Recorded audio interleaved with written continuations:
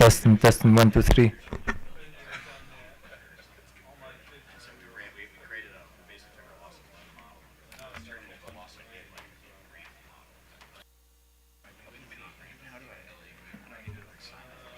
Testing, one, two, three. Any luck? Maybe there's a delay. All right, great.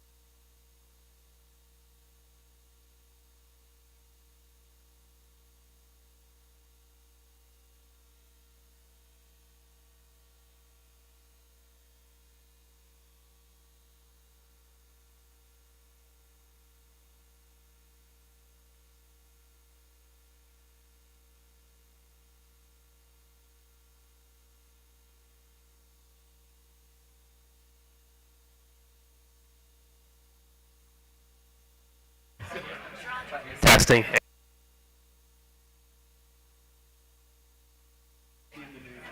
All right. Good morning. We're here for case number 9478, the Public Service Commission's electric vehicle pilot portfolio. And let me start by taking appearances from all the folks that are going to be talking later on today. So.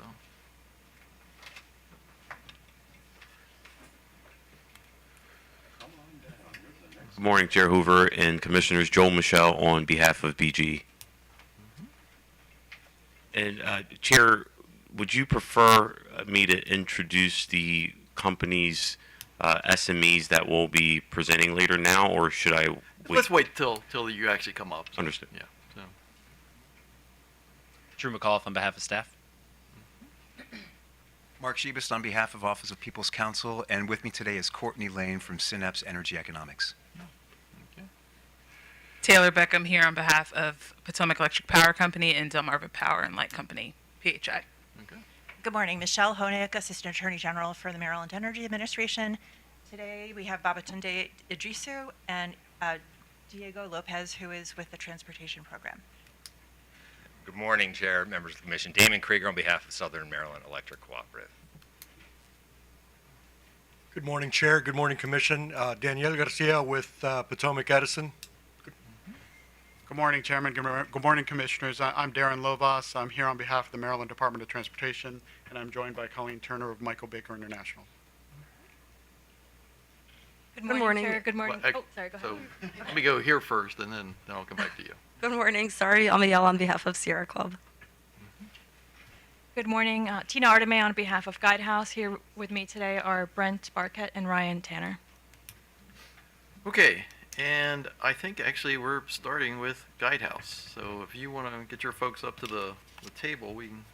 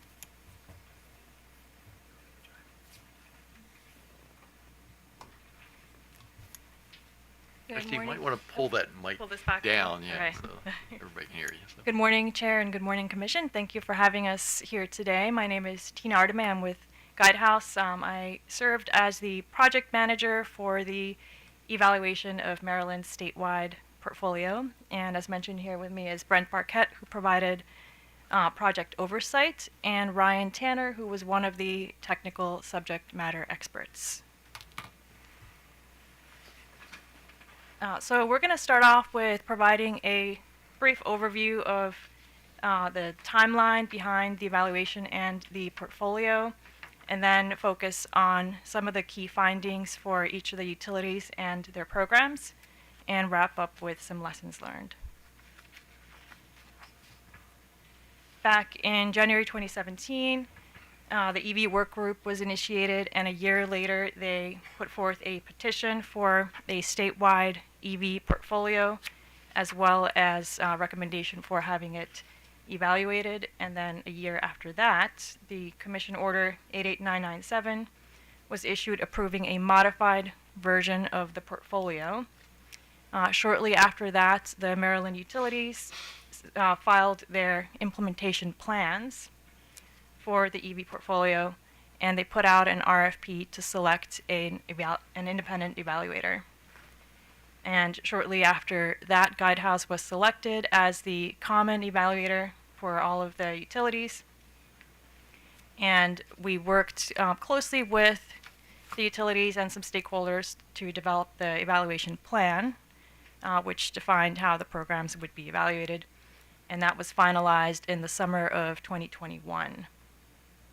Then in September 2021, Guidehouse filed the mid-course evaluation report, and that looked at data from the inception of the programs starting in July 2019 through mid-2021. And after the mid-course evaluation report, we've been working closely with each of the utilities by providing quarterly reviews and analysis of their programs up through the end of 2023, and then we submitted the final evaluation report.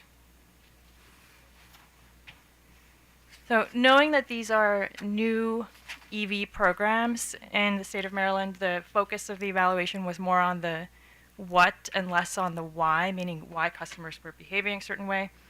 So we looked at charging session metrics and charging port utilization metrics. We had 11 different KPIs for each of the programs.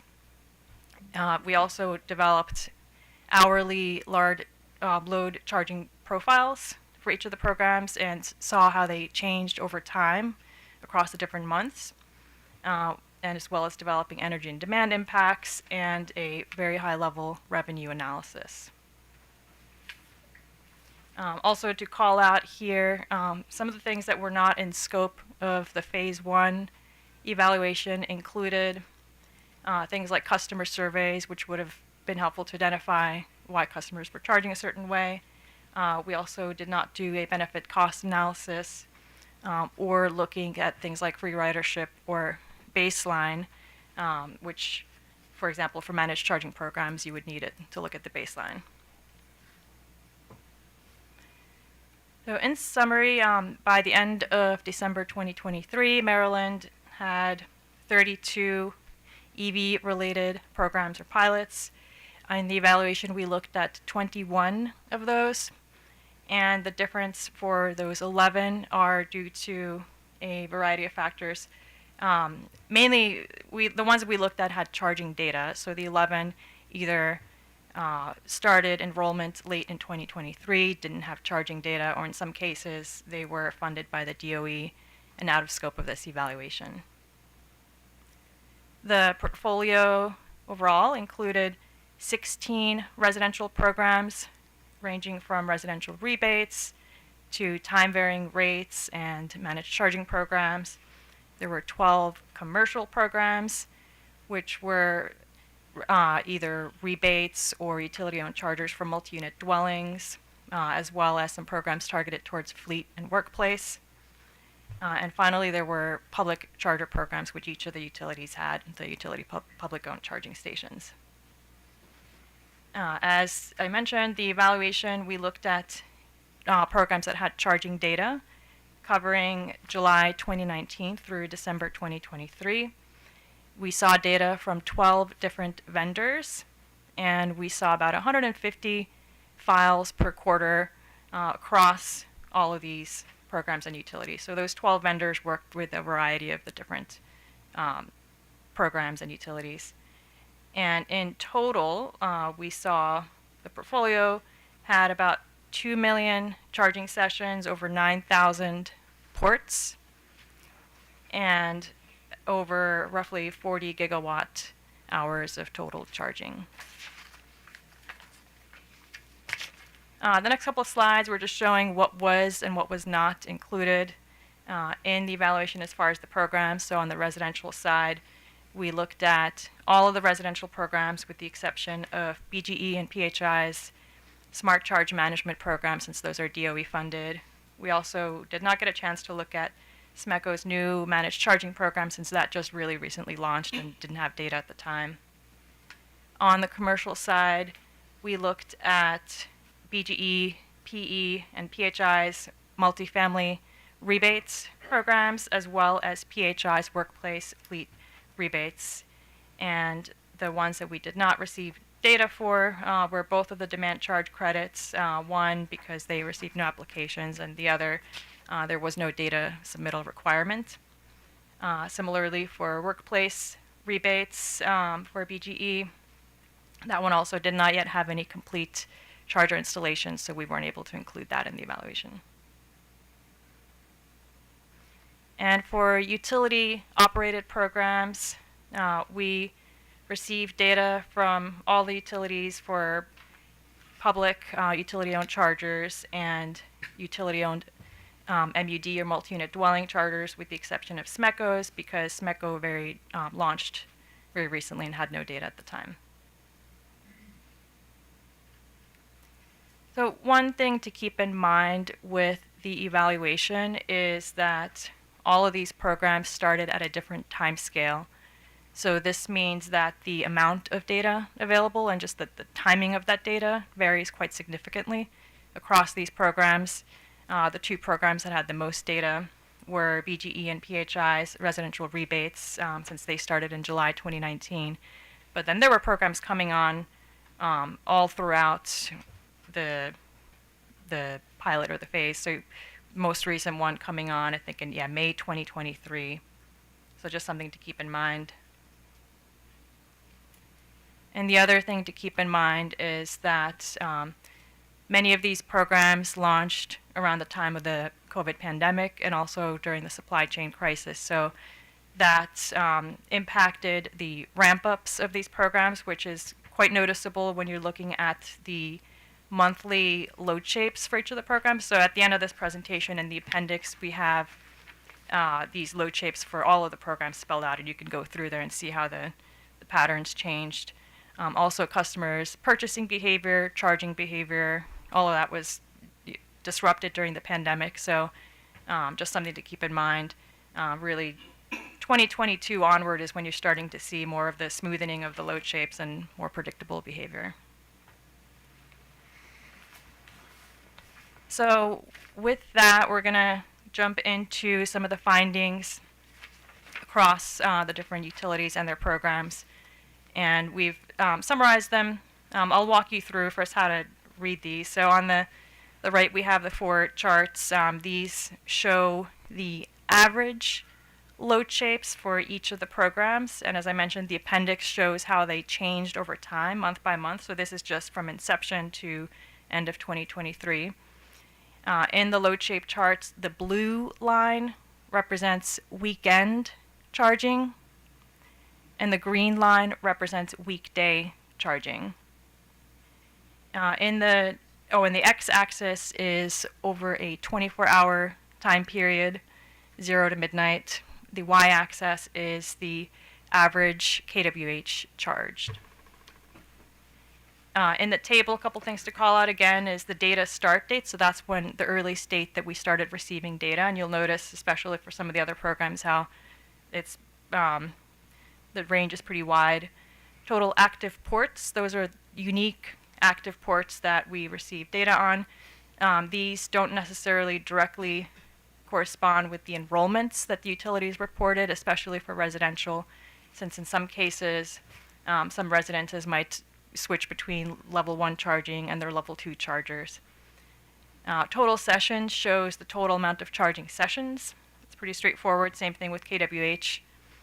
Total port usage hours, so this is an interesting metric. This shows how much charging took place, like how long those ports were actually charging on hours. And something to call out here is that, as I mentioned, we had 12 different vendors participating across the programs, and the way that they reported charging and plug times differed.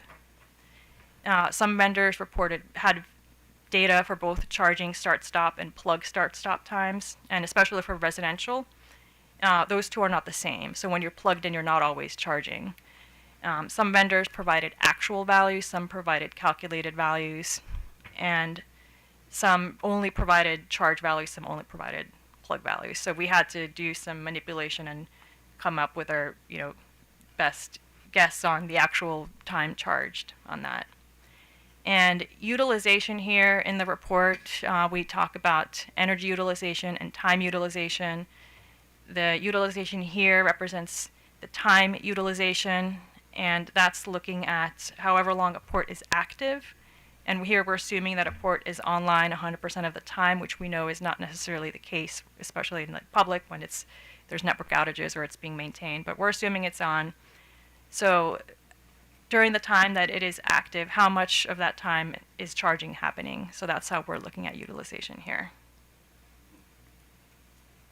So looking at BGE, a couple things that stood out. One is on the utilization front, that multi-unit dwelling for both the rebates and utility-owned chargers showed surprisingly high utilization, and there's a variety of factors that could cause that, but I don't want to start speculating here on what that could be. For the load shapes, as expected, pretty much across all the programs, the customers on the residential side tend to charge primarily off-peak, so you see this pretty flat dip in daytime charging and a pretty steep ramp up, especially with the green line, that's the weekday, for starting around 8 p.m., right around when BGE's peak period ends. And there's a little bit more daytime on the weekends on the residential side. The multi-unit dwellings, something to call out here also is this is the one load shape that changed significantly over time, so there was no pattern in there. So versus the residential and public had a pretty distinct pattern across the months, multi-unit dwelling did not. So we have the slide in the appendix that shows just how it keeps shifting, so there's no way to predict that behavior. And public, as expected, is primarily daytime charging, weekend and weekday, with a little bit more charging in BGE's case during the weekends. For PHI, we had to split this into two slides just due to the number of programs, but again, the thing to call out here is the EV-only PIV TOU. This one had almost twice the amount of utilization as the others, and again, it could be due to a variety of factors, such as the vendor, the way that the vendors provide charge versus plug data, or since it's residential, it could also be that a lot of those customers may be using level 1 chargers, meaning that they're charging for a longer amount of time, and hence the higher utilization. Looking at the load shapes, similarly, there's customers tend to charge more off-peak, but what we thought was, especially on the weekdays, and you see quite a bit more weekend, that's the blue line, charging in the middle of the day compared to weekdays. We did find it interesting also that the off-peak, off-bill started showing a ramp-up around 3 p.m. and then a little dip, and then the ramp-up continued versus for the other time of use-based programs, the ramp started closer to around 8 p.m. For multi-unit dwelling, in this case, for PHI, they did exhibit a pretty similar pattern across the months, which interestingly enough was similar to the public charging pattern. So the multi-unit dwelling exhibited more daytime charging versus evening charging. So that we thought was interesting. Especially the blue line, you can see more on the daytime weekend charging. Workplace, only 5 active ports, so I wouldn't necessarily rely on this, but again, just showing that primarily middle of the day, weekday charging in public, also as expected, and as we've seen with other programs, charging during the day and primarily on the weekday. For PE's program, also you can see customers preferred, or not preferred, but tended to charge more off-peak, and you can see the pretty steep ramp in the evening hours, right when PE's, I think this is around 11 p.m. when PE's peak period ends. Especially, you could see also the reduced daytime for weekday charging compared to weekend. Similar to BGE, the MUD customers here across both the utility rebate and the or utility-owned charters and the MUD rebate programs, the monthly load shapes changed. So we thought that was interesting how For residential and public, it's a fairly consistent load shape, but for multi-unit dwelling, there's really no patterns across the months for some of these programs. And for the PE public, also daytime charging, but quite a bit more weekend daytime charging compared to weekday charging.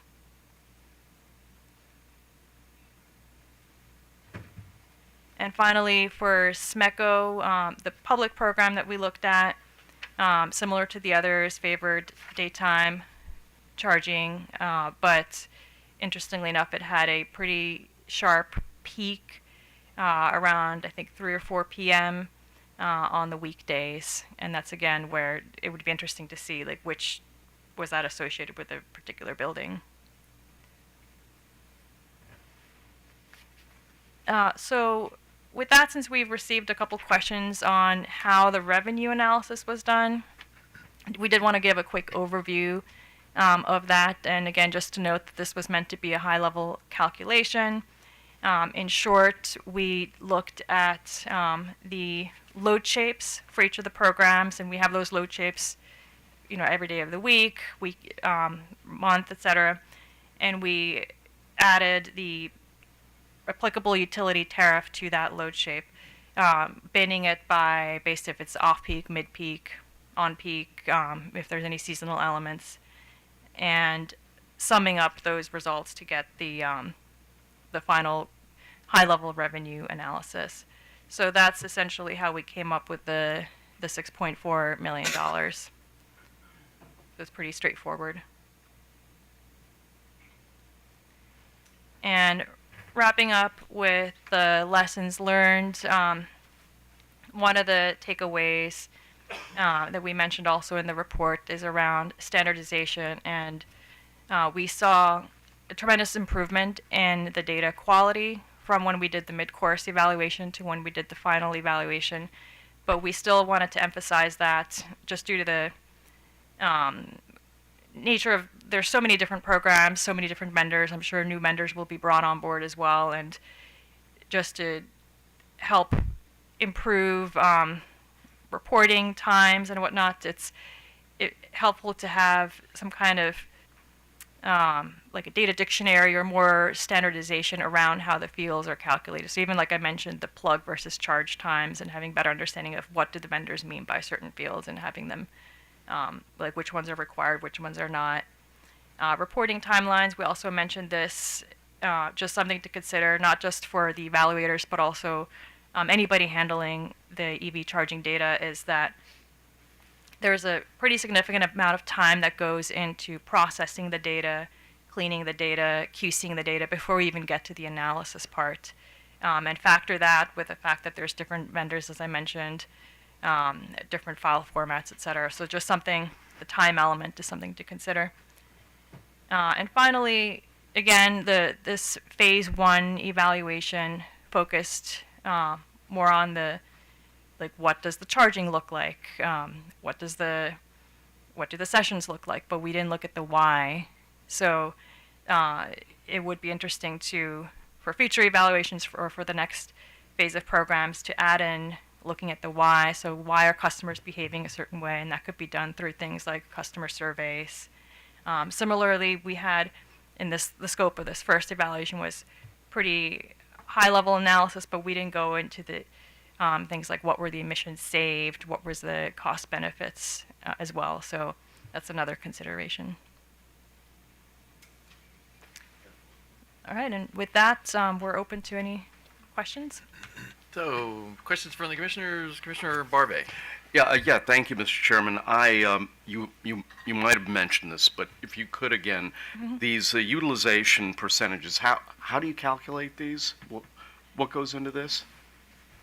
So in this case, this is time utilization, and Ryan might jump in as well. So it's different from energy utilization, and it's different from what the utilities report, because they have additional data, such as, especially when we're looking at public chargers here. I see. So, for example, Commissioner Richard and I are both plugged in downstairs, and my battery will be full in 10 minutes. So, but I'm not going to unplug until lunchtime. So you would calculate the utilization from 9:30 until lunchtime when I unplug my car.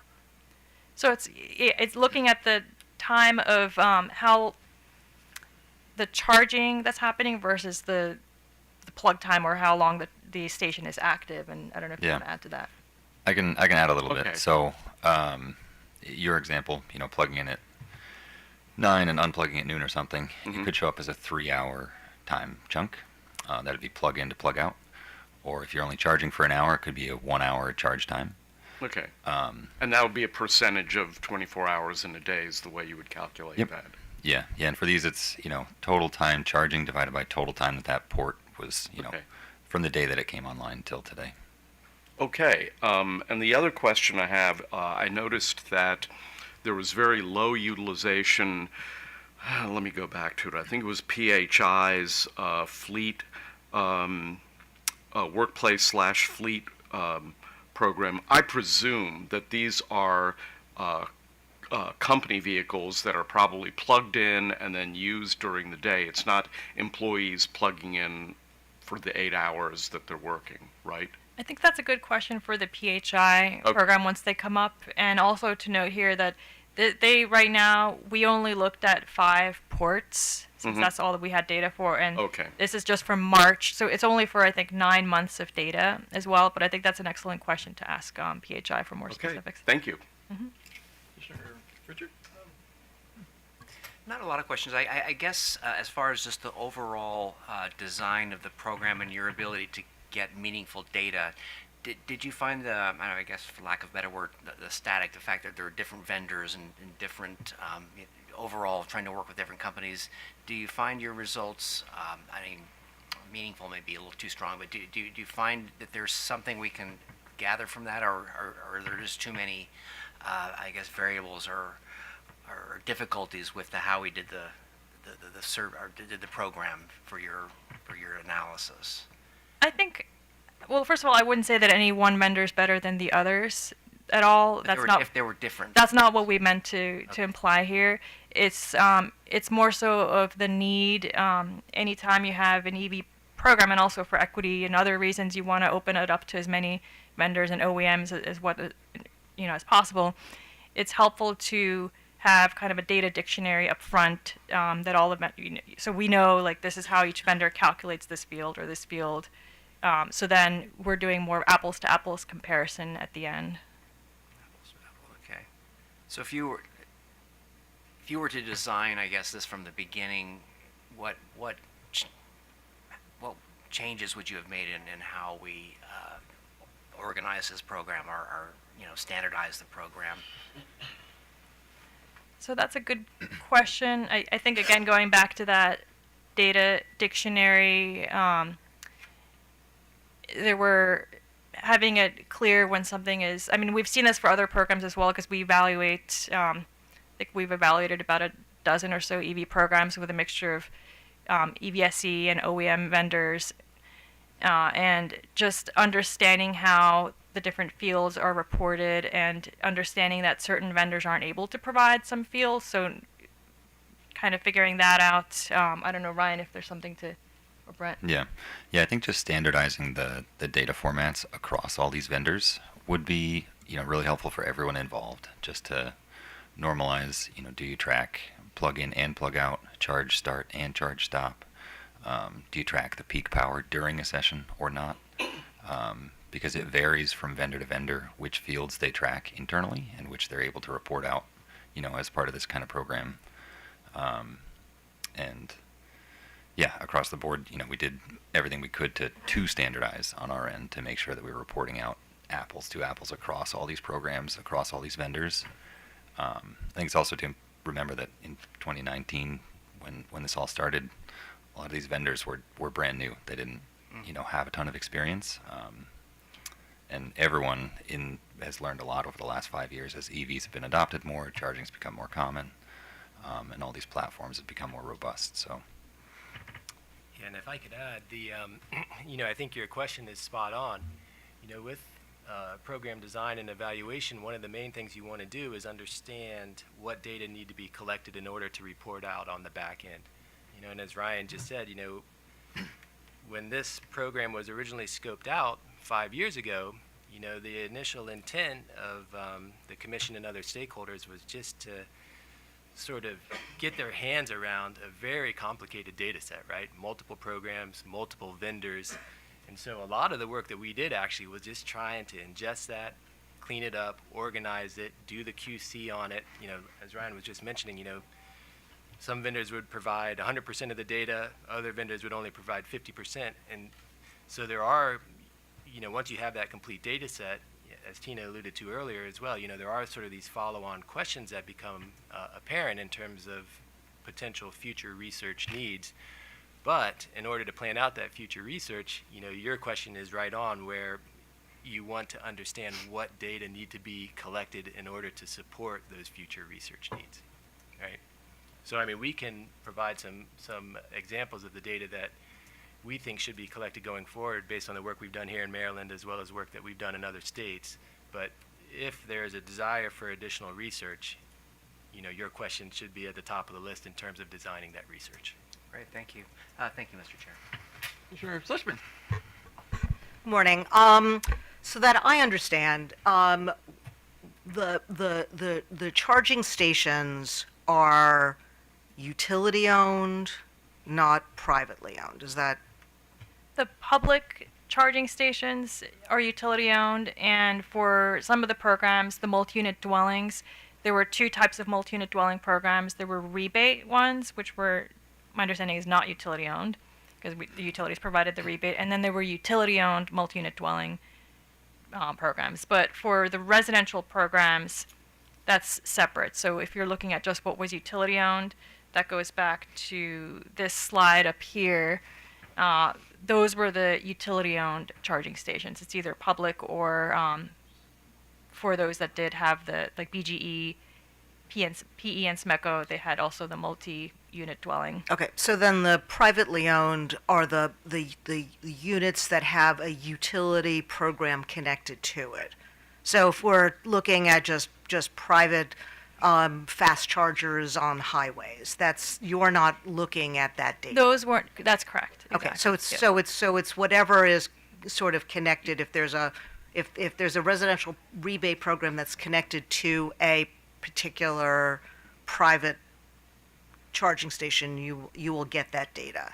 So for the residential rebates, these are all people that are charging. So all the residential programs, this is all charging that is happening at homes, at residences. Okay. So the residences, they use their own, they either got a rebate from the utility to install a smart level 2 charger, or they're on a rate, and in some cases they've agreed to share data with the utility for an additional fee. So I think the utilities can probably provide more details on how that's set up. Okay, and then the other question I have is do you have enough data to be able to make comparisons among the programs to determine which programs are more effective, have higher utilizations, they're sort of better price signals for customers to go off-peak? So that's a very interesting question that's very challenging to answer in the sense, so as I mentioned, the programs came online at different times.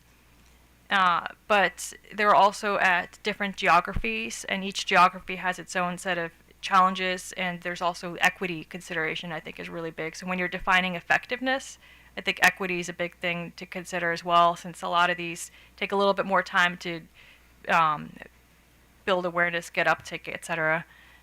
So I would say, I don't know if that's an answer to your question, but it depends, I guess, is the best answer I could say. Is like, if you look on this, it just shows you how the amount of data we have for each of the programs, some have more data, some have less. So like BGE and PHI, they have the same amount of data, right? They started in July 2019, but then PE EV Driven started about 6 months later, and SMECO's residential programs are just about to start, so we didn't have them in this evaluation, so I wouldn't do comparisons on that side. Okay, so I guess, some of what we're doing today is also thinking about what to do moving forward. Mm-hmm. So is this, do you have the kind of data that you need to make that kind of evaluation? Because ultimately, programs come and go, and it's best to use the programs that are the most effective, that are you sort of get the biggest bang for the buck.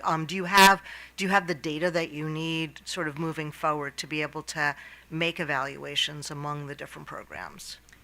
We do right now, with a couple exceptions of programs that came on pretty recently, so that's where we have much less data. But for a lot of these where you have more than a year's worth of data, I would say there's enough to, at least for the utilities also, to look at the data that we've provided, or they have their own data, but to look at our evaluation and see how effective it was, especially when you're looking at the, in the appendix, we show the month-to-month changes in the load shape, and you can see the load shape becoming more smooth, which means there's more participants, more charging happening, more predictability.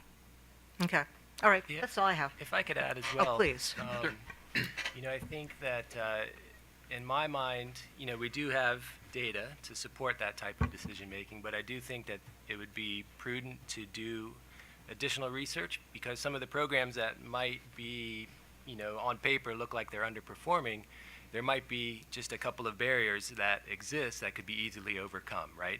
But the research that we didn't get at that next level of analysis. So, oftentimes what we see with programs, certainly as they ramp up in a rapidly changing environment, is that, there might be barriers. There might be a lack of customer education. The vendors, there might be geographic targets that they were placed in one place and maybe they should have been placed somewhere else. But there's that type of analysis that can also be overlaid just on top of the raw data to better understand what's happening with these Okay, and programs. can you do that analysis, or that's analysis that's done by the utilities?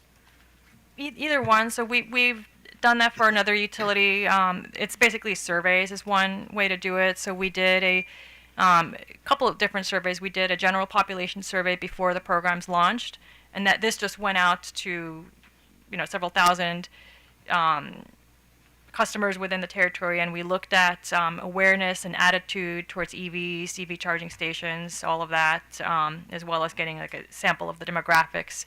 And then after the programs were launched, or for about a year or so, we did another survey to see how anything changed across the, so And that's one example. Are those surveys done typically by the utilities in Maryland?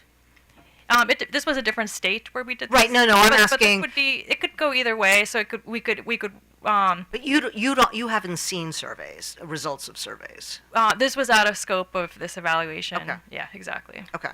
But if it were included in the scope, you think that there would be value in having that analysis? I think there would be. Okay. Yeah. All right. Thank you. So, at the risk of overgeneralization, when you look at the charging patterns by residential customers, does it appear that most residential customers use their EV as a commuter car? That, unfortunately, is something I hate to answer something. Does it appear? It looks like maybe, but that's something that the surveys would, again, going back to surveys, we've used that exact question. And several utilities we work with to see what's your commuting patterns. How often do you commute? Do you charge at home? Do you charge at work? Do you charge at a public station? So all of that's like different insights. So with this data set, we don't have enough to say. What was interesting is, and let me see if I can find it in the appendix. So here's, for example, residential BGE. You could see during the pandemic there was a lot more daytime charging, Yep. and people were working from home. And then as time goes on, 2021, 2022, you could see, especially recently, it's almost flat, very little daytime charging.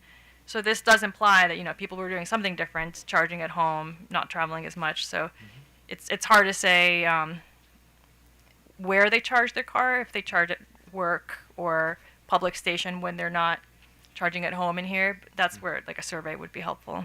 Okay. And regarding this standardization of the data that you're looking for, I mean, in order to accomplish that process, would we need you to develop a template that we would then incorporate into some future order, or is this enough of a evolving process that we ought to charge one of the work groups to sort of develop a template that works for everybody?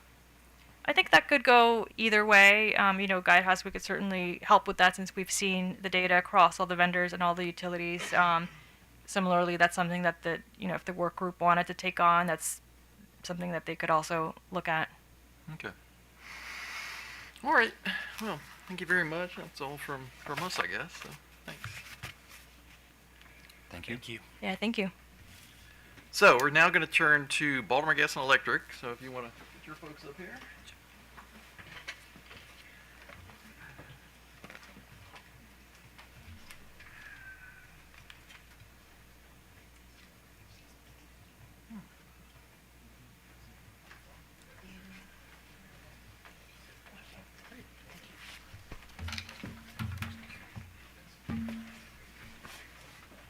Oh, okay. All right.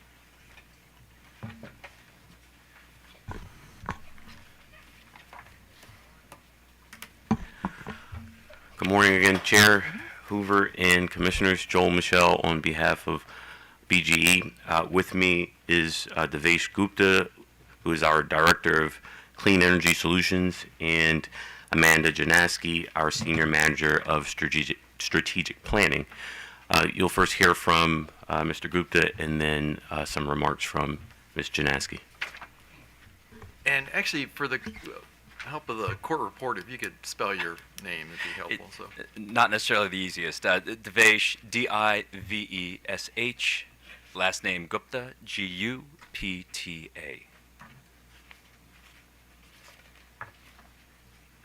Should I spell mine as well? Yeah, go ahead. Yeah, you can get that Amanda, A-M-A-N-D-A, and then last name Janaski, J-A-N-A-S-K-I-E.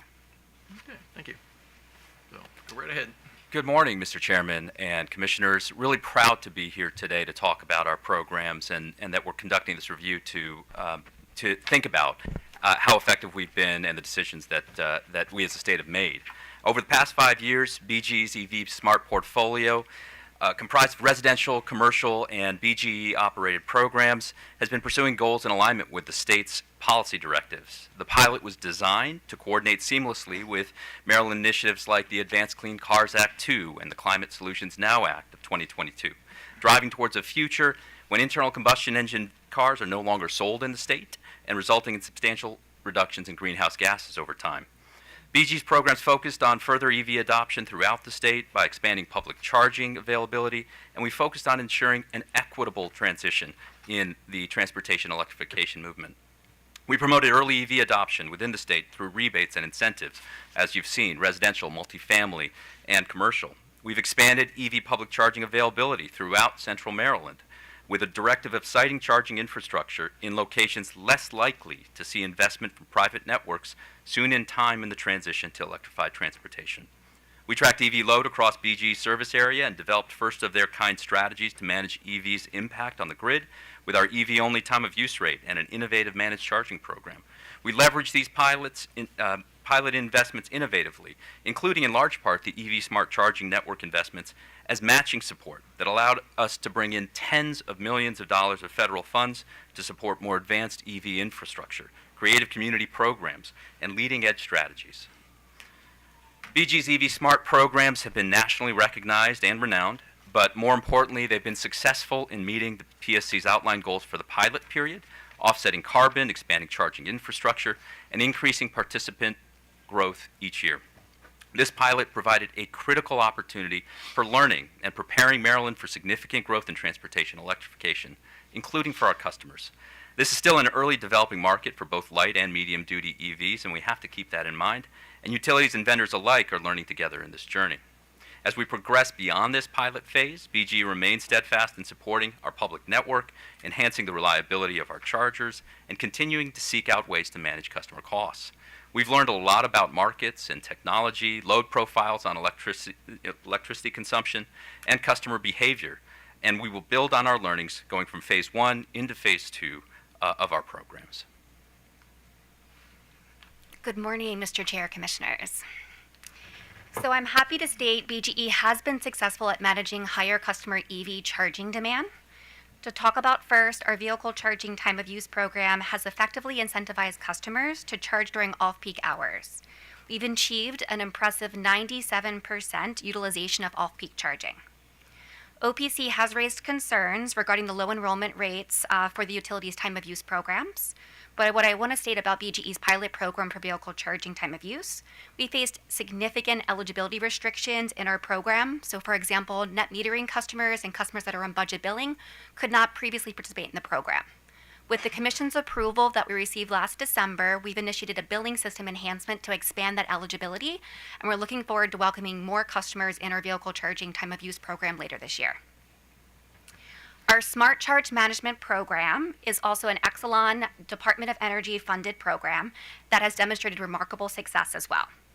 By allowing BGE to control when a customer's vehicle charges, we've been able to consistently reduce BGE's EV charging peak. So for example, in the chart on the right-hand part of the slide, a peak demand of 750 kW occurred in October around 9 p.m. With this program, we were able to mitigate that peak to effectively 500 kW, redistributing the load from 9 p.m. to 6 a.m. With this program, to call out and note, it currently expires at the end of 2024. And the terms and conditions of the program only allow new enrollments through June 1st due to the research data requirements of the grant. We may approach the Commission to request an extension of this program for customer continuity, which is especially important in this young and developing new market like this. And then lastly, our other managed charging program was Home Charging Incentive. This was approved to encourage off-peak charging for customers that were ineligible for the Vehicle Charging Time of Use program or Smart Charge Management. However, during the pilot program, we didn't see as significant results as the two other managed charging programs, as it lacked the effectiveness to really encourage customers to shift their peak manually themselves. It fell short of expectations just because of the difficulty of requiring customers to actually track managing their load to off-peak hours entirely on their own without any utility assistance.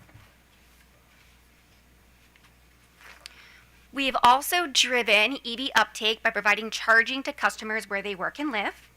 At the outset, BGE was empowered to incentivize $1,300 level 2 residential charger rebates, a program that gained swift traction and completely subscribed all rebates.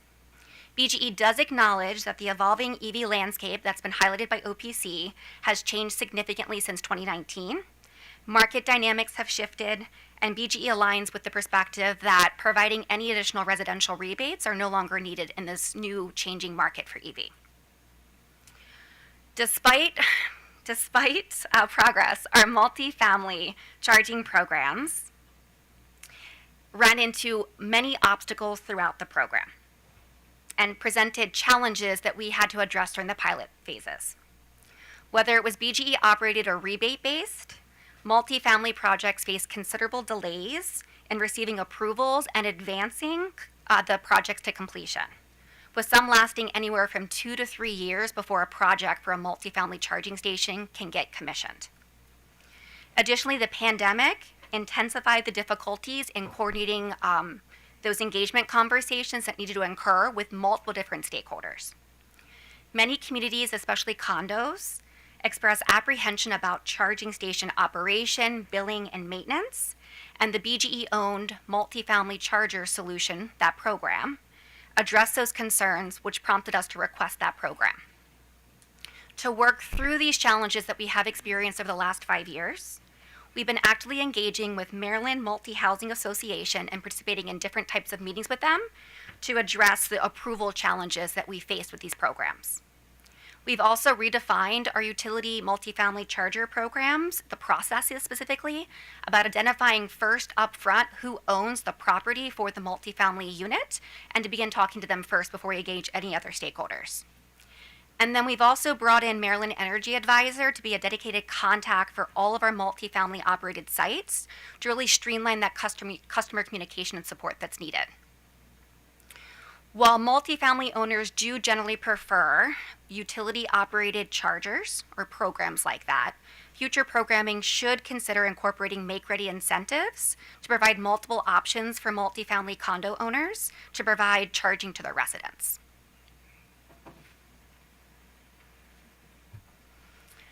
Our public charging operated program has driven equitable access to public charging.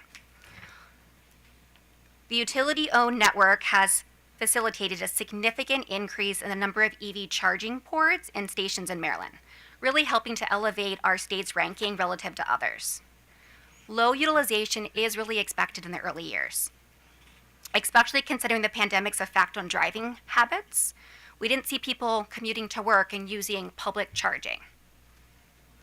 Also, the current adoption of EVs is still relatively low in Maryland, and as adoption continues to increase, we do expect utilization to increase as well. While also utilizing public charging, customers do have a tendency and a preference to actually charge at home or use destination charging. So the location of our charging spots as of right now are low. We do expect, again, as more utilization increases, that customers will seek out our chargers. We have observed a shift in driving behavior post-pandemic, with fewer people working from home now and charging more in public spaces. We have seen a year-over-year increase in utilization rate. You just saw in Guidehouse's presentation that BGE's utilization for the public program was 3.9% over the last 5 years. BGE did do the calculation of our utilization rate for last year, for 2023, and has seen that it's at 7%. So that's a 117% increase from 2022 as well. I think it's important to note that nationwide utilization stands at 15%, and Maryland's utilization is actually less than 10%. OPC, Commissioner Suchman, yesterday we talked about the 1% stat that I believe OPC had highlighted in that comment regarding our request for the federal funding for our chargers. OPC is utilizing an energy-based calculation. As you just heard from Guidehouse, the utilization that we're talking about is time-based, so there is a difference. We do think time-based is a better measurement. However, utilization should not be the only measurement that we consider as we look at the effectiveness of our public charging stations. While utilization is common to use, it may not fully reflect the charging location's benefits, especially in the early stages of EV charging network adoption. Less utilized charging stations may serve as vital connections between areas or significantly extend the operational radius of EVs. Utilization also may not be the best suitable metric or measurement to use if the infrastructure's goal is to provide critical support and enhance the overall EV ownership experience, which was one of the important parts of this pilot that we set out to do together. BGE has also taken it very seriously, the directives of the Commission, to improve reliability of our chargers. We're not looking to expand our current public charging network. We're looking to maintain and increase the reliability of our public chargers. We've engaged with a preventative and corrective maintenance provider to swiftly address any issues that arise to reduce the long lead times to fix broken stations. We're also looking to be innovative in how we lower costs about ongoing maintenance to customers and looking at in-house fabrication of parts, again, to streamline and get the chargers up and running as soon as possible. We're also seeking out federal funding that we can use to lower costs to our customers, such as yesterday, the Commission just approved us to seek out the federal funding to replace obsolete and broken chargers, which we really do believe will increase and help increase the reliability of our network. BGE is also always looking for ways to, increase the usage on our chargers. We have a rideshare program that was launched. We work closely with Lyft. There's 100 vehicles on the road that BGE is supporting. And for those 100 EV Lyft drivers, we incentivize them to use our EV Smart stations. So again, looking for ways that we can drive utilization to our chargers. BGE will also continue to work with the work group regarding reliability and, again, trying to look at anything that we can do to increase the operation of our chargers. While we agree most of our chargers are not profitable yet, staff has noted in their comments that with each passing semi-annual report, more chargers do earn profits. So again, as we expect that utilization of EV cars to be adopted in Maryland and get higher, we do expect a higher utilization rate year over year. And then lastly, it's important to talk about our education campaign to our customers. In 2019, BGE launched a 5-year pilot program known as EV Smart to our customers to really raise that awareness around EVs and establish a customer-centric brand that really empowers customers through their EV journey. BGE positions itself as an EV resource, offering education-based content and tools that really help guide the customers through their EV journey. Since the launch of EV Smart, BGE BGE's brand of EV Smart has become a beacon of trust and reliability to our customers, navigating the EV landscape across BGE's territory. Moving forward for future programming consideration, customer education is a crucial component of the success of any future EV programs. And with that, that concludes our presentation today, and we are available to answer questions. Actually, let me start it. Any? Yes. Sure, go ahead. Okay. Commissioner Schlesman. Thank you. That way. Okay, so you talked about outreach to customers, which I think is really important. In my previous conversation with Guy House, thank you, thank you. We also spoke about surveys. And do you also do surveys to try to figure out what's working for customers and what's not working for customers? Yes, we do, Commissioner Suchman. We did do a lot of surveys early in the program to help figure out what was working, how to design better customer programs. Towards the end, we did not do as many surveys, but what I can tell you from like the managed charging programs, the surveys, our customer satisfaction is high. Keep in mind, we can only survey customers that we know are participating in our program, so it's really hard to survey customers for our public program because we don't really know who utilizes them. And also the public program can be more than just BGE customers that are usually utilizing the public chargers. Okay. And then I also spoke about metrics for comparing the effectiveness of programs. Are you also sort of doing that in-house to see what's working, what's not working, what needs to be changed? Yes, so that comparison in-house is why we would make the recommendation not to move forward with home charging incentive, for example. We're just not finding it as effective as the vehicle charging time of use program and smart charge management. They have higher customer satisfaction. It's easier for the customer. Almost it becomes effortless for the customer.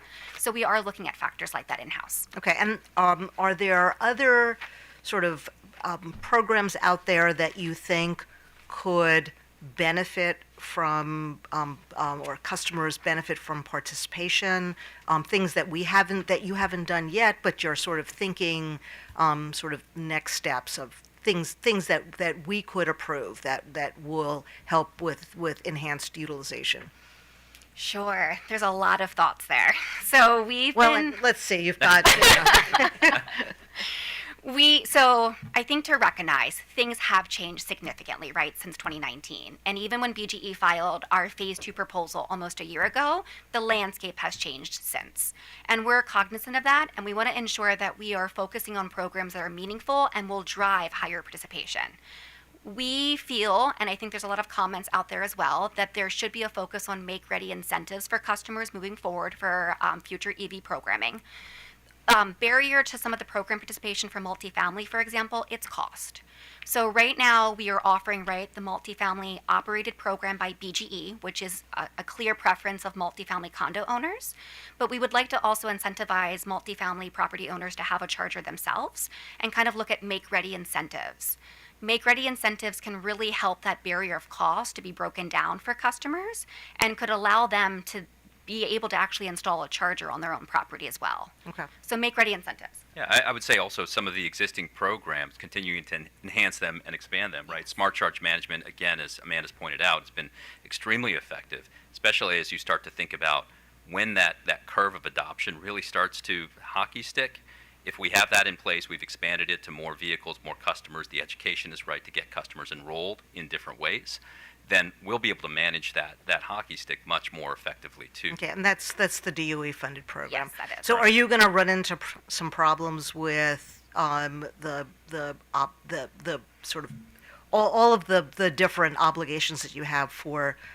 And is there a way that you can? I mean, we can do what we can do, but are there sort of ways of finding a path forward that will allow you to expand the program but still meet the DOE obligations? So, great question, Commissioner Suchman. So, the Commission's approval last December for the time of use program was great for us. We were ready to expand it, we wanted to expand it, and we're doing that. And that's to your point of driving greater participation. we need the Commission's approval also for our Smart Charge Management Program. We only have funding through this year. We're not able to take new enrollments past June, and that's part of a commitment with the DOE for the research. We need 6 months of data for the research, so if we enroll new customers past June, we won't have enough data to meet the obligation requirements for the research. But that doesn't mean that if there was, let's say, an order at the very least to continue operating the program with, have BGE operate the program without DOE funding, that we couldn't continue to enroll customers after June, because those customers wouldn't need to be a part of the data being provided to DOE Okay. for their evaluation. You might not know this, but how many years of data are you supposed to provide DOE? It's data during the pilot. So the pilot ends in 2024. So Okay. we have to provide all the data in 2024, but we need a robust data set through 2024 for the customers that are participating. Okay, but then after 2024, your obligation for DOE is done. Correct. Okay. That's correct. All right. And thank I'll you. say that was the note that Amanda made in terms of possibly having to come to the commission for a request for continuation, Mhm. because it wasn't part of the phase one programs and wasn't part of the phase one review, and there is this gap, right? If it takes some time for us for all parties and stakeholders to propose phase two programs for the commission to decide on those programs and approve, there may be a gap where we have to close down our program, and that's going to be a very poor customer experience if we don't, at the very least, have continuation of and maybe even inclusion of some additional vehicle manufacturers in that program. Okay. All right. Thank you. Mr. Richard.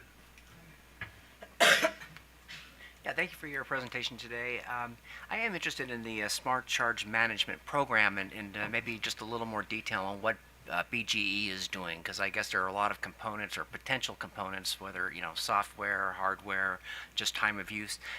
What is BGE doing as far as advancing this DOE program? So as a program overview, if you enroll in Smart Charge Management, you're providing us the ability to control when your car charges. There's control. We're looking at a variety of different factors. The first one is customer's preference. So it's always important to us to ensure that you have a full battery depending upon your departure time. So that's the first easy one that we're looking at.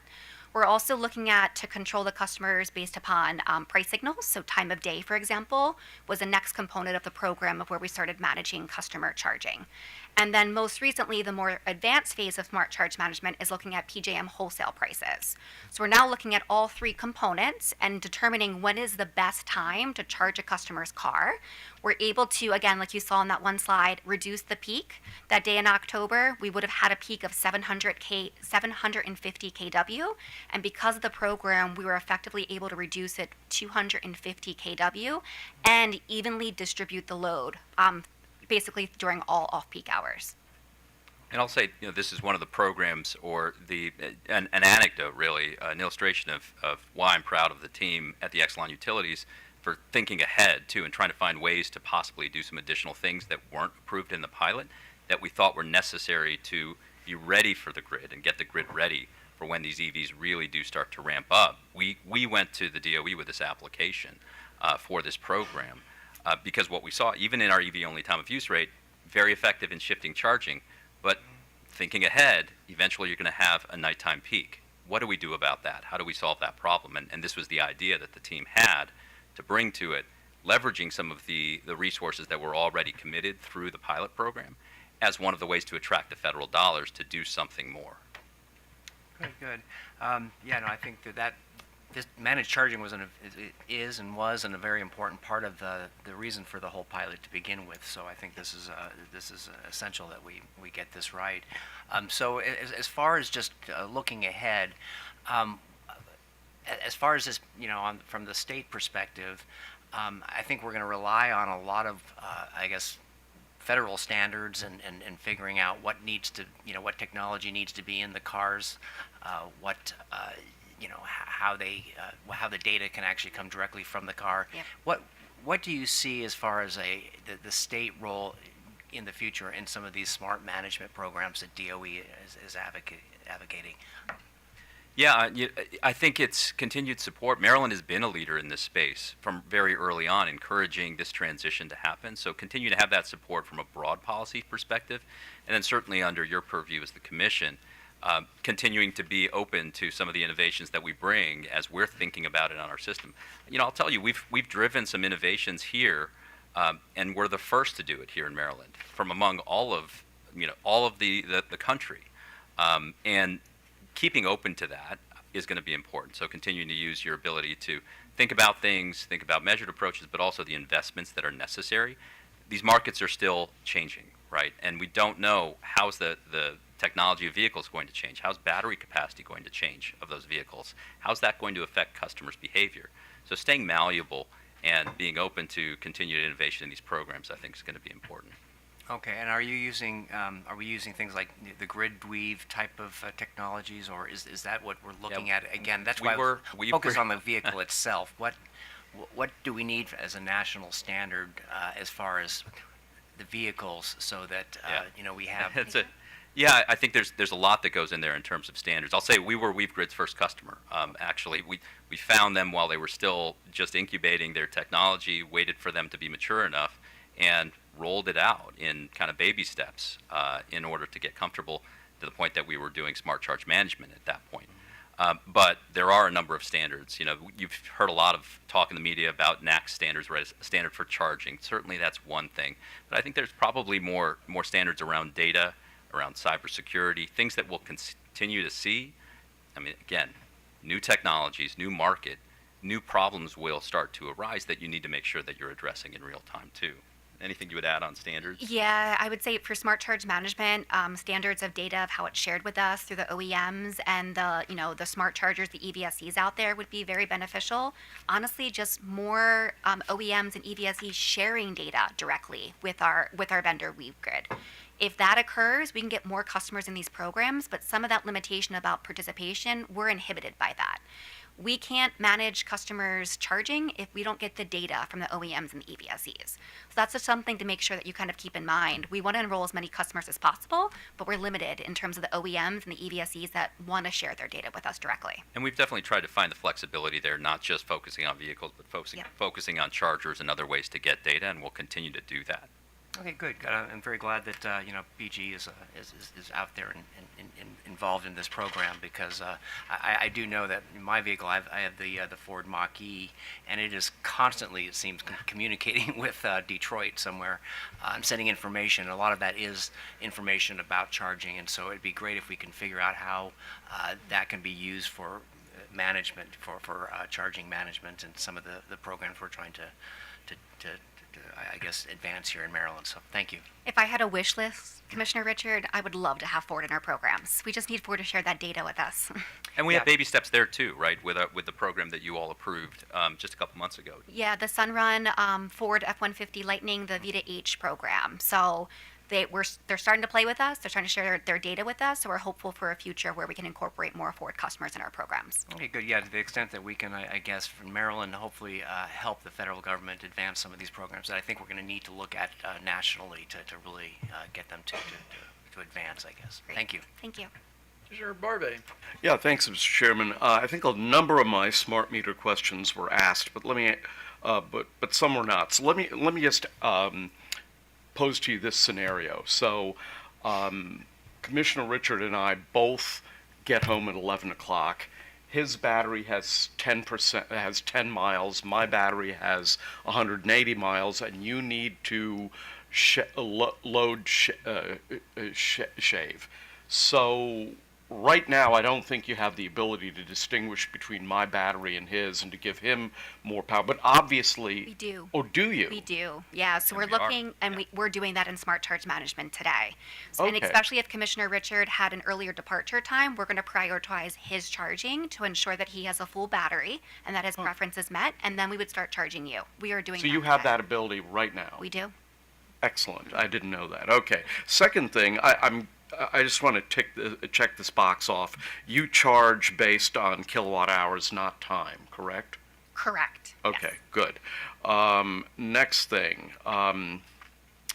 So this whole thing of level 1 versus level 2. Let me tell you, I actually, my wife and I sold our homes and we live in an apartment, and we plug our cars into a regular wall socket, 5 miles of range per hour, which, last night I got 65 miles, so it was totally fine. So one of the issues in Annapolis that came up for multi-unit dwellings was the issue of should it be level 2 or should it be level 1. So first question is there a big difference in cost between a level 1 or a level 2 charger? I would say, one, there is. Most vehicles these days that are new Yeah. are sold with a charging unit that has the capability of level 1. Uh-huh. Many of them have the capability of level 2 also, right out of the box, as long as you have the 240 outlet in a garage or somewhere. So there's definitely a difference in the cost of the infrastructure, but there's also a difference in the need for which infrastructure fits what need. So in an apartment building, for instance, with 100 residents, it may make sense to have some level 1 charging for those that maybe work from home more often or aren't going to need to go somewhere. But having some level 2 charging in those apartment buildings is also important based on need, to reduce range anxiety for sure, to manage different vehicles, different sizes of batteries, especially if you're thinking about multifamily. That's a very diverse population of customers. If you're talking about more limited income, as we make this transition and they're buying used vehicles, they might have much smaller battery sizes, right? Okay. And so they may have a need to charge up faster more often. Okay, understood. So this, let me address the plug issue of NACS versus CCS. I mean, it seems to me the market is going toward NACS, and so right now, if I were to try to plug my Tesla into one of your chargers, I would have to supply the adapter, and you don't have it, or you don't have the plug that would accommodate my car. Yeah, I think most Teslas these days do come with the level 2 adapter at least, but certainly you would need the other equipment if you were trying to fast charge. Okay. Final question, and it's sort of outside the scope of your report, but I want to broach this as a topic, and that is, for a long time, I have felt that from an environmental and convenience standpoint, the ideal place to charge is at work. Number one, because your car is just sitting there for 8 hours. Number two, the middle of the day is when all these solar electrons are being generated, and we won't have to worry about the duck curve, or worry about it a lot less as more solar comes on. Are you looking in that direction of providing more workplace charging for, not for fleet vehicles, but for employees?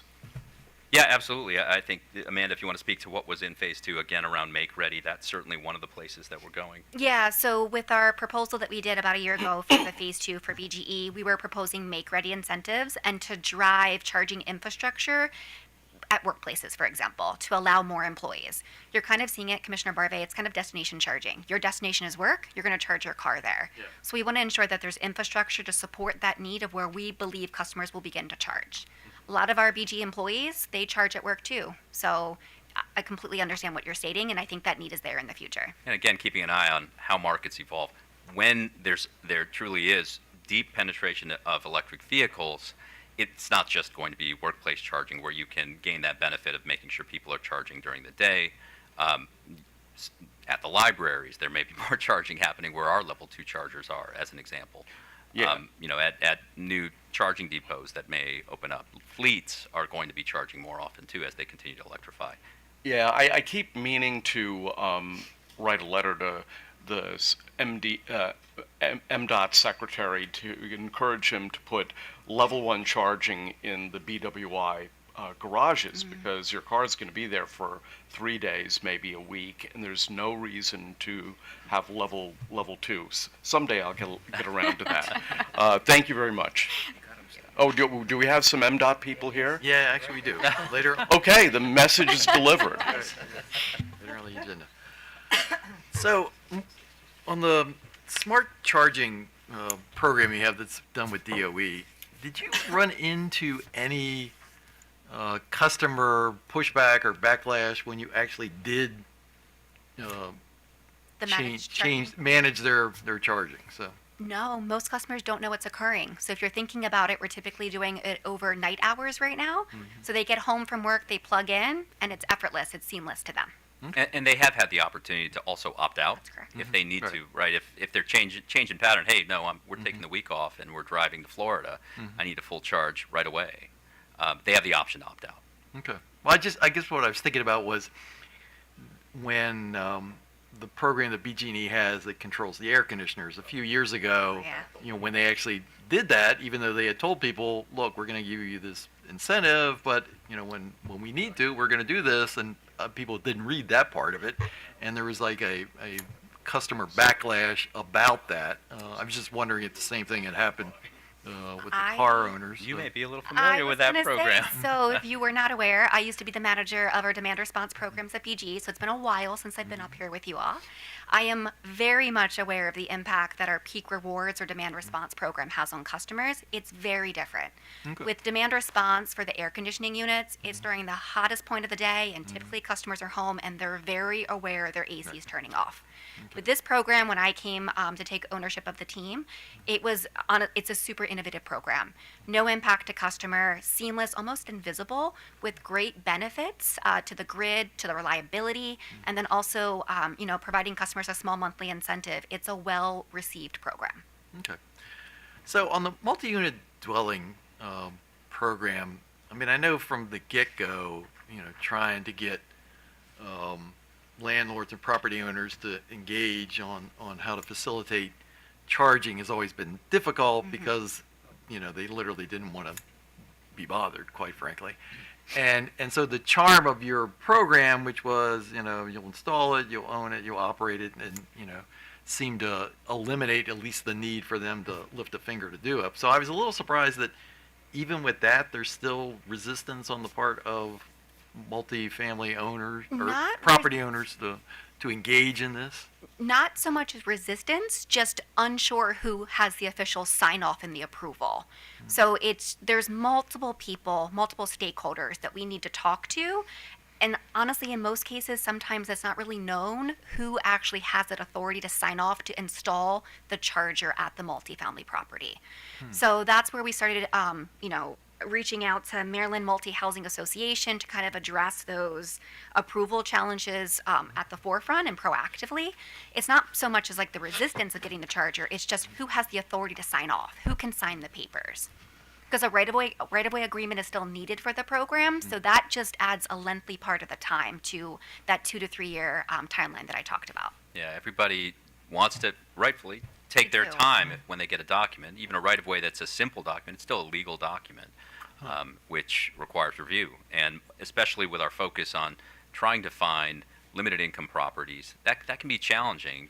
They may not have as many resources to review those kinds of documents as well. So it definitely slows the process down, but it's important. I've spoken to a customer at one of our community events. He lived in a condo and apartment, and he was advocating to the HOA to install a charger, and he got turned down because the HOA, the community, didn't want to give up the parking spots. So that's a challenge as well. Okay, and the slide you showed with the public chargers that are, that one. So I guess I was wondering, I mean, what's the criteria you use for deciding where these chargers go? Because I guess I was surprised that the most of them are in Anne Arundel County, which, I mean, is a significant sized county, but it surprised me that there's twice as many there as in Baltimore County, which is, in my mind, a bigger jurisdiction. So what's the process you go through in deciding where these things go? The process has definitely changed over the last 5 years of the pilot. The pandemic impacted us very much up front with the public program. It was really hard to get anybody to respond to us, to take interest for public charging. So early on, I would say the strategy would be just trying to get the infrastructure out there for our customers in our territory. Now we're looking to see where other chargers are relative to counties and the Baltimore City coming to us. So typically we have, government employees that are reaching out to BGE and asking for an EV Smart charger to be installed. We take that application into consideration, but we're looking at seeing where are other chargers, where are other companies' chargers, and trying to ensure that we're kind of looking at holistically and strategically to place the chargers. I will say at the outset in planning, we looked at population, size, all of that of each of the counties and tried to think about, well, how many are we going to try to reserve as long as we can for each of the counties and the state agencies or local agencies that might be in those counties. But at that point then, what went in first were those counties that stepped up first saying that they wanted them. We still tried to reserve these other ones and held them as long as we can. But at some point, if the counties weren't wanting to move, if the agencies within those counties weren't weren't wanting to move, or that wasn't a location as important to them, we went where the demand was. But like Amanda has said, we're now starting to get some more of that demand. So holding off, reserving some of those is, I think, proven effective too. Okay. All right. Well, thank you very much. And I guess now we'll turn to Potomac Electric and Delmarva.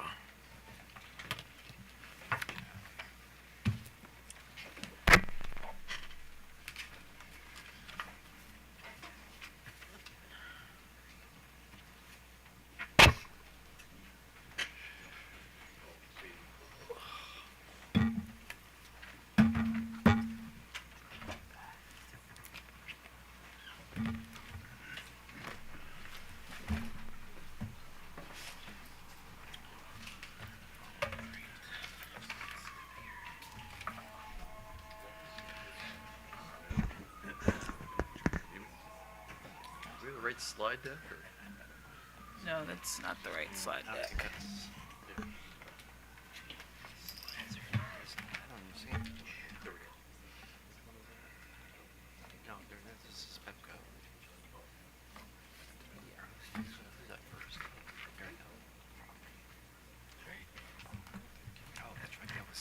That was later.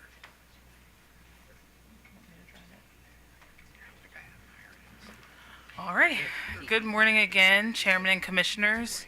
Taylor Beckham here on behalf of Potomac Electric Power Company and Delmarva Power and Light Company, the PHI companies. And with me, I have Vince Nguyen, one of our managers of energy efficiency programs. And with that, we'll turn it over. And just for him, spell your name. Yeah, no problem. Vincent Nguyen, VINCENT, WYNNE. Okay, good morning, Chairman and Commissioners. Vincent Nguyen on behalf of PHI.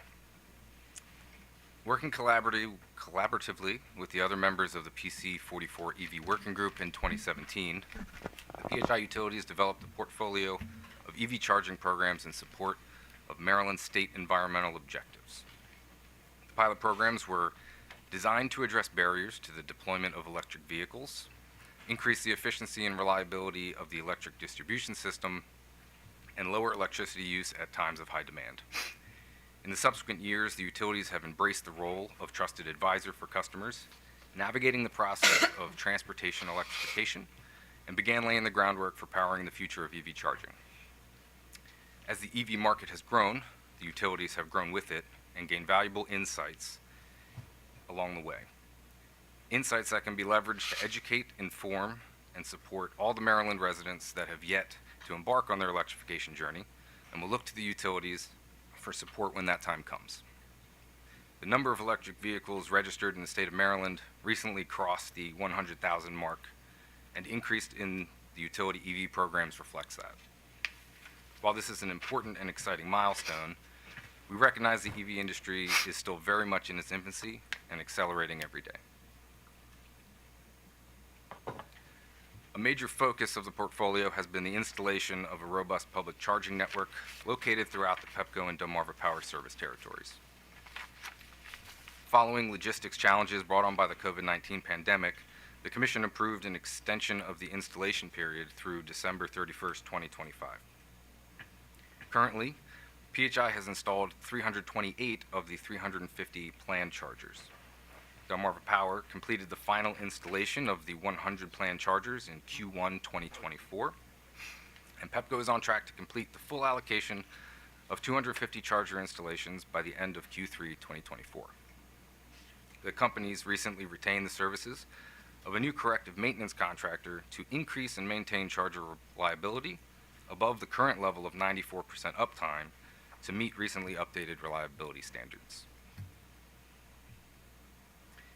The residential portion of the portfolio includes incentives to encourage the installation of home charging equipment and time of use rate options to encourage customers to shift their charging patterns to off-peak times to reduce strain on the grid during peak periods.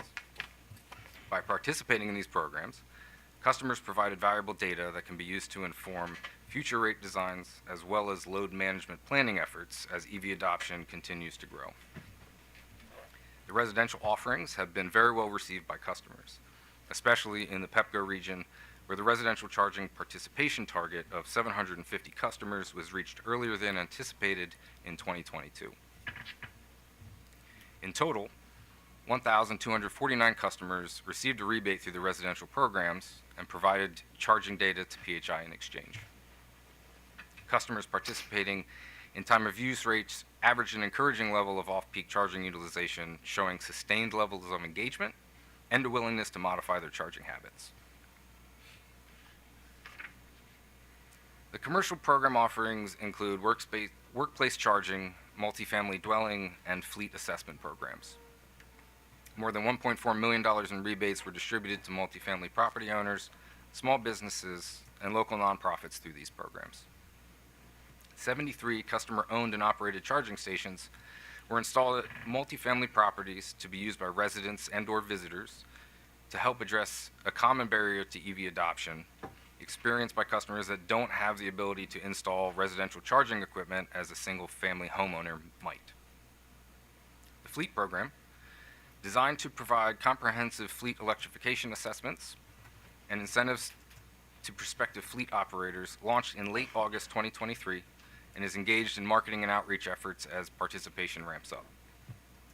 The fleet program is authorized to operate through September 2025 and is expected to see increased participation in the coming months.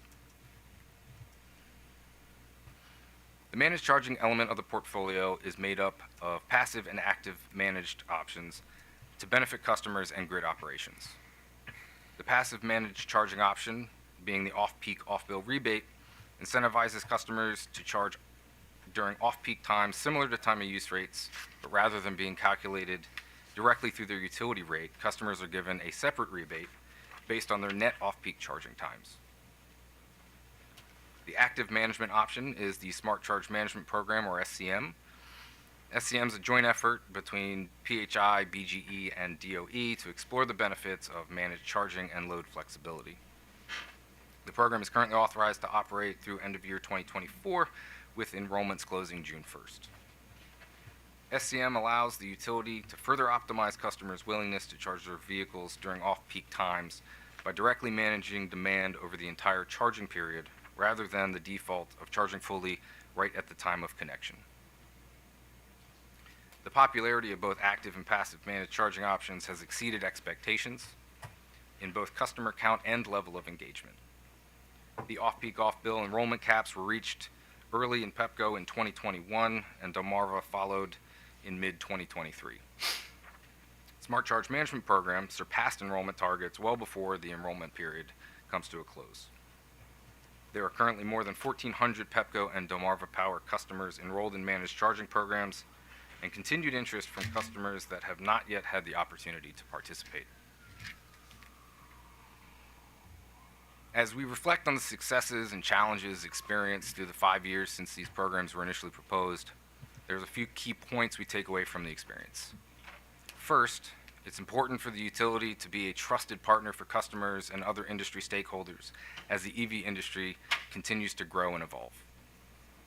Second, the utility owns the important task of increasing the efficiency and reliability of the electric distribution system and lowering electricity at times of high demand by managing impacts to the grid through new tools such as passive and active managed charging and administration of time of use rates.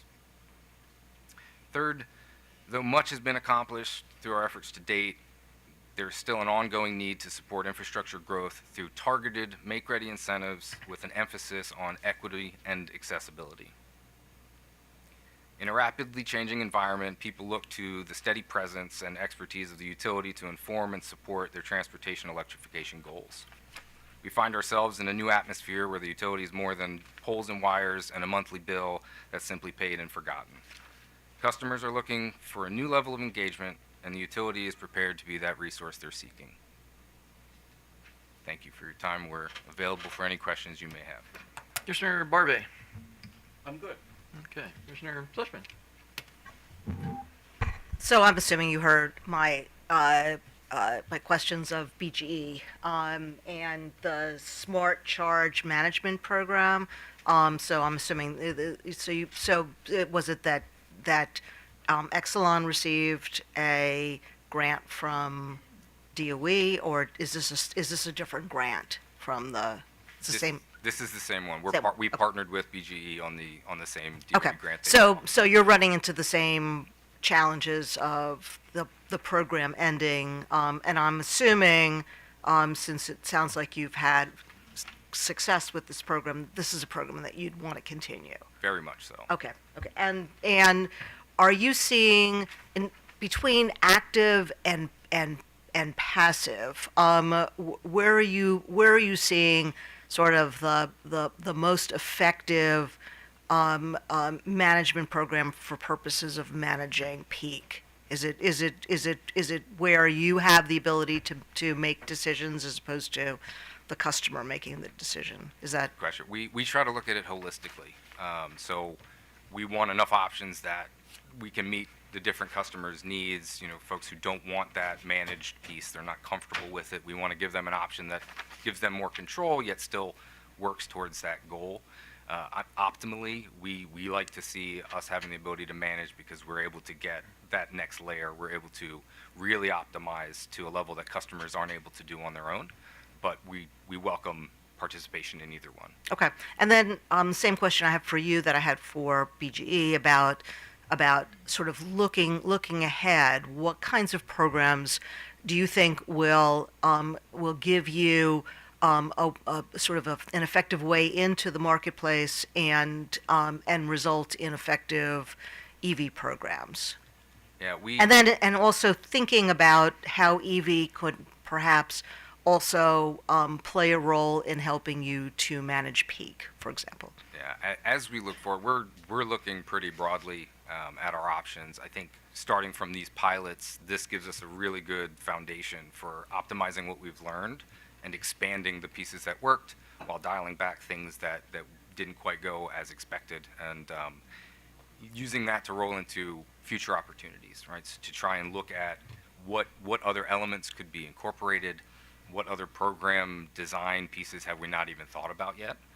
So looking at it as that foundational piece, and the managed charging aspect of it is very critical to our ability to manage that peak and manage that demand that we know is coming and will increase over time. Okay. So that's an important element, but the other side of that is continued investment in the infrastructure required and providing that assistance to customers that are still facing those cost barriers, especially early on.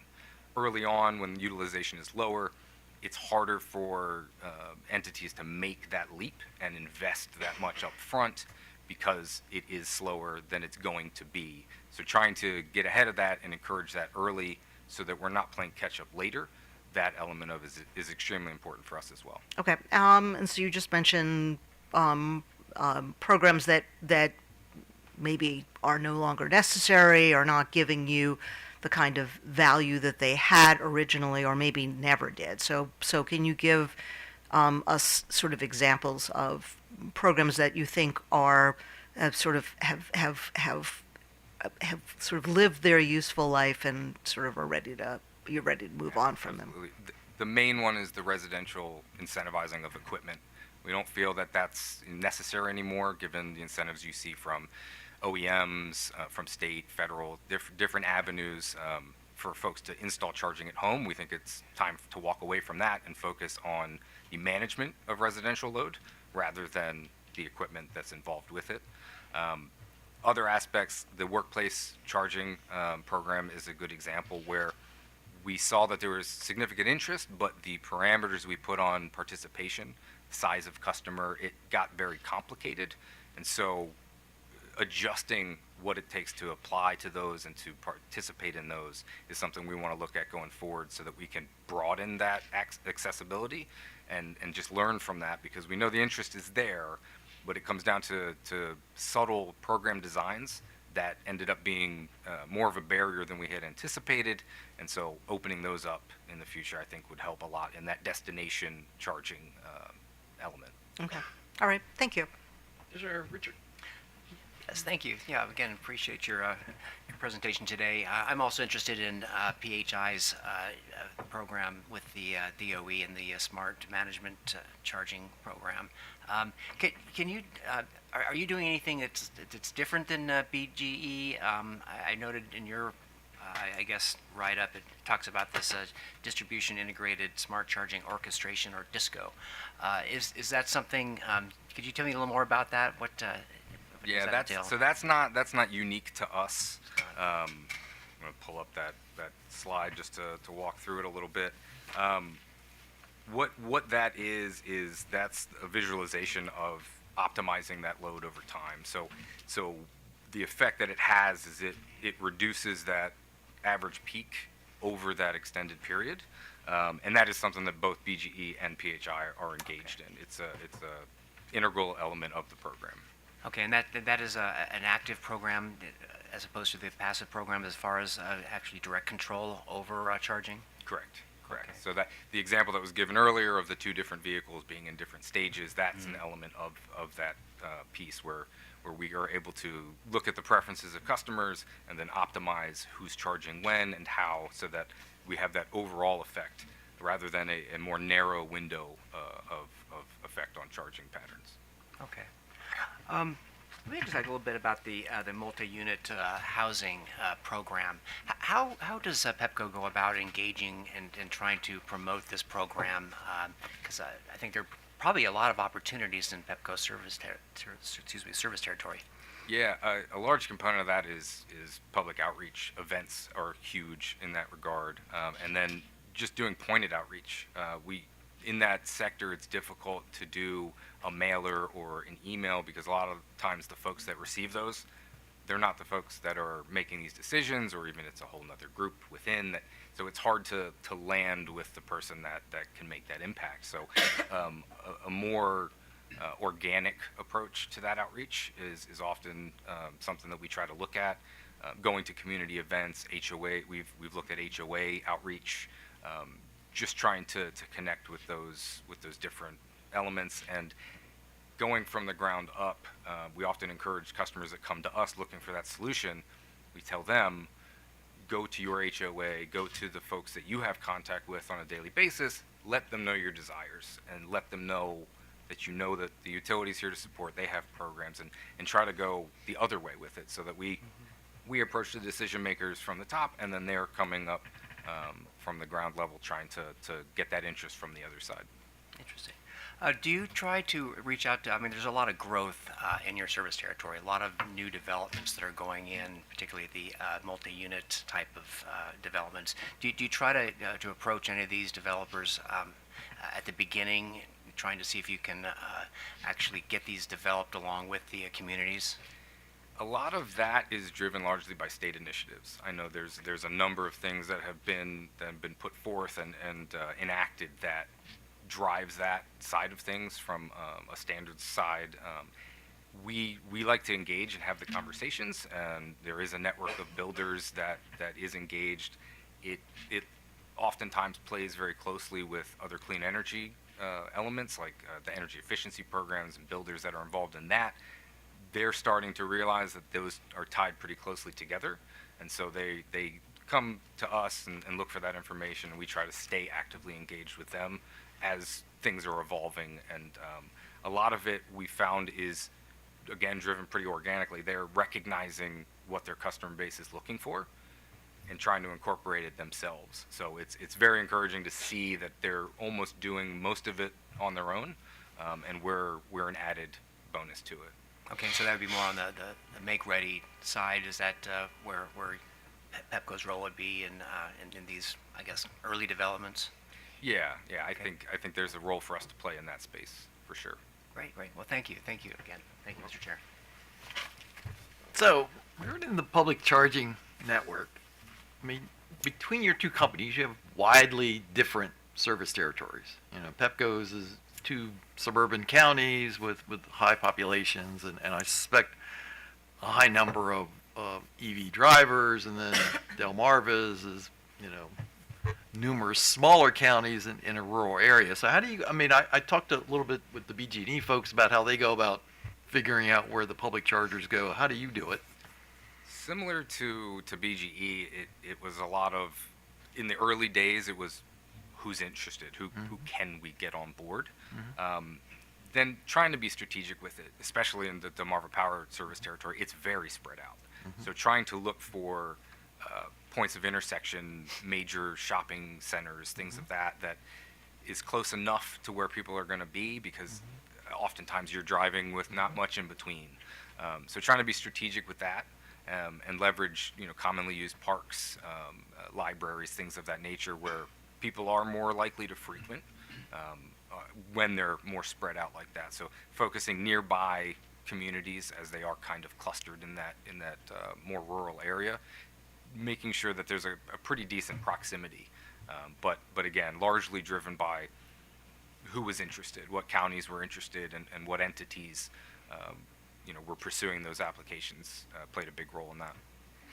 So how do you factor in, the migration patterns, for starting later this month, of folks going from this side of the shore to the Ocean City, who maybe want to drive their EV to Ocean City?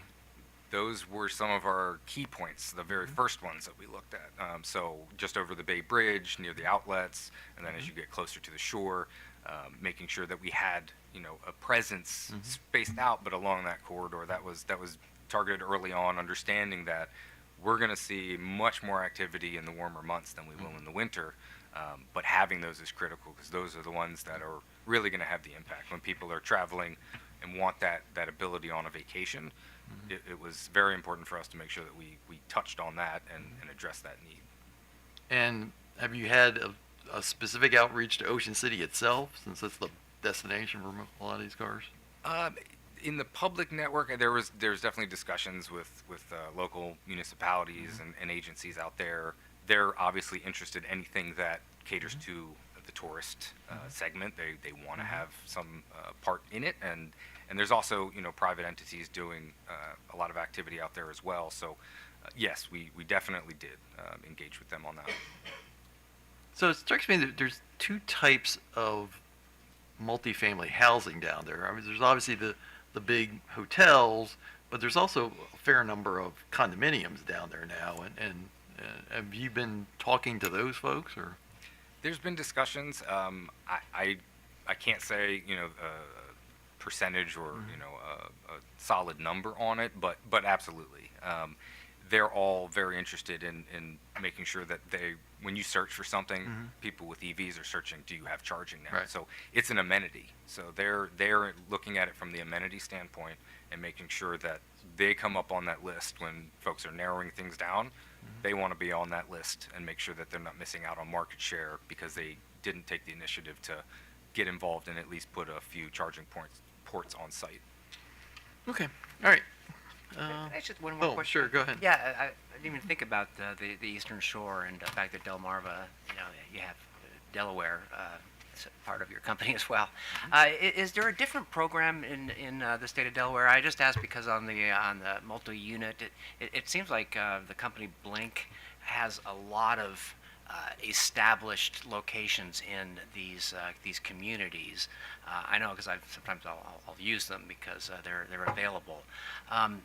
They see, I mean, are they ahead of Maryland in to your knowledge as far as being able to get some of their these multi-unit communities and equipped with these level 2 chargers? Good question. Delaware has not been as proactive as Maryland in their pursuit of solutions to these issues. We are definitely in active discussions with them and working in an advisory capacity, trying to show. Oftentimes, the example is their neighbor here. So Maryland is setting the tone and being that example for Delaware. And we're hopeful that there's going to be some more activity and more of an ability for us to be involved. But to date, it has been quite limited, and largely that's because there's a lack of that legislative-driven initiative on behalf of the state, that they're not quite where we are here. Okay, yeah, I guess it was the opposite for me. My impression was that they seemed, especially in the coastal towns between Lewis and Rehoboth, Dewey, there were a lot of, at least I find, opportunities sometimes back in the neighborhoods to find these multi-unit Blink facilities. But, yeah, I think a lot of that is driven by private entities like Blink. They saw the opportunity, like I was saying earlier, that opportunity for that tourism sector they're going to focus right there and really.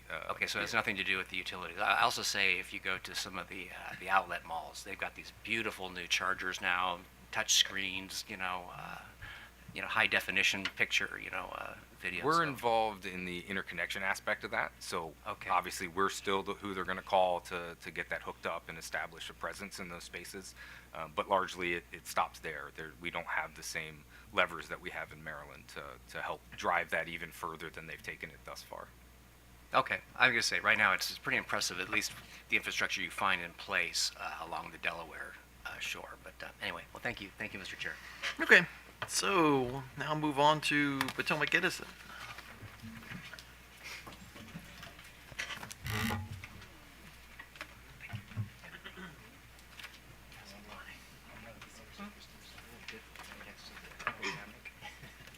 So if you go at the intersection of 1 and 9, there's like a whole stream of Tesla. Oh yeah. Where's I mean, this? it's in Lois. It's like 15 of them. And somebody like every morning must just like buff them up because they're all so shiny.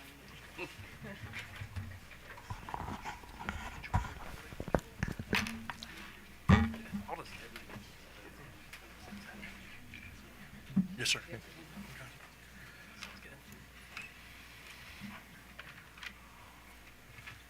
Good morning, Mr. Chair.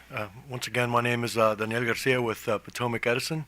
And with me, I have Angelina Rinaldo over at the end. She's our program manager. We have Becca Harder here in the middle. She's our strategy analyst.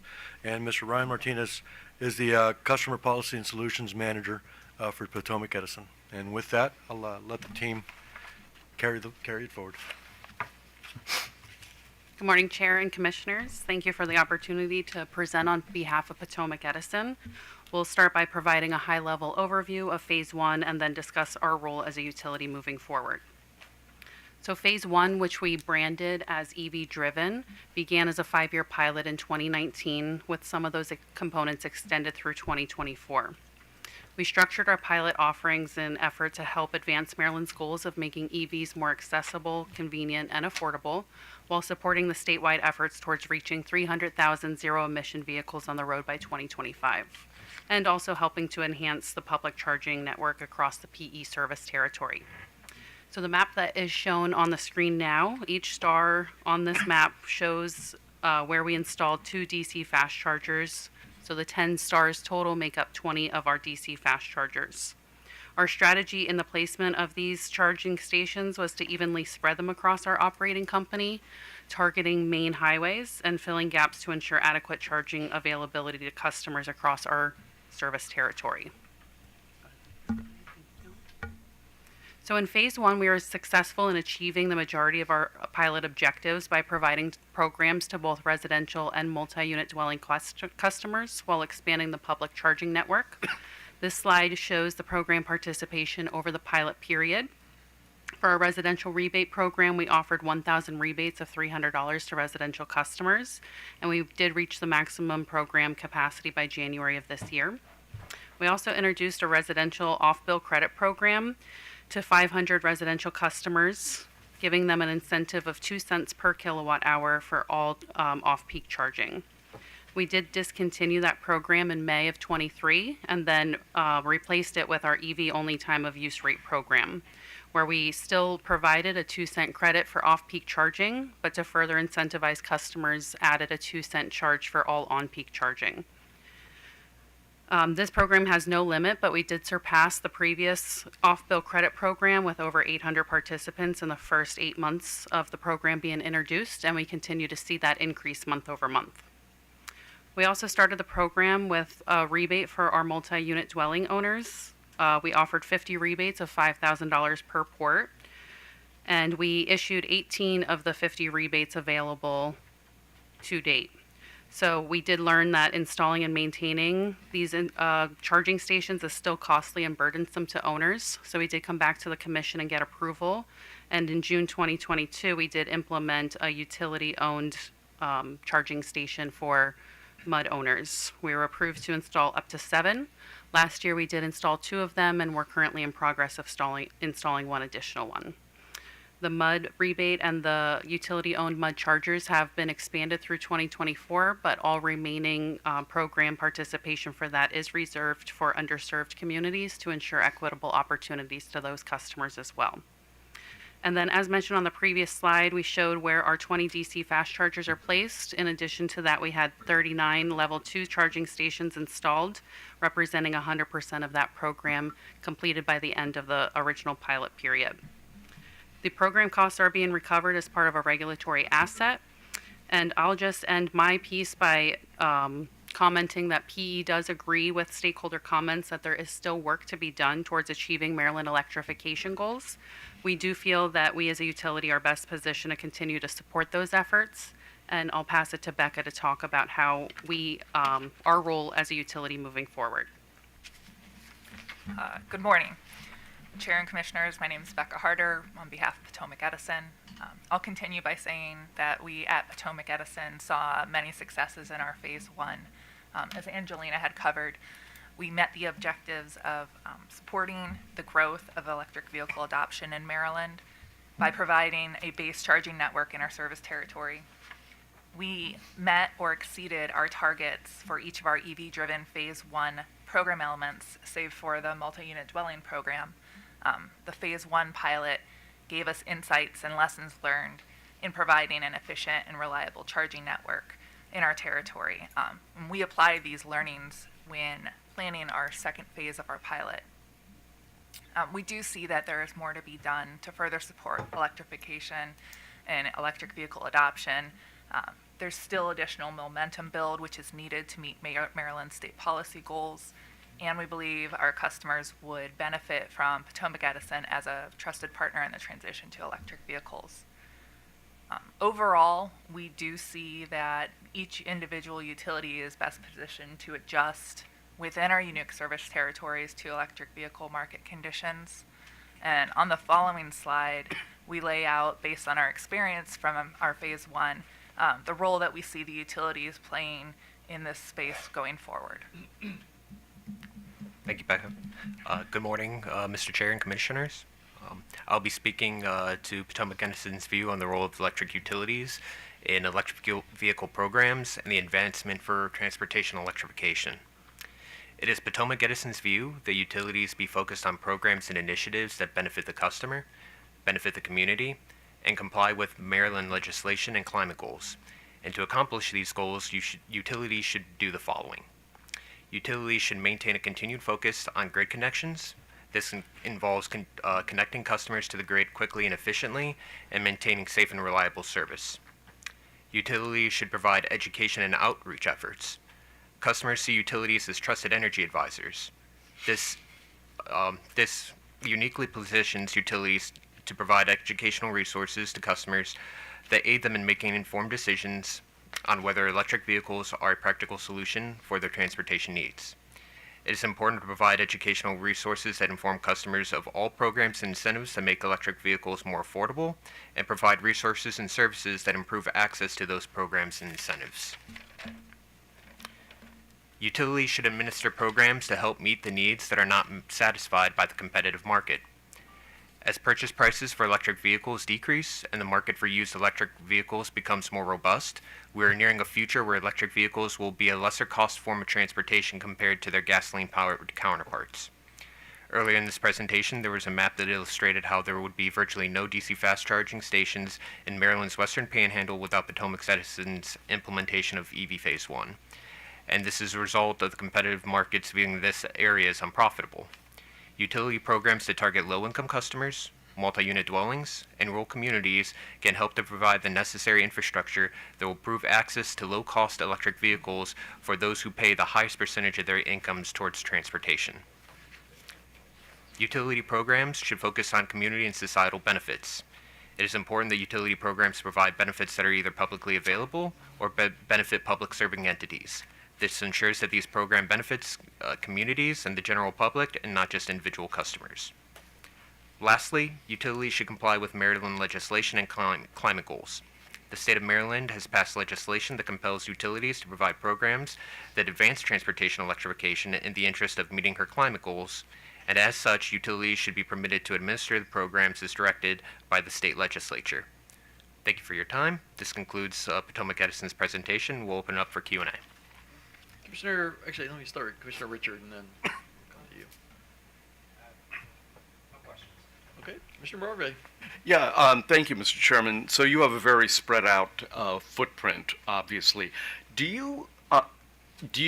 How do you determine the number of EV owners in your footprint? Do you get any reports from anybody? How do you make that as an assessment? So MDOT does publish publicly the amount of plug-in electric vehicle registrations. Oh, They okay. do that data by county and by zip.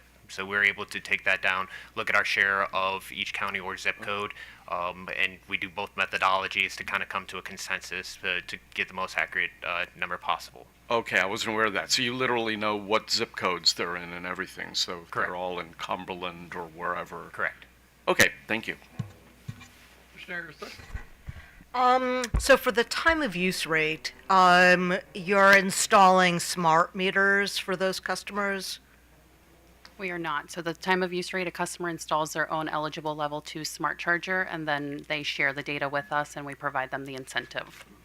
Okay, so you're going to know from the charger when they're using. That's right. Okay. On and off peak. And you're not interested in sort of taking the next step of installing smart meters for those customers at this point. We have not considered that up until this point, installing them for the customer. Okay, and so I'm assuming because of that, you couldn't do something like the smart charge management program that Pepco and BG are doing, because you won't be able to make. Okay, are you looking at this as a possibility down the road?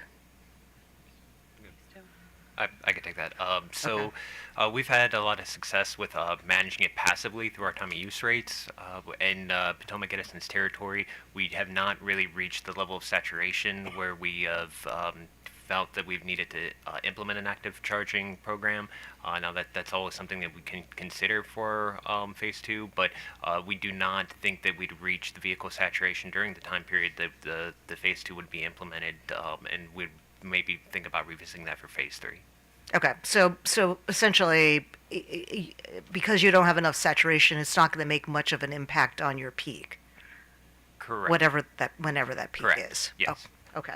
And is Potomac Edison seeing sort of challenges in peak that's going to drive you to perhaps install more distribution lines or sort of enhanced transmission grid options? I would say that because of our spread, like the demographics of our territory, we do not have the kind of capacity issues that maybe some of the other utilities in the state have seen. The benefit we have too with transportation electrification is that the load is very distributed.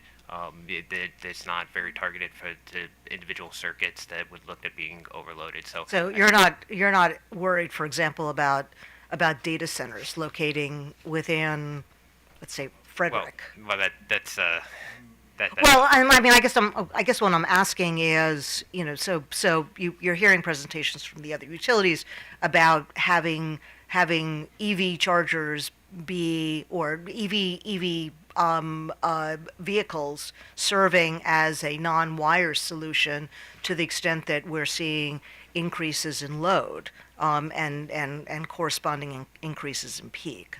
Has PE been thinking about the possibility of increases in load and how to accommodate those increases without having to build out the transmission or distribution infrastructure? I would say at this time, no. I don't think that's been overly concerning for us in terms of transportation electrification. Okay. I will say, just to add to that, I mean, distribution planners are following the electrification trend, including considering where data centers are potentially interested. And I will say we did file an electric school bus pilot where we did have a component of V to X where we could tap those school bus batteries in the event of like a grid emergency. So we do hope to use that pilot in order to explore opportunities potentially for the future. Okay, and I encourage that. I guess I'm concerned about siloing analysis. So the distribution system planning process is over here, and you're looking at enhanced EV charging stations, and I think you need to talk to each other to the extent that there are non-wire solutions. That I think that benefits everybody, including your ratepayers. So, thank you. Thank you. Okay, so if we could go back to your map.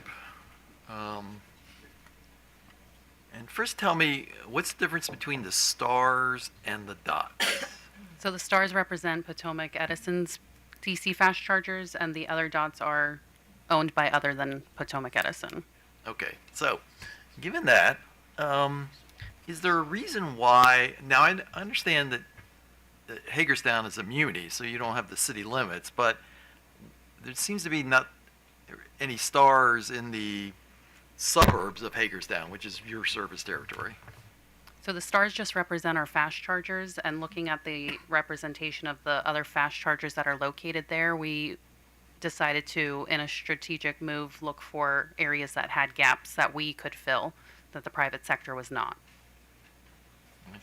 Okay.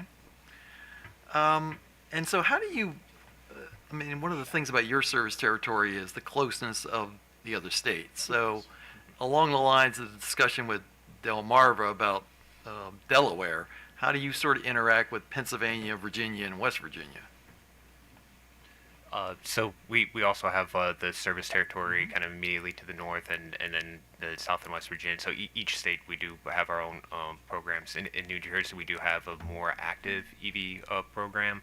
In Pennsylvania we do have a pending rate filing with the Pennsylvania Commission to kind of address the same programs that we have introduced in the state of Maryland.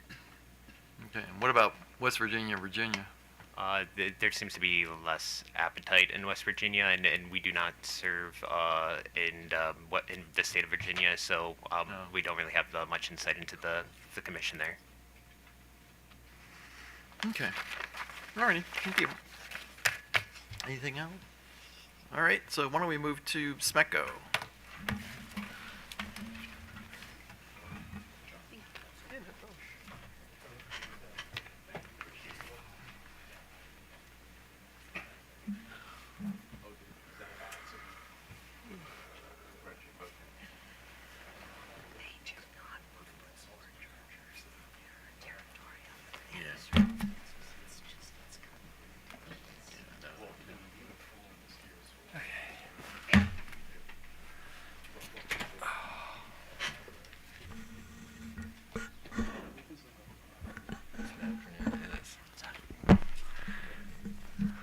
Good afternoon. It is afternoon. Chair Hoover, members of the Commission, Damon Krieger, again on behalf of Southern Maryland Electric Cooperative, and I'm here today with Natasha Law, who manages the cooperative's electric vehicle program. Let me just say at the outset that our filing was styled as a semi-annual and final report as directed by the Commission, but all of our electric vehicle-related programs have been extended till December 31st, 2025, and so the expectation is that we will be filing a final report sometime in early 2026. And so with that, I'll turn it over to Natasha Law. Good afternoon, Chair, Commissioners. Natasha Law with SMECO. LAW for the last name. From the onset of the EV recharge pilot, as stated before by all the other previous utilities, the goals were for the utilities to assist the state of Maryland in promoting the EV adoption goals, also helping to reduce statewide greenhouse gas emissions, while also increasing the infrastructure to offset range anxiety, along with increasing accessibility in low-income areas for chargers.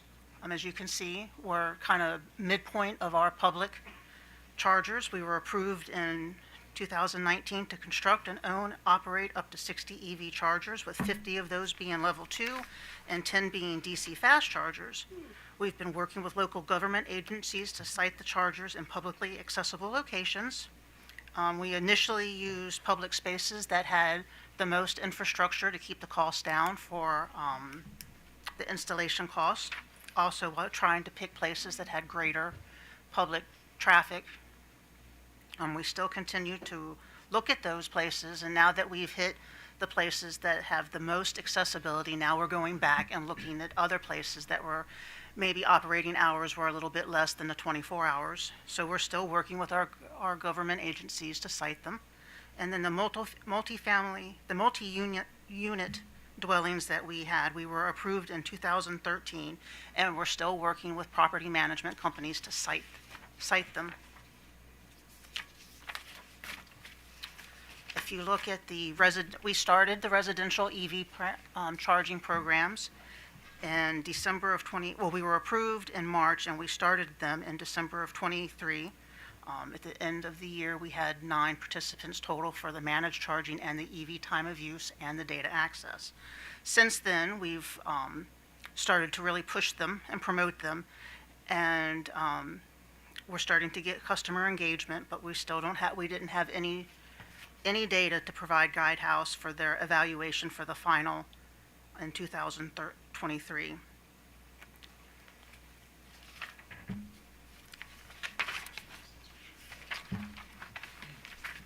And then SMECO still continues to engage the customers to address concerns and questions around EV vehicles and charging stations. The total number of EVs continues to grow in the state of Maryland to almost 100,000. SMECO still only has about 5% of that, about 5,300 total EV registration in our service territory. This is a pilot, and we continue to learn. We're still using our lessons learned to kind of to change and maintain the way the programs are going to go going forward. And that concludes my presentation. If I have any questions. Mr. Sussman? Just one question.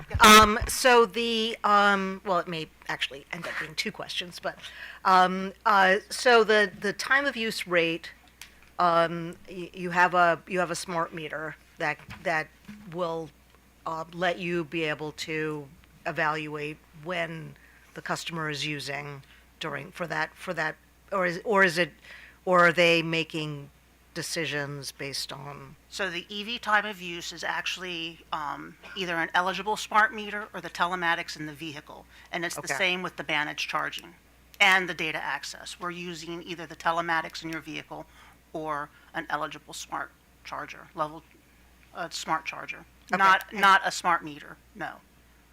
Okay.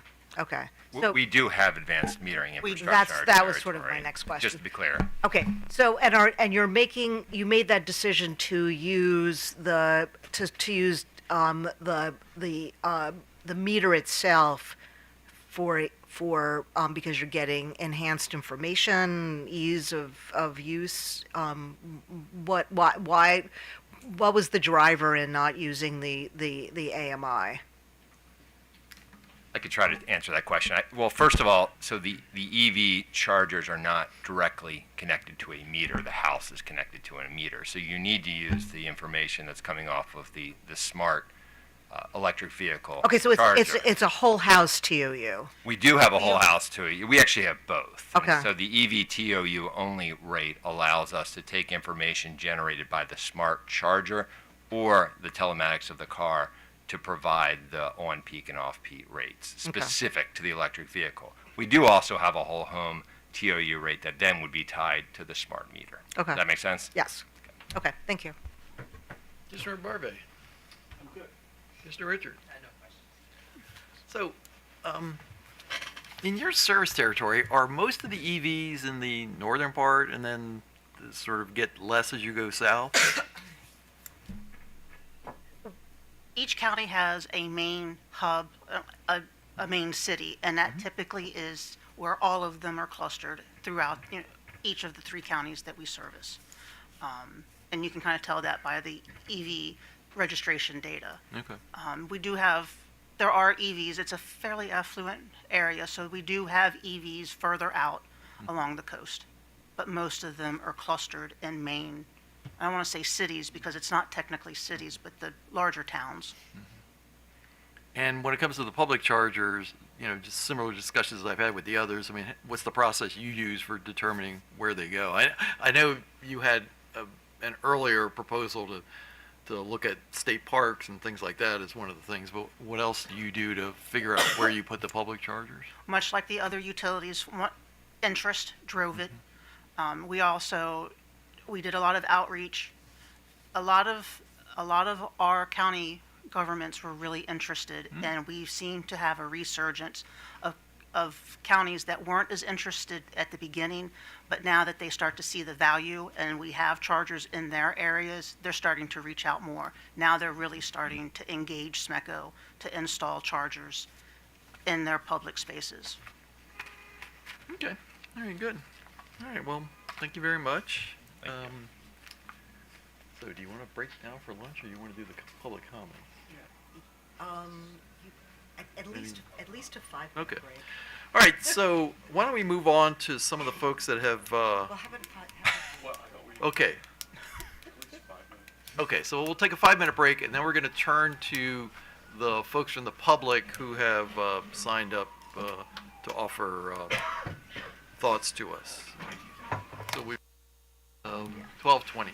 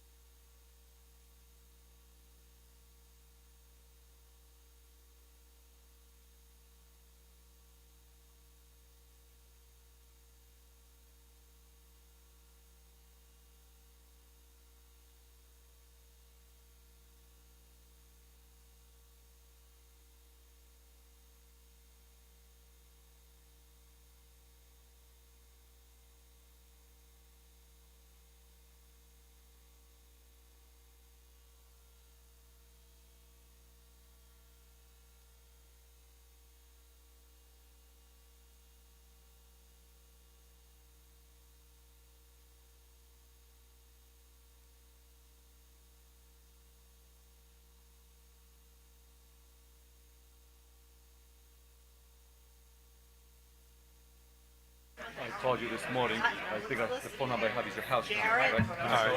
Yeah. That's right, yeah. That was the one. I turned off my phone. Everybody, we're going to start right now, so if you could sit down. Knock it off. There you go.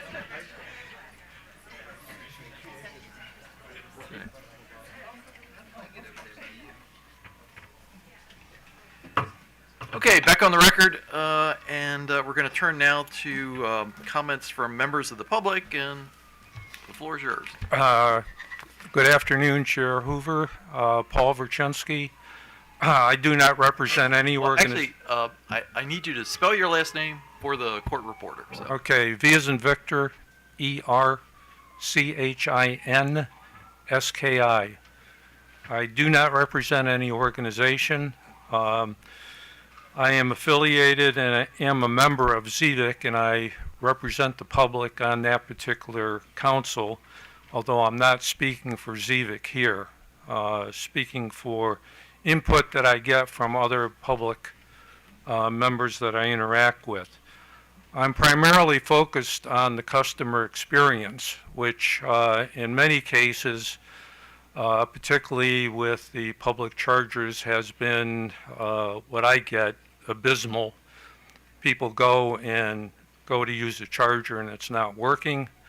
That, of course, turns off people that they talk to. Yeah, you should get an EV, but we got problems here. So I did submit comments. I'd be happy to answer any questions regarding my comments. However, I'd like to, because of continuing questions from Commissioner Sussman on the smart charging program and participation in that. I've been very frustrated. Most of my comments are with BGE. Frustrated with them because of what I consider should be a core competency, and that is their billing system. Constantly they come up and say, well, we can't put this in our billing system. It's going to take us a long time to do it. And frankly, this reverts back to my first interaction with BGE way back in 2010 on net energy metering, where we were promised to get that on our billing that I get, and it took them like 2 years to get it done. With the smart charging program, I have rooftop solar. We were promised that we would be included within the smart charging program, but we are not, because they can't bill it. So that's something that I believe you should focus on. The second item that Commissioner Sussman brought up was we need to look at how folks at the utilities are reaching out to EV drivers. Now, my EV I bought way back in November of 2012. I have like number 600 in this state. And in the 14 years that I've been an EV driver, the amount of outreach that I've gotten from BGE has been very slim. It's basically a bill insert. That's it. So, do I trust them? Well, I really haven't gotten any good interaction from them, in spite of being on ZVIC, in spite of being on numerous working groups. I don't know in terms of interaction how things are going. They're saying, well, we're providing information to folks, and we go out and we talk to people. That's fine. The issue really is, how are they identifying the EV drivers, and what are they doing in a separate mailing, a separate interaction? I frankly don't see that happening, nor do I hear that from other folks. So those are the two items that I'd like to bring front and center, because appropriately, the big thing is, as your chief engineer has said, V1G, that is managed charging. That will help us enormously with the grid.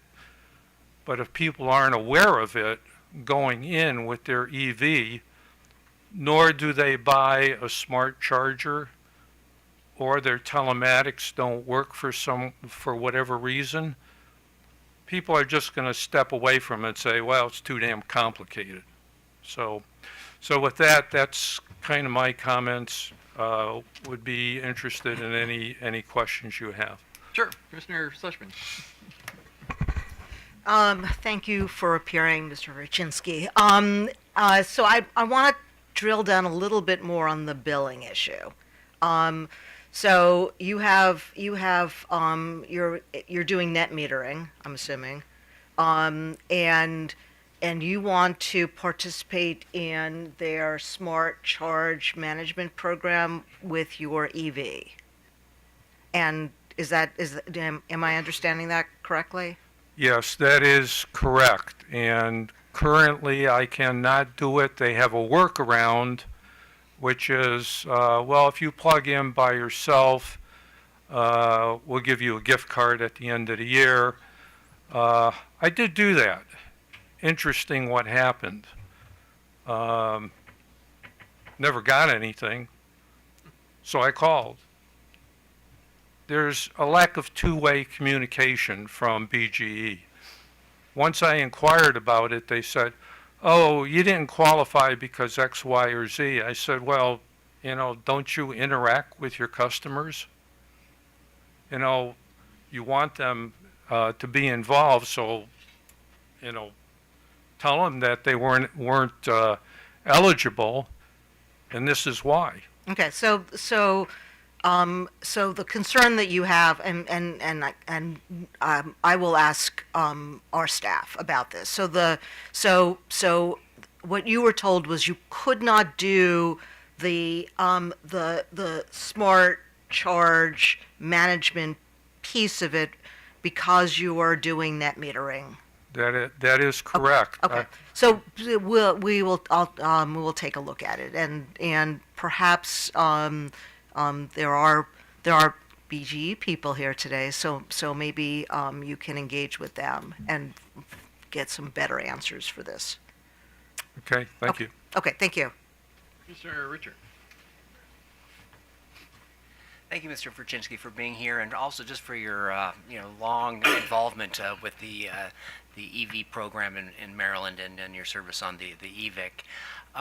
You have had provided us a lot of input on the performance of the electric utilities. I see the involvement of the Public Service Commission. We're here to support the state policy, and I think we're here because we do have a role in regulating and supervising our utilities. So, I mean, at this stage, what do you see the role of the Public Service Commission and the utilities as far as going into the next phase as we advance with our state policy in trying to achieve I guess 300,000 vehicles on the road next year and 600,000. I guess it's more than that now. I guess for 2030. Well, I'd like to thank you for opening up again the distribution system planning work group. I've been involved with that for 2.5 years. The so-called first phase, in my opinion and others, was less than great, is the way to put it, I guess. Phase 2, you've recently gotten a report. There's a lot of consensus items and non-consensus items. However, I think what you're after, and I'm a professional planner, you want to see a holistic view of what the utilities are doing in order to implement the CSNA. And there's a lot of pushback there based on what I've heard. And change is hard for the utilities. I mean, I work for the federal government. That's, there's a lot of inertia there sometimes. Utilities, there is a lot of inertia, and change is hard. And so, where we go with this is, I think there's a role for the Public Service Commission. As I said, I'm a professional planner. We try to lead the transportation community by saying, okay, these are planning emphasis areas that we would like to see you implement in the next 4 years of our reauthorization. Because I saw what happened with the multi-rate plan that BGE sent you for so-called implementation of the CSNA, which was plant more trees. I thought that was laughable, considering they already knew what was going on for the last couple years. So I think there is some responsibility that the PSC has in saying, okay, this is the low-hanging fruit, and this is what you should concentrate on first. And I think everybody knows what the low-hanging fruit is. But I don't see the utilities doing that. So that's kind of my response to your question. There's a responsibility on both sides. Great. Well, thank you. Thank you. Appreciate again your being here today. Thank you. Mr. Chair. Commissioner Barbe. No questions. I just wanted to thank you for all the interactions I've had with you over a number of years in many places. So thank you very much. Thank you for those kind words. So I know that, part of your involvement in this topic over the years is focused on the reliability of the chargers, and you've been essentially one of the folks in the trenches that have been sort of checking out. What's your view as to the reliability of the charging network that the utilities are providing in the state of Maryland?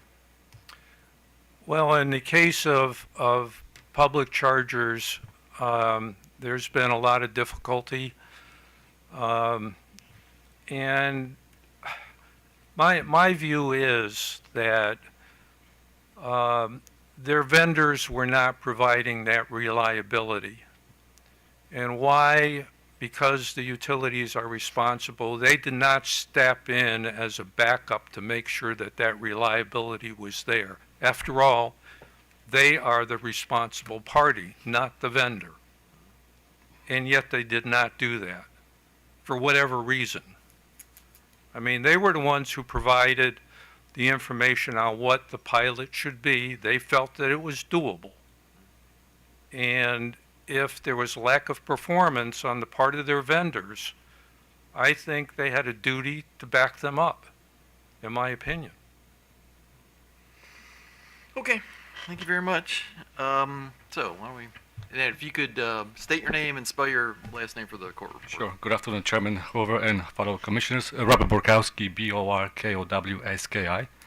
I'm here to represent as a public. I'll mention associations, but I'll not be part of that. I'm not representing the association. So thank you for the opportunity to share my experience. I must say a unique experience as a ratepayer as well as an EV driver. A little bit about myself. I would like to tell you that I was involved in designing, installing, and then managing 6 level 2 charging stations at Clarksburg Condominium 2 in Montgomery County.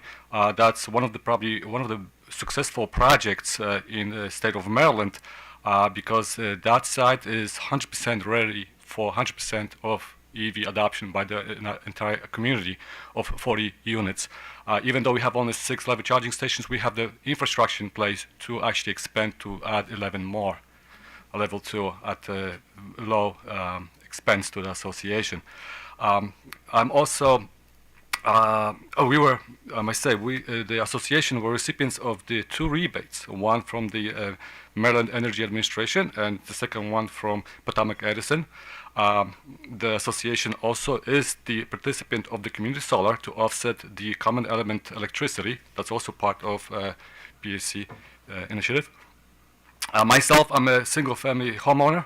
I do have solar panels, photovoltaic system on my house. I do have a battery backup, and I have 2 EV charging stations in addition to geothermal HVAC system. I do participate in the renewable energy market since 2018, and also for both my solar and geothermal. As an EV driver since 2021, on average, I drive 20,000 miles per year, even though I work from home.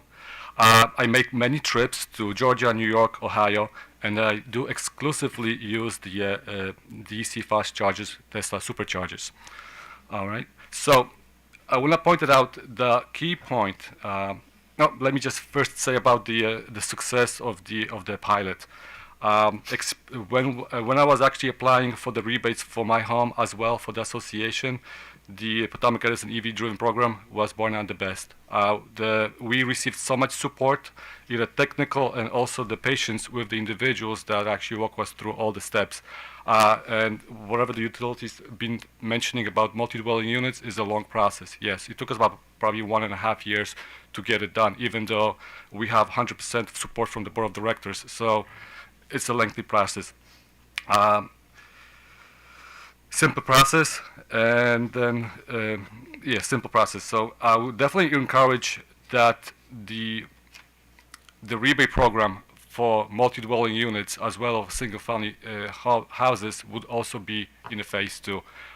Many utilities mentioned that we are still in the beginning of electrification, so I believe that it's too early to terminate those rebate programs, especially for multi-dwelling units as well as for single-family houses.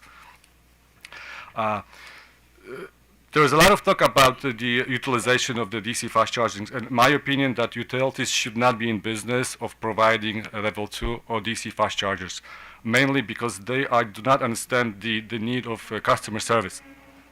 And there's a lot of talk about utilization. I believe the common element for low utilization of the utility-owned DC fast chargers is the better reliability. Why is that? If you go to the charging stations and 2 out of 10 times the charge would not put the charge in your vehicle, you'll be upset. If you do this many times, guess what? You're going to post something on the social media and you're never going to return to that network, not necessarily the site.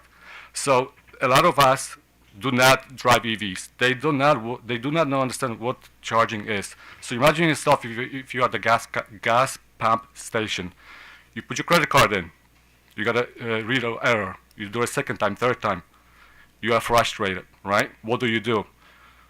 You hop in the vehicle and you pull 10 feet up to the next distributor and hopefully you get a good charge. So imagine, we all been there, right? None of us were happy. So now imagine if you are at the EV charging stations, that's probably 20, 30 miles away, and you don't have a charge. So I hope that makes some comparison. What is the frustration about the EV charging on the public sites? I would also like to encourage that we look at the whole system as an ecosystem, not just level 2 versus DC fast chargers. And also, I'm a big proponent to actually home charging. When is the best time to charge? When the vehicle is parked. When is that? At work and at home, right? So we need to really put the strong signals, price signals, I should say, to move all this charging to level 2s. Why is that? Because one DC fast charging, one vehicle is equivalent to 20 or 30 level 2 charging vehicles. We talked about a great deal about the shaving of the peak demand from the grid, correct? So now imagine if the community with 30 vehicles does not have a level 2 chargers. Guess what? They're gonna go to DC fast chargers rather than create that 200 megawatts. 200 kW demand charge. They're gonna create probably close to 1 million watts or so. So with that, I would definitely encourage to continue the program, with exception of not doing the DC fast charging, level 2 charging owned and operated by utilities. Thank you. Okay. Any questions, Commissioner Barbee? I was anticipating you'd be here, so I brought my little charge point card here, and I had to get it because the charger in the Maryland General Assembly didn't have internet access, so I had to get this. But I'm curious, how many of these things do both of you have? You have 4 of them? 0. You have 0. 0. So you use your phone. So I exclusively use the Tesla superchargers. Oh, but all right. Okay. If I make a point, I was trying to, maybe I missed it. even though I do 20,000 miles a year driving, maybe a handful of times I actually use DC fast charging in Maryland. Why? I always charge at home. Okay. How about you, sir? You have 4 of them? Yeah. Yeah, just as an editorial comment, Mr. Chairman, I can use my credit card to buy gasoline anywhere on earth. Anywhere. And for some reason, the companies that make fast chargers they're determined to make life difficult for EV owners. I don't know why. Anyway. If I may add, may I? Sure. Go ahead. Yeah. So with the great success with Clarksburg Condominium 2, go back to Clarksburg Condominium 2, original stations we did install with juice boxes that were actually the only one that would qualify for the rebates. That's the choice. That's the reason we choose them. Within less than a year, we noticed high failure of the hardware, and also there was an issue with the communication. So what we did, probably within 10 months, we actually replaced the hardware with the new ones. We actually incorporate NAC, which is the North American Charging Standard, and those chargers, you simply plug and play. There's no plug and charge, I should say. There's no applications and there's no fabs, nothing like that. Specifically for Tesla, non-Tesla vehicles they can still charge, but they will have to use the application. Mr. Richard. Thank you very much for being here today. I noted from your submitted comments that you're also very interested in the multi-unit housing area, and that it sounds like you actually manage one of the Clarksburg condominium units, and you're an advocate with your ClarksburgCondo2.com in trying to promote multi-unit infrastructure. Do you have any? You heard our conversations earlier today with the utilities. Do you have any specific advice of how we can better reach out to to MUDs and promote the development of this infrastructure at these sites? I believe that was the answer. I believe Pepco was the one that pretty much any resident that actually is part of the multi-dwelling units, if they have a desire to get the charging stations involved, they will have to reach out to whoever the decision makers are, which is the board of directors or the managing company, and they would have to reach out directly to utilities. In our situation, it's again pretty unique because we were the board of directors, myself. We definitely wanted to install it, but with us, since there was such a high expense, we need to actually get all residents to vote for it. We were required to receive 2/3 votes, positive votes from the residents for something they don't need if I have to pay. So it's almost impossible. So the answer is, the individuals that need it, they have to be more active approach, just like myself. I would never imagine to be sitting here 3 years ago, because I got involved in multi-dwelling units. Again, it was a great success. I cannot say anything greater what the program did for Potomac Edison specific. But then after the installation, that's another point I probably missed it to say. Today, utilities and pretty much everybody around, they put 100% of effort in installing the hardware. Once you put the hardware in place, everybody's walking away. There's no incentive to keep it going because the money is installation. There's no money actually keep it going, if that makes sense. And yeah. Okay. Just may help me reconcile then. I think you said in your comments that you would prefer that utilities not own the infrastructure.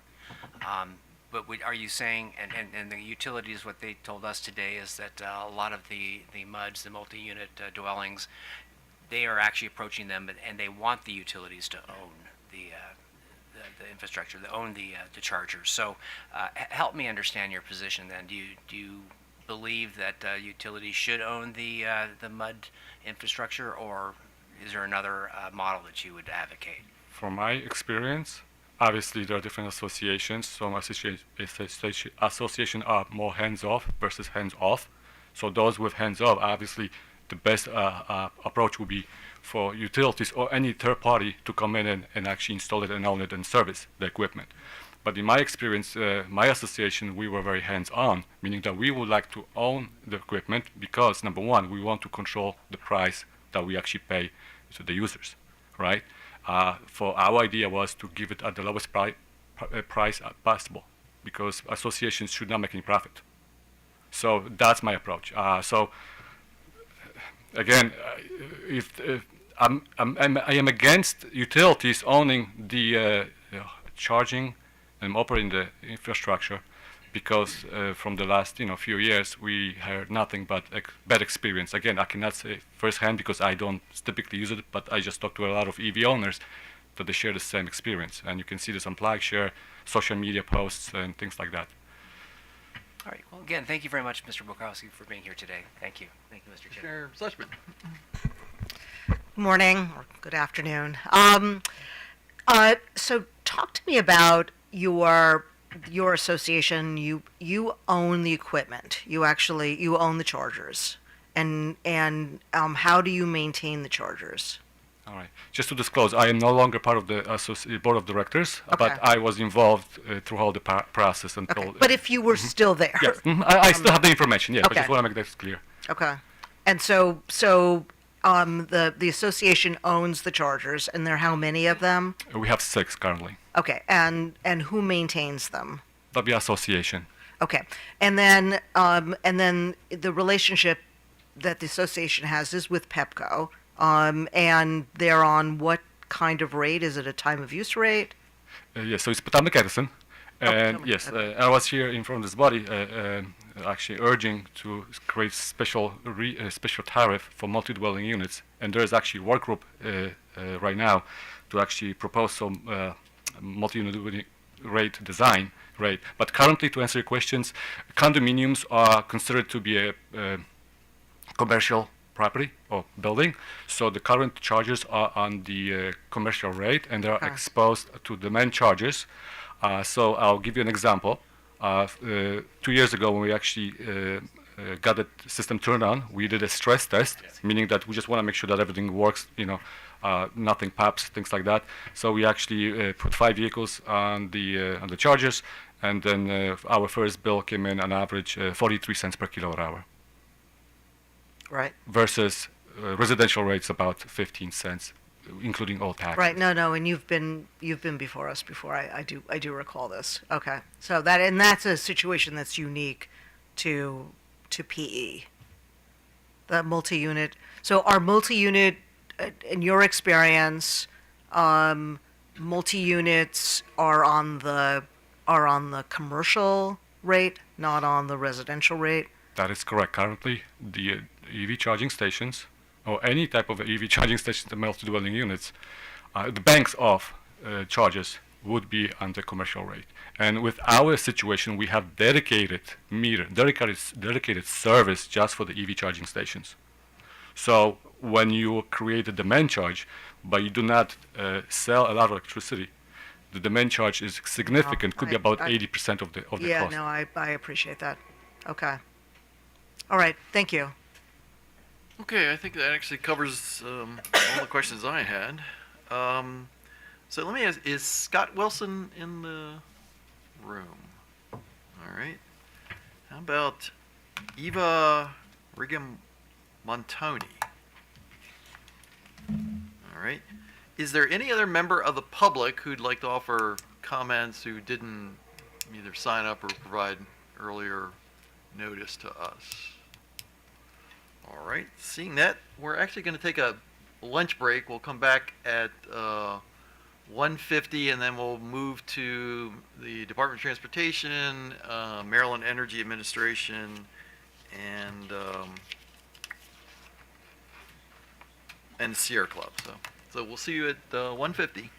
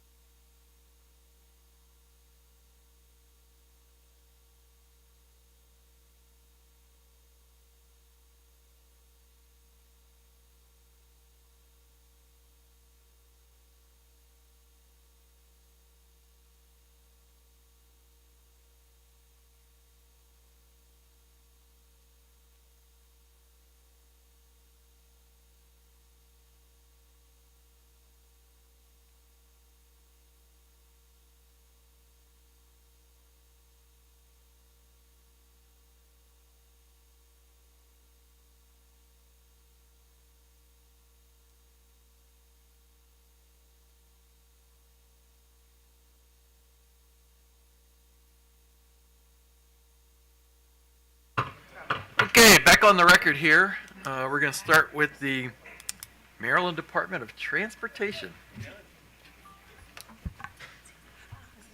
Great.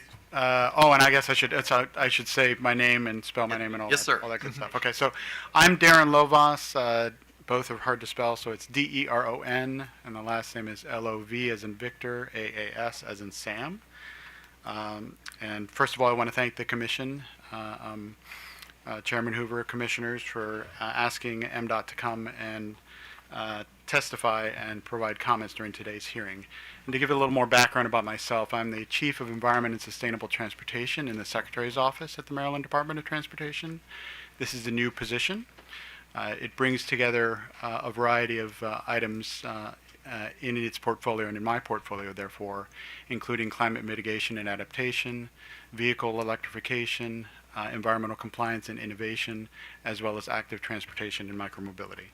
And I am joined by Colleen Turner of Michael Baker International, and I think that's fairly easy to spell. So Colleen and then Turner. And Colleen is Assistant Vice President at Michael Baker International. She provides analyses and policy support for MDOT's transportation electrification efforts, collaborating with myself and my team to develop and implement initiatives to advance vehicle electrification in Maryland. So, to start, where do we stand with vehicle electrification now? Well, we're making good progress, at least with the light-duty vehicle fleet. That's the good news. As you're aware, MDOT tracks light-duty electric vehicle registrations by county and by vehicle type. And if you haven't already heard, we're pleased to share that Maryland surpassed 100,000 EV registrations as of April 30th. So we're at, I think, almost 103,000 now, right? Yeah. And our projections show that the number of registrations will increase exponentially over the next 7 years due to our forward-thinking climate policies and the adoption of the Advanced Clean Cars 2 or ACC2 program. So we expect about 25% of registrations, or more than 1.3 million vehicles, to be electric by 2031. As described in our comments, we recommend the Commission anchor its decisions in certain principles when making utility policy regarding transportation electrification. So first, the efficient and reliable installation of publicly and privately available charging infrastructure is essential to boost Maryland drivers' range confidence and to successfully accelerate the adoption of EVs. To achieve this end, we believe that further analysis is required to better understand the current state of the EV charging market as well as EV demand and charging patterns. Developing a better understanding of the EV adoption and charging landscape will help us leverage investments and achieve higher utilization of EV charging infrastructure. It will also help us ensure that utilities are prepared for the increased demand that EV charging infrastructure will have on the grid under the ACC2 program, as well as under various medium and heavy-duty vehicle scenarios, and more on that in a second. The preparation and reliability of the grid is a critical component to ensuring that charging infrastructure can be installed quickly and with confidence. Analyses could be expanded by exploring electric charging needs across multiple uses or charging scenarios, vehicle types, and locations. The specificity that could be achieved by conducting additional EV charging demand analyses as described in our comments will help utilities better anticipate the current and future charging needs if that analysis is paired with existing electric infrastructure capacity information from the utilities. And this may also help to illuminate or optimize pairing innovative solutions like renewable energy, microgrids, battery storage, and vehicle-to-grid technology with EV charging. The use of these solutions may also help improve reliability and uptime situations in situations such as power outages. All right, so second, the Commission should be aware that charging needs for medium and heavy-duty vehicle hubs could require as much as 1 or more megawatts of power per hub, similar in scale to electricity used by Camden Yards. This is urgent and important because last year Maryland enacted the Advanced Clean Trucks rule. Pending assessment and analysis due December 2024, manufacturers must begin delivering zero-emission trucks from model year 2027 through model year 2035. Charging and/or refueling infrastructure must be deployed first for this subsector, unlike light-duty vehicle charging, given its options to charge outside of dedicated installations, such as at homes and at workplaces. Fortunately, the National Joint Office of Energy and Transportation connected the dots for states, utilities, and other players when it issued its national zero-emission freight corridor strategy 2 months ago, detailing a 4-phase build-out of hubs and a network of stations on the interstate highway system. Aligned with this strategy, MDOT partnered with the Maryland Department of the Environment and agencies in 3 other eastern states in applying for a federal climate pollution reduction grant about a month ago. If we receive this grant, it'll fund deployment of as many as 20 hubs in the I-95 corridor, including as many as 5 in Maryland alone. So the last principle is continued collaboration between the utilities and state agencies. We have to continue to work together, given the importance of electrifying the transportation sector and ensuring transparency and the utility pricing impacts of the transition will be critical to ensuring the reliable, efficient, and equitable installation of charging infrastructure. For example, close coordination already between Maryland Transit Administration and utilities is crucial to ensuring the prompt and dependable installation of EV charging infrastructure for battery electric transit buses. Safe and reliable transit service is fundamental to maintaining and growing transit ridership. Furthermore, EV infrastructure deployed under federal programs implemented by state agencies, such as NEVI, the National Electric Vehicle Infrastructure Formula Funding Program, will be essential to installing infrastructure to meet EV charging demand. Federal programs are subject to federal requirements and could be negatively impacted by any unique decisions that are made with respect to utility-specific programs that have not been harmonized with federal requirements.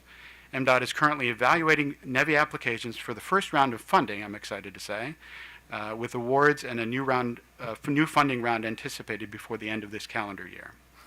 There are several pending discretionary funding applications that have also been submitted by various agencies throughout the state, and new funding opportunities are arising with increasing frequency. So close coordination between utilities and state agencies will help ensure that utilities can respond to near-term infrastructure needs as swiftly as possible. Finally, the continued reliability of the infrastructure that has already been installed and is currently being operated by the utilities is essential to maintaining the integrity of our EV charging infrastructure and will help Maryland bolster consumer confidence in our programs. So again, thank you for giving us the opportunity to comment, and Colleen and I are now happy to answer any questions the Commission may have. Okay, Commissioner Richard. I'm up first. Thank you so much for being here today. I think it's your leadership, I think, is very important to this. In fact, the way I look at it, the Commission is here to support the state policy, and Department of Transportation is really at the head of the table of EVIC and trying to coordinate all the various agencies. So given that this is a look back and to your recommendation that we align and support other programs, I guess I just ask if you have any comment on how we've done up to this point. I mean, I'll just be honest. There are times we've received recommendations or proposals throughout the program pilot, and it's turned out that there hasn't been a lot of consultation or a chance for these ideas to go through our work group and at times even EVIC. So how are we doing at this point? Is it to the satisfaction of MDOT?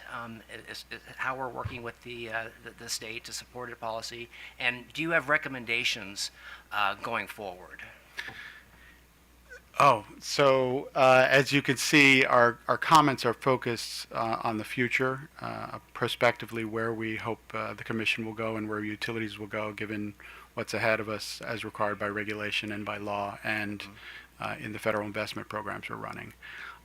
Retrospectively, I'd say it's important to maintain the charging network already owned and operated by different entities currently, including the utilities. And I will say that this is where there's good news in terms of the number of ports per driver and per Marylander. Maryland actually stacks up pretty well against other states. So we've done a pretty good job of building out a charging infrastructure for light-duty vehicles thus far. So, and the work of the Commission and utilities is to be commended for that. And we also appreciate the approval of the extension of ownership over broken chargers, which we applied for federal funding with the utilities to repair. So thank you for that. I guess that's what I'd say about the performance thus far. In terms of moving forward, we're scaling things up, as you could tell from what I mentioned with ACC2 and the Advanced Clean Trucks Rule especially, but also the Climate Solutions Now Act. And so I recommend really also moving forward and making sure that the utilities are not just maintaining their share of the current charger network so that reliability and utilization is as high as possible, but also prepare for a future where we're going to transition not just light-duty vehicles, but medium and heavy-duty vehicles largely to the grid. And there's a lot of work to be done to make sure the grid is ready for that. Very good, very good. And as you mentioned, you said we're going to be you know, gearing up, ratcheting up as we seek to meet our state policies. Is it, when we have decisions to make here, utility decisions, is it the mechanism that these ideas, these proposals should go through EVIC? Is MDOT, are you involved with our work group process?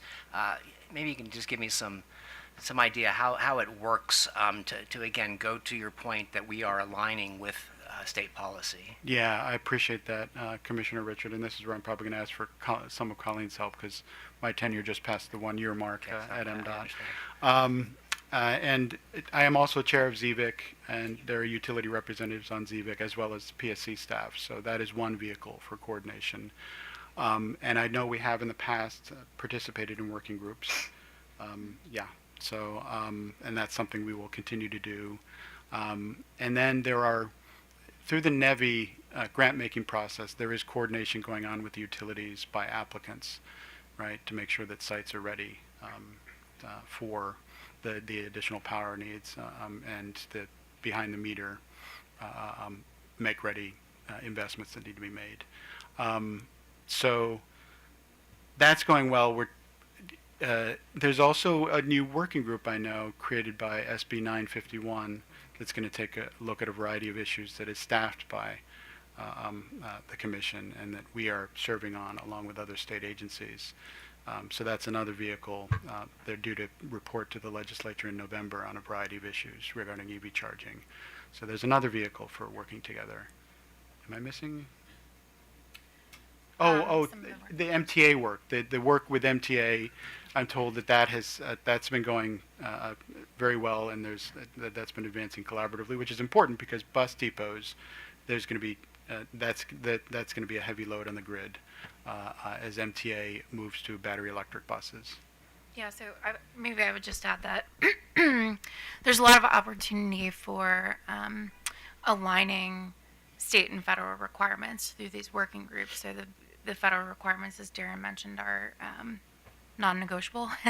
But there are requirements around things that you've already talked about today, like reliability, data reporting. And so making sure that the state is at least aligning with those things. You could add to it, right? You can create things that make sense for Maryland, but at least meeting those federal requirements would really help with things like the National Electric Vehicle Infrastructure Program and the discretionary funding that's coming out of the federal government under bill as well.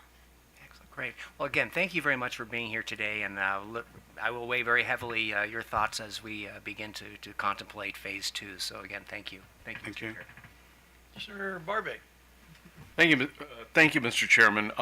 Let me repeat. Level 1 chargers in the covered daily lot would be pretty awesome. That's number one. Number two, give me the details on that comparison you made between Class 8 truck charging and Camden Yard. What were you comparing? How many trucks equals Camden Yards? What were you saying there?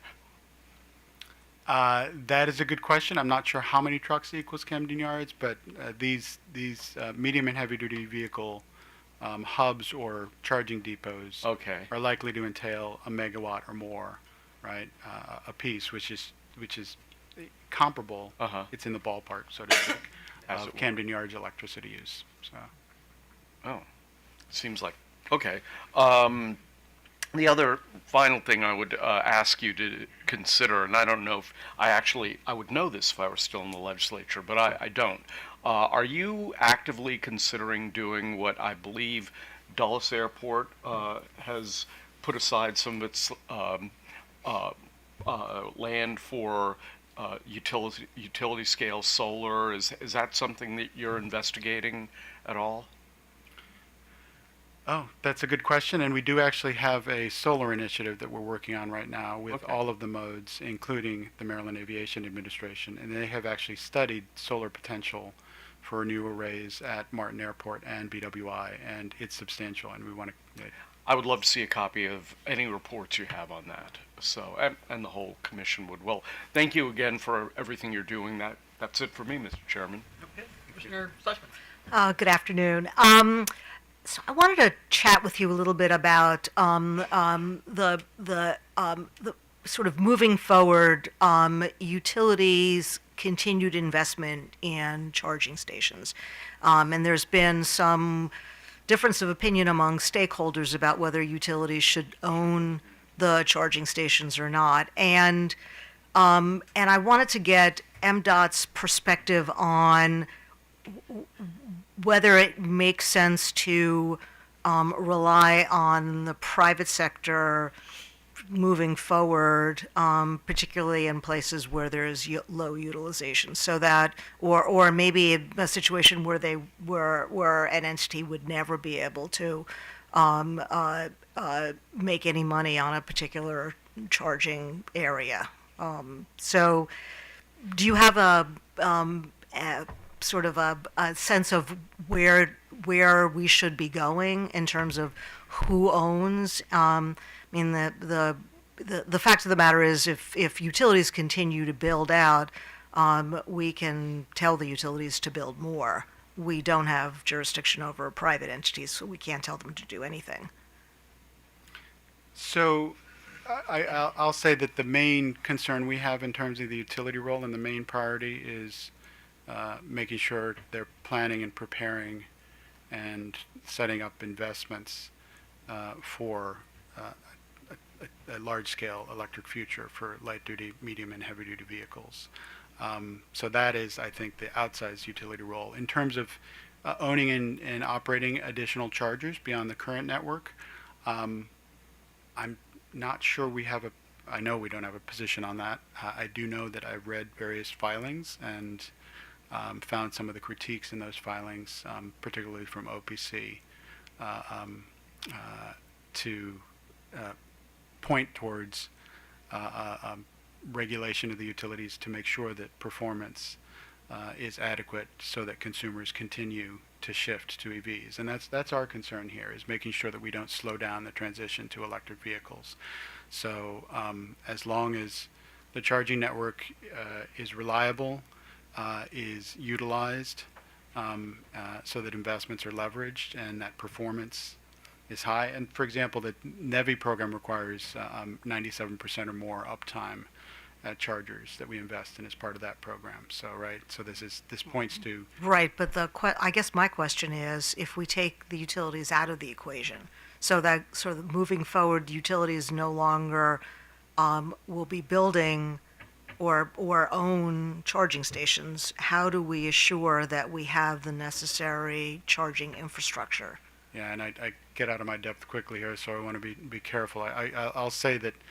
I'm really good at asking people who force them to get out of their depth. Well, based on what I know about utility policy, there are parts of the market that it's going to be hard. It's hard to see them being profitable parts of the market, and therefore there may be a utility role. I've heard multifamily unit dwellings come up, for example, low and moderate income.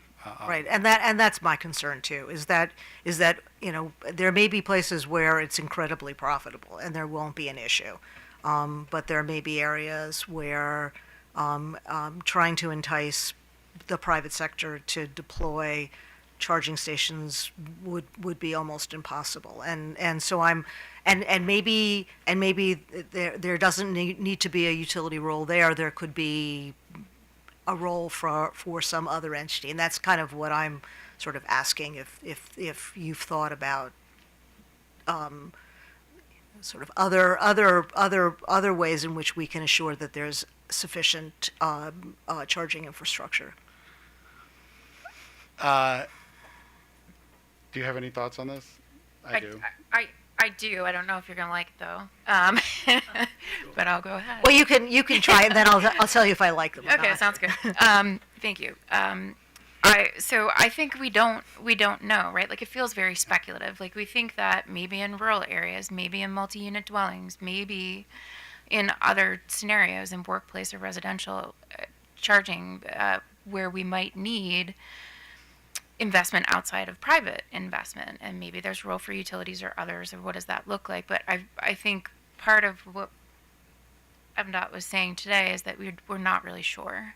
I actually think it's really okay not to be sure. I mean, I think it's Yeah. as long as we identify this as a problem and not assume we have the solution, but that at least we've identified this as something that has to be solved. Right. Yeah. And actually, I mean, part of our challenge and one of the advantages of the NEVI program is it starts with building out charging along our 23 alternative fuel corridors, no more than 50 miles apart at or near major exits or interchanges.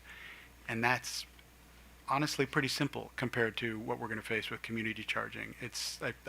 I've compared it to checkers versus chess in the past when thinking of how difficult figuring out how to site community chargers so that they're utilized and that they're the most leveraged investments. That's tougher. So when we pivot to that from NEVI, that's exactly what we're going to be wrestling with, right? So But we cannot leave them behind. And No, that's- no. that's really important too. yes, no, and that's there. This is where we have an advantage in that there is plenty of NEVI money, so that once we finish with the corridors, we're going to be able to do plenty of investment in community charging, which means we're going to have to figure this out strategically as well, just like the utilities have been wrestling with. Right. So, Okay, thank you. yeah. So as you kind of heard from my colleagues, I mean, and I've made no secret of the fact that I think this commission should be an active participant in helping the state respond to the problems created by climate change and try to help both in mitigation but also resiliency and things like that. And obviously a big piece of the puzzle for the state's solution on how to deal with climate change is moving the transportation sector to electricity. So along that line, you've heard earlier this morning that the utilities are, appearing to be fairly enthusiastic participants in doing that.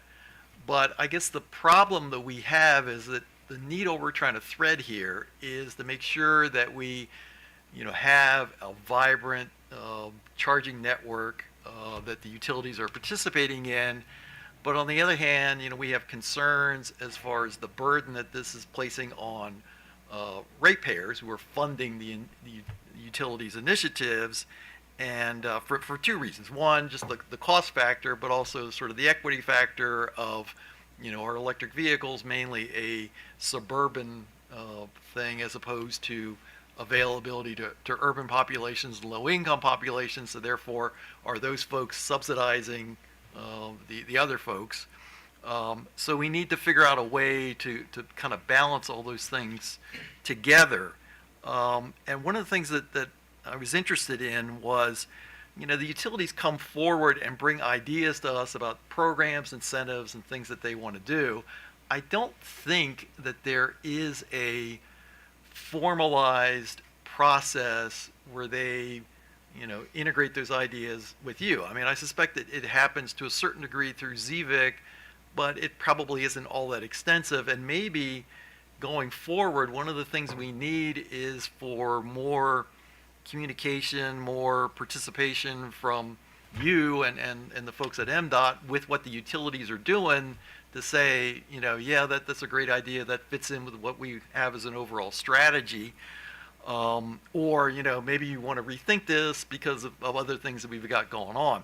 So that being said, I read in your comments this needs assessment study that is going to be done by MDE. So I guess I was wondering, could you go into a little more detail about what you think that's going to do, how it's being set up, who's participating, and all that? Yes, although this also allows me to say that at some point MDE should come and talk to you as well, Okay. right? So it's good MEA is here, good OPC is here, and good MDOT is here. And I think this might be actually our first time. Yeah, it is. Yeah. So, but I'm glad you're That's good. here and Good to welcome. hear. So So, that's right. Yeah. So we look forward to your continued participation. So the Advanced Clean Trucks rule, which was adopted by California and then 10 other states, including Maryland, as of April of last year, followed suit.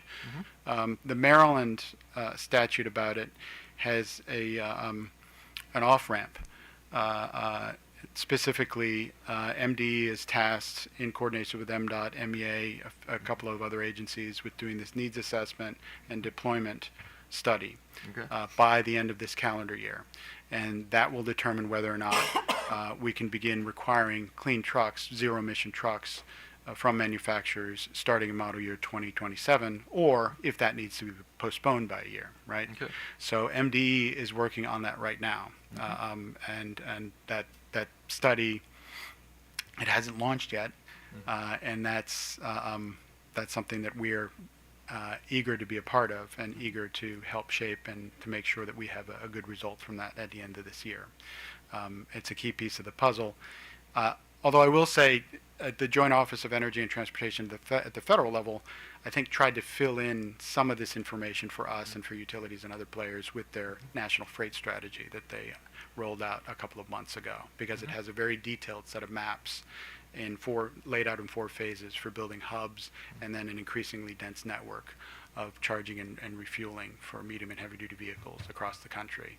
And I think they did that in part because they realized that states haven't yet done similar needs assessments. So, but that's where ours stands right now, and MD, we're eager and looking forward to working with them on that. So, Okay. So I guess from our standpoint, I mean, going forward, I mean, we'd welcome obviously your, insights and thoughts, given the position you have in state government, as how we sort of formulate a overall strategy and plan for EV charging deployment throughout the state. And I think, I don't speak for them obviously, but I would think that the utilities would be willing to work with you and in shaping their programs and incentives. And so I guess what we need to give some thought to is how do we sort of, formalize this arrangement so it's not, burdensome and duplicative of that, but, make sure that everybody's participating. Because one of the concerns I've had about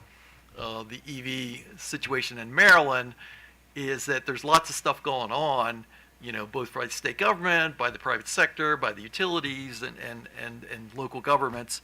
But sometimes I've been concerned that it's in these silos and not everybody's talking to each other, and there's a need to make sure that there's some overarching vision about here's how we want to go, and I suspect a lot of that's in your job description. So I guess from our standpoint, we'd welcome your input and thoughts on how we should help shape the pilot program going forward so that we accomplish this goal that we have for EVs and charging infrastructure that supports that for the state of Maryland. So. Yeah, we at MDOT are happy to play that role. So thank you. Alrighty. So any other? All right. Well, thank you very much. And thank you. Welcome to the team. And we'll now move to Maryland Energy Administration.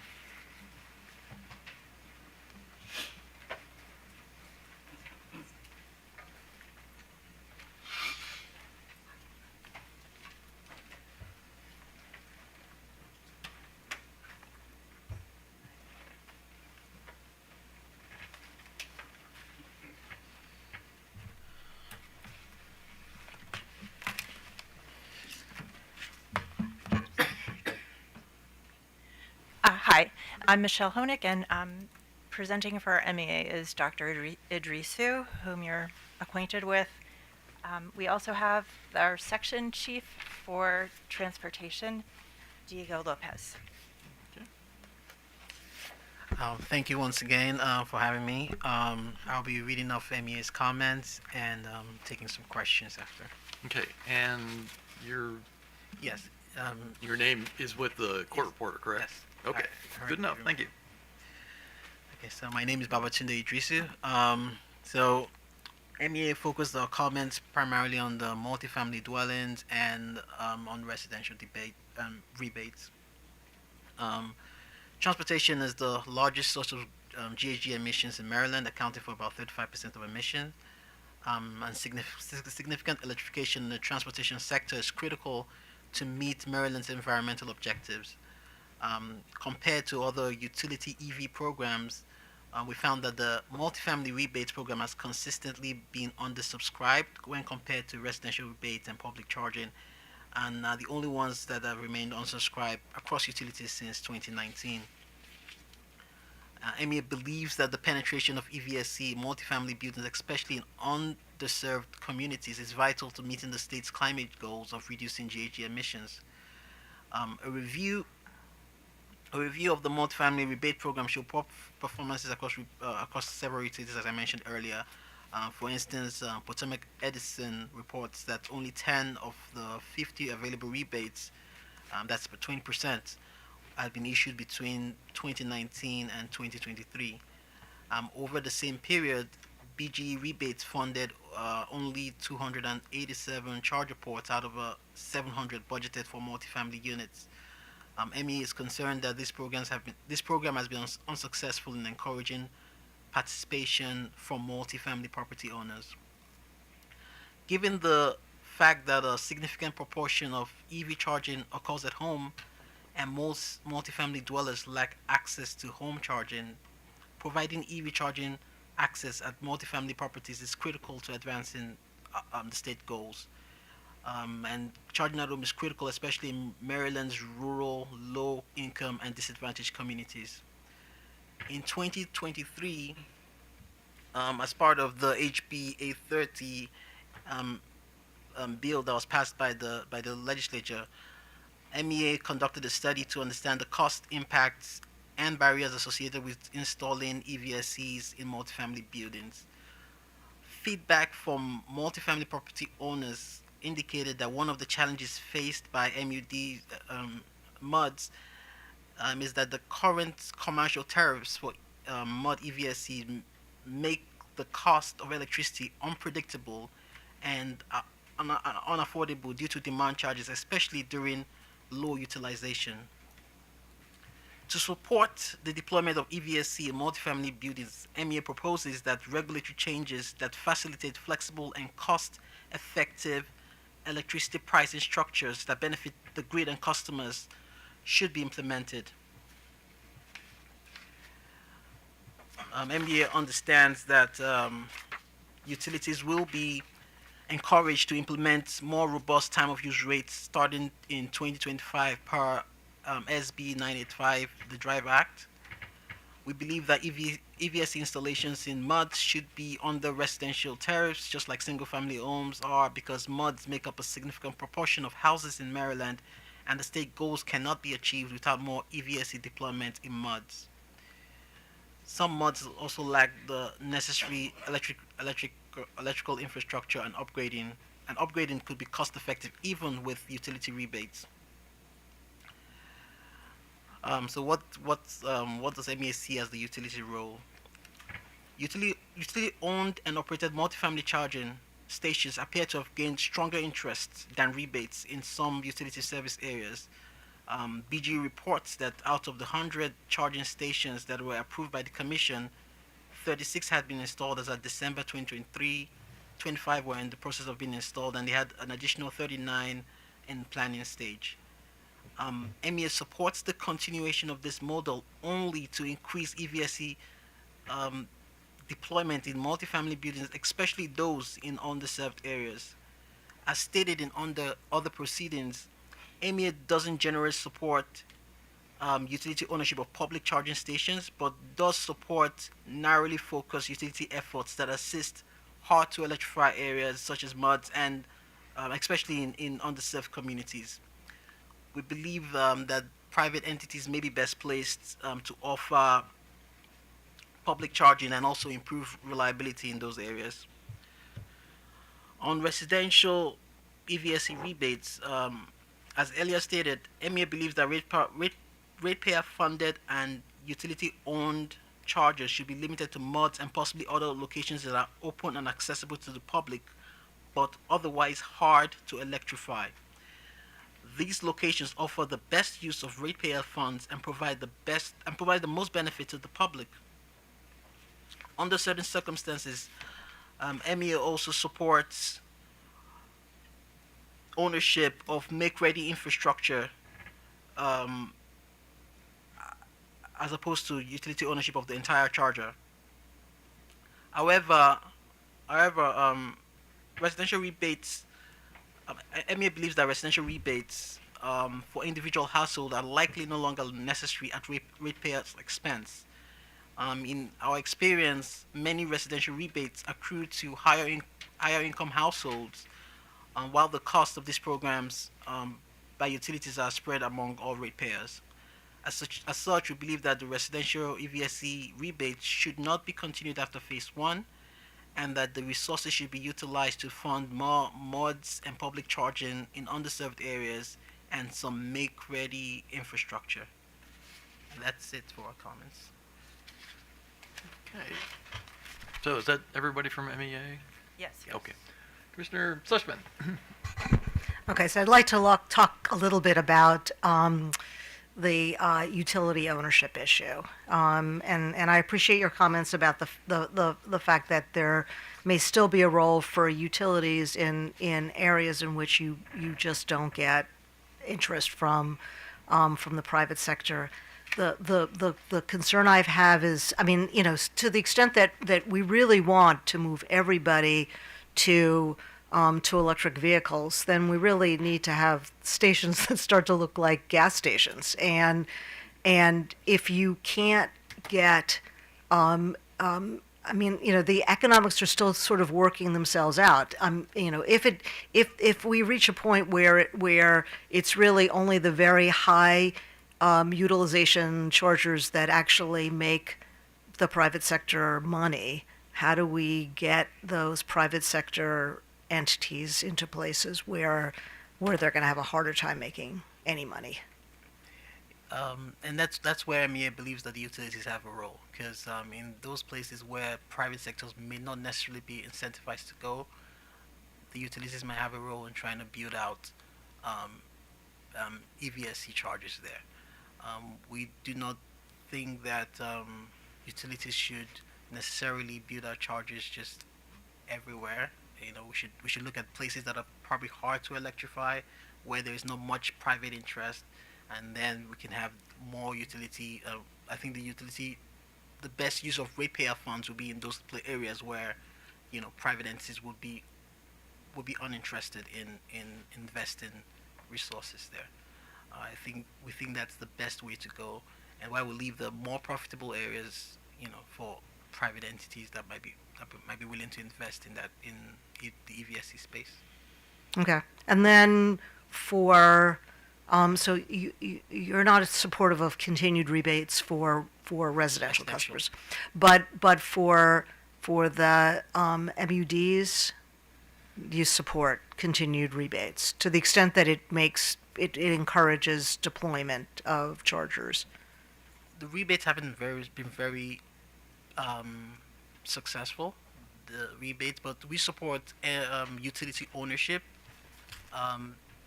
in areas that are underserved and low-income areas. Okay, well, we heard testimony earlier that the rebate was some of the it was used as an incentive to be able to deploy 6 chargers in an MUD. So in that case where a rebate could help to encourage homeowners to bring chargers to an MUD, is that a place where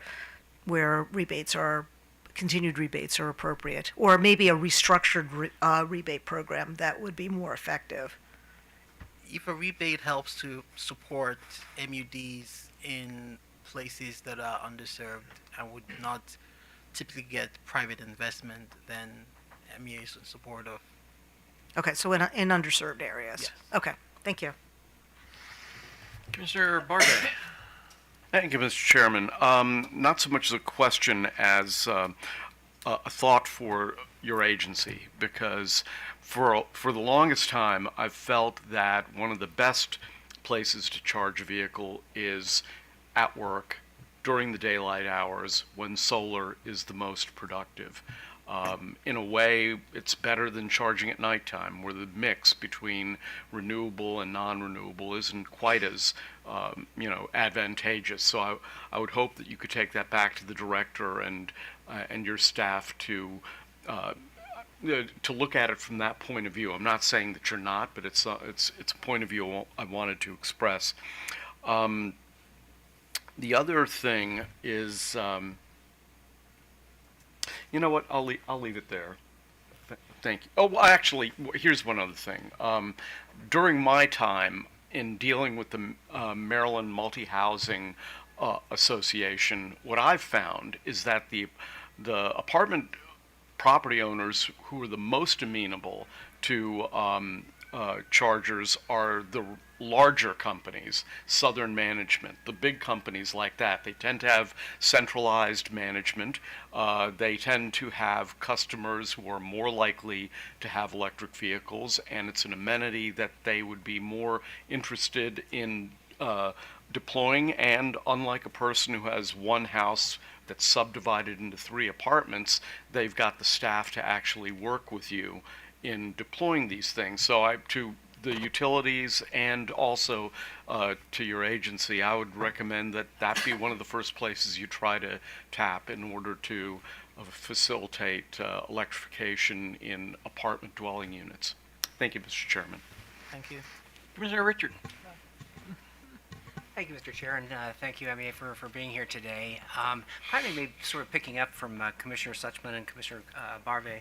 I also took note that you spent a lot of time in your testimony about multifamily housing and the importance that we maybe focus our attention there. I also took note that you have a caution about utility ownership.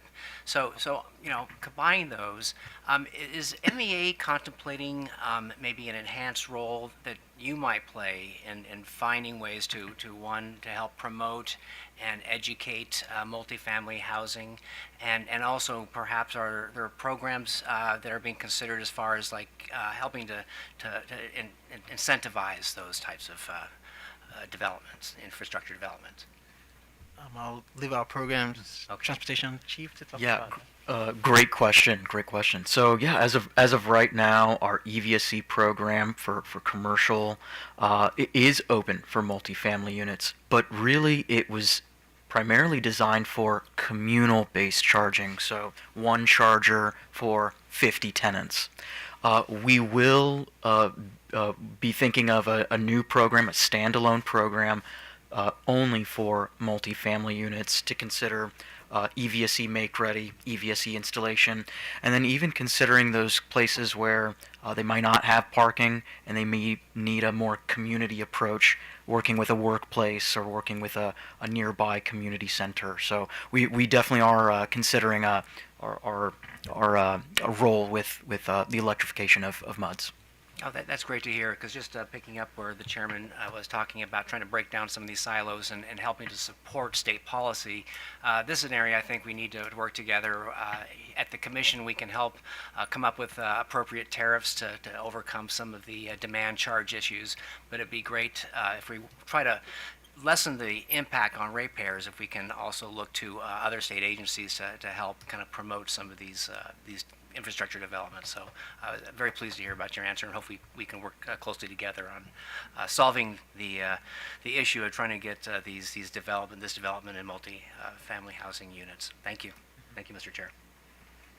So, do you have any current programs, or do you have in the works any programs aimed at enhancing workplace charging?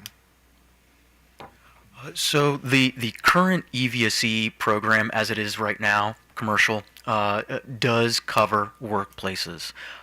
Additionally, there are some connections that we have with the Department of Energy to offer free certification courses for workplaces that just need to know where the first place is. So currently we're looking at that, but can't say going into the future. So maybe that's something that I can get more information on. Well, and while you're doing that, let me offer an unsolicited suggestion. It's been my thought for quite some time that one of the entities that ought to play a role in trying to increase workplace charging is the Department of Commerce.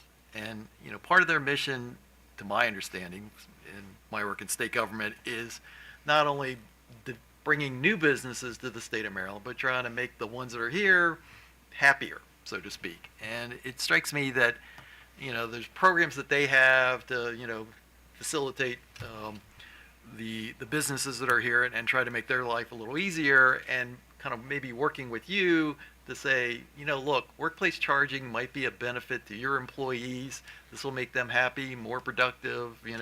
They'll stay with you, and then you'll stay here, and everybody will be the better off for that. So, maybe in looking at that, trying to marry programs that they have on other aspects of business support and business assistance with this might, go a long way toward helping the economic development. And, the utilities have their own programs that they've talked about for workplace charging, so there may be even a role for them in this too, as sort of a multifaceted approach to the existing businesses here to aid both them and the employees.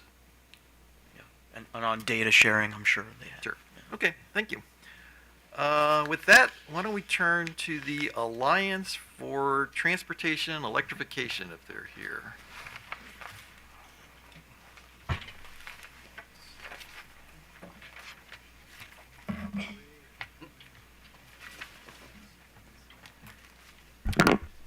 Good afternoon, Chair Hoover and Commissioners. My name is Michael Krauthammer, Krauthammer. I'm here today representing the Alliance for Transportation Electrification.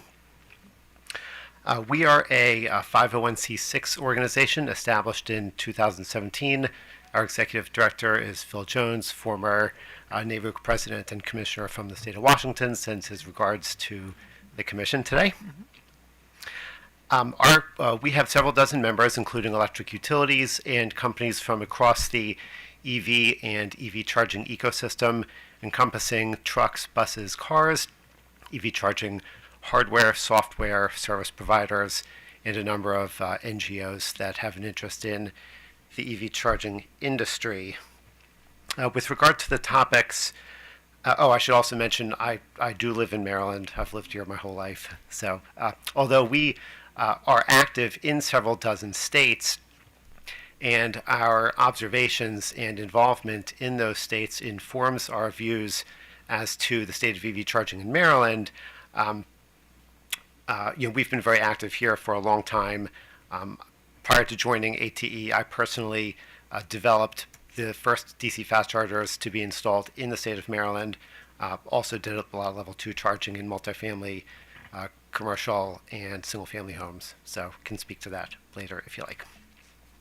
With regard to Phase 1 evaluation, as requested in the outline for today, what we would say is that the programs have been broadly successful. As we've heard this morning and seen in the reports, there are many learnings. Things have also changed. We believe that Phase 1 provided an excellent basis for Phase 2. With regard to reviewing the metrics, we believe that utilization and profitability are not necessarily the appropriate metrics, and that when you look at the results, it should be with an eye toward what the expectations were at the time, and not post hoc based on like what we know now that we did not know and could not know back then. With regard to the role of the I have some slides, so I'm just going to kind of roll through these slides. Next slide. No, yeah, okay, this one. Thank you, Amanda.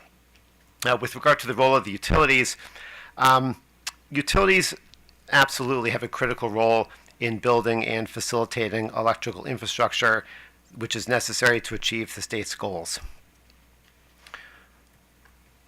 As the Commission considers the Phase 2 elements, we recommend that it be cognizant to not impose too many constraints. We've heard several times this morning about constraints that were imposed, well-intended in Phase 1, but had unintended consequences. With regard to questions such as utility ownership, there are many use cases, and utility ownership of infrastructure is appropriate in certain cases. We also see from the Phase 2 applications from Potomac Edison and BG&E that they take different approaches based on their learnings, their interests, and their customer base, and the specific characteristics of their service territories. One feature that I want to mention that echoes the comments from the prior panelists just a moment ago is about the emergence of medium and heavy duty vehicles and the significant loads which they place, which really dwarf the charging that we saw in the past for consumer charging.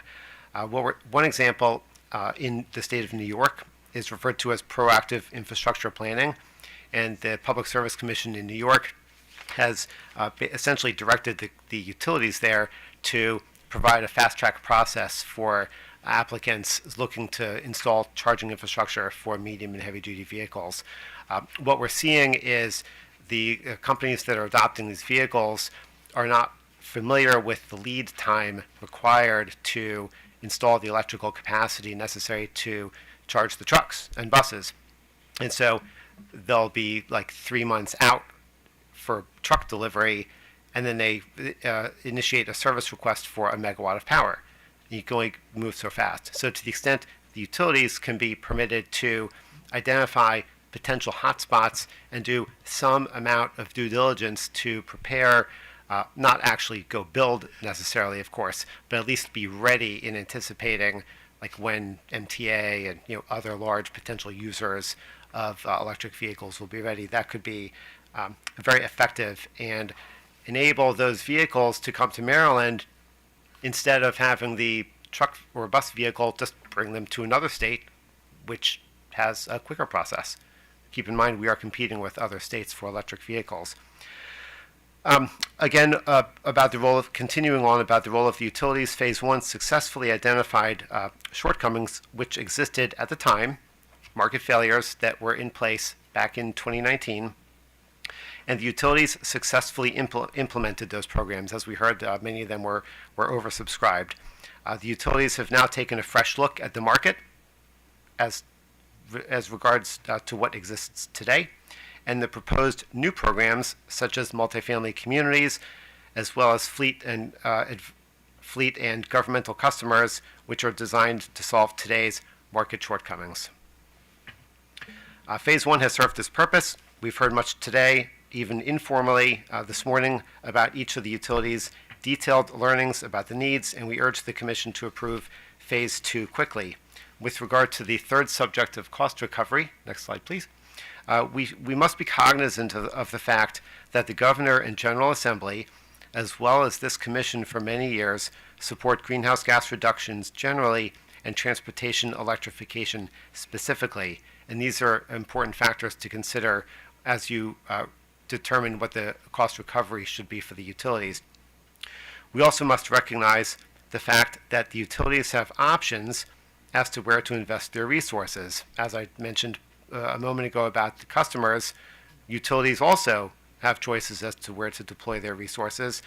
And what we are seeing across the country with utilities that operate in multiple states is that they will invest in programs and in states where the commissions approve the returns they need.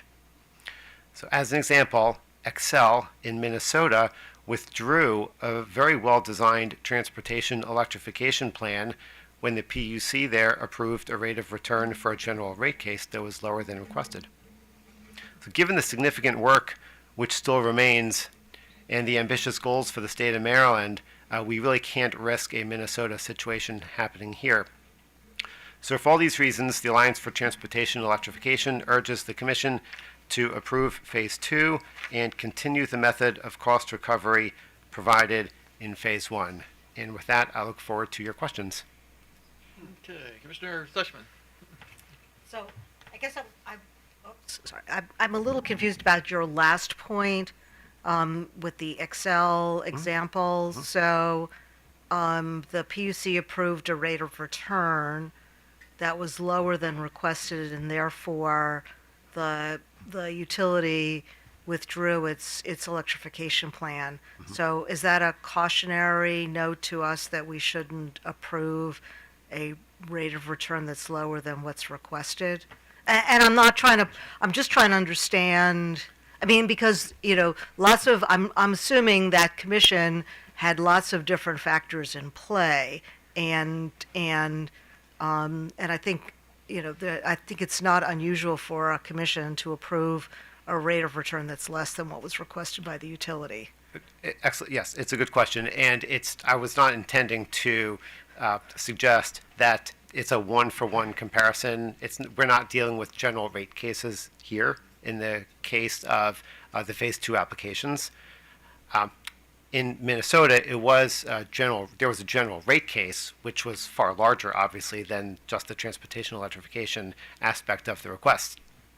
when Excel received a lower ROE for its general rate case, Excel identified that the transportation electrification component was optional, and they withdrew it because they were unwilling to invest that capital in the state where they were earning a lower return than they had requested.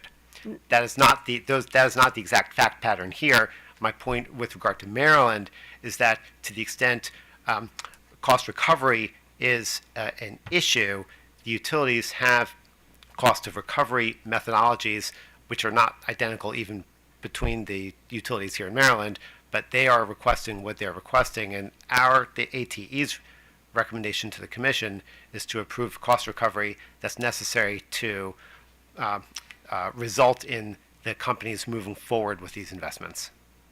Yeah, even your explanation, I'm hearing, a cautionary note to the Commission to give utilities what they want, or they won't go ahead with their electrification plan.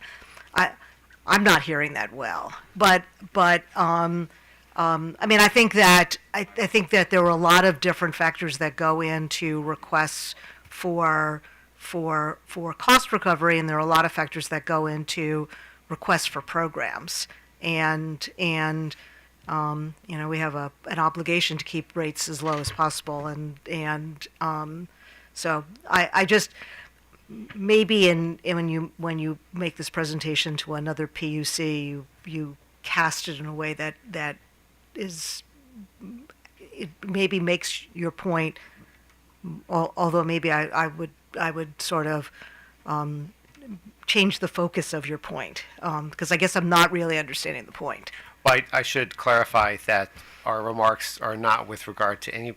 Our remarks are limited strictly to the transportation electrification EV charging programs. We're not here to discuss any other rate cases or any other cases. It's the prior orders on transportation electrification proposals, like Phase 1, contain specific language as to what how the cost recovery should be calculated for those specific pilots relating only to EV charging. What we're recommending the Commission do is continue the cost recovery approved in Phase 1 for Phase 2. Okay. All right, that's all I have. Commissioner Richard.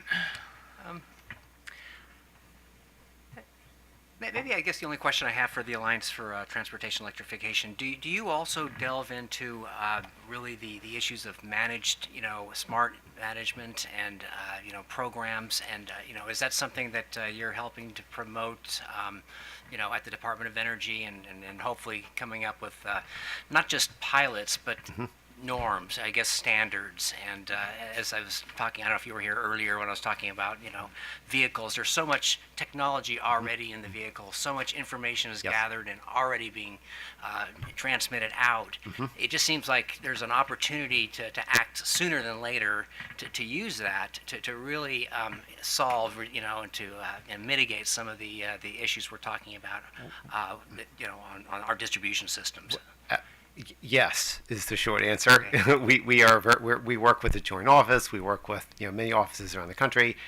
We have members who are involved in using smart charge management type programs, and so of course there's different types of managed charging, right? There's like what we call passive managed charging, where the customer makes a decision based on the rate that they're given.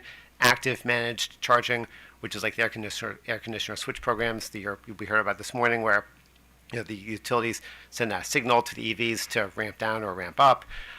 It's not a one-size-fits-all. There's different programs that are appropriate for different types of customers, different utility capabilities, different distribution system capabilities.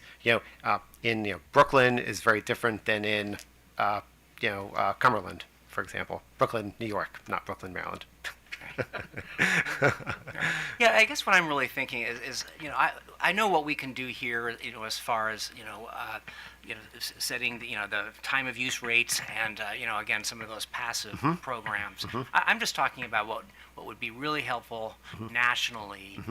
For instance, again, I can right now with my car set the time, and this is when I want it to charge. And I can even set it for different places I might charge. Wouldn't it be great if also it could put my zip code in, and it knows my utility, and I could sign up right there for a more of a managed charge. It seems like it's right at your fingertips. It's not. I don't know how we get there, and it seems like organizations like yours that are national in scope could be promoting those types of smart management, charging management. And we do when there's a business case for them, absolutely. And when it's economical for all parties involved. There are distribution systems in the country where the cost of electricity and the congestion on the grid just is such that there just may not be a need in that particular area for managed charging. We're not kind of accustomed to that here because we're so used to a lot of congestion and PJM and variable pricing that kind of moves around a lot, but that's not always the case even in all parts of Maryland. Even all parts of Maryland are not the same when it comes to these questions. Okay. Well, anyway, I think that would be very useful. And again, the types of engagement with our utilities. Kind of to Commissioner Suchman's point, I think on your final cost recovery, I mean, we have expectations, I think, of load forecast, and we expect our utilities and our RTO to provide the energy, to forecast energy Yes. they need, and we expect our distribution system to deliver the energy where it's needed. Yes. So some of these areas, that's just the job of the utility. But in any case, I think that the organization can help promote some of the things we really need, some innovative thinking, and that is in the area of charging and smart charging and that type of thing. Yeah, no, and we and thank you for that endorsement. I don't know if it's, thank you for your statement. I don't want Thank to you very much cast for being any characterizations, but yes, thank you. It is. We will continue to encourage smart charging where it makes sense. Perfect. Thank you. Thank you. Thank you, Mr. Chair. Mr. Barbie. Thank you, Mr. Chairman. I have always been dubious about the profitability of electric vehicle charging. Of course, I actually have a friend who owns several gas stations, and he tells me he doesn't make money on the sale of gasoline. He makes money on people jumping into the store and buying a Snickers bar. It's the concession model that he uses, and I've read, and there's no way of knowing this for absolute certain, that I mean, it makes sense that Tesla built its charging network as a loss leader, and I understand they're now claiming that they're breaking even after over 10 years of operation. And so so given the fact that at best this is an industry with very thin margins, I suspect has very thin margins. I would hate to put you in a position to undermine any of your clients, of course, but I'm trying to figure out economically what the best path forward for electrification for, let's put aside Class 8 trucks, because that is going to have to be a very specific and unique technical and business solution for them that's going to be wholly unlike what I am going to charge my vehicle up with. Given the fraught economics of electric vehicle charging, I mean, make the case for these companies like ChargePoint being the best vehicle for this solution. Have I put you in too much of a box? Maybe, but but I'm a little. Maybe could you rephrase the last part of that question about the ChargePoint? Well, I guess for those companies that are in the business of selling electricity to consumers like me, as opposed to companies that will go and build a charger in your home or build charge mechanisms for an apartment building, for the companies that are trying to be the electricity version of a gas station, is that the best model? Or assure me that that's not a terrible model. I was listening this morning on my way up here from Rockville to a podcast about the origins of Microsoft, and they were talking about Bill Gates from like when he was a child on. Yeah. Unbelievable story. Needless to say the detail, but I'm thinking about like, this discussion we're having now as I'm driving up this morning, and the nascency, of the computer industry when Bill Gates was, a teenager, and like that's kind of where we are now with, EVs. It's still so early. Penetration is still so low. There's so many more EVs are going to be on the road in the years to come. Another concept that I was thinking about this morning before your question even was about all the different business models that the computer industry pursued, and a couple ended up surviving. With EV charging, there's all the different companies, but they're really very, very different from each other. I mean, it would be a struggle to find two significant EV charging companies that are like taking the same exact approach. EVgo, Electrify America, Tesla, ChargePoint.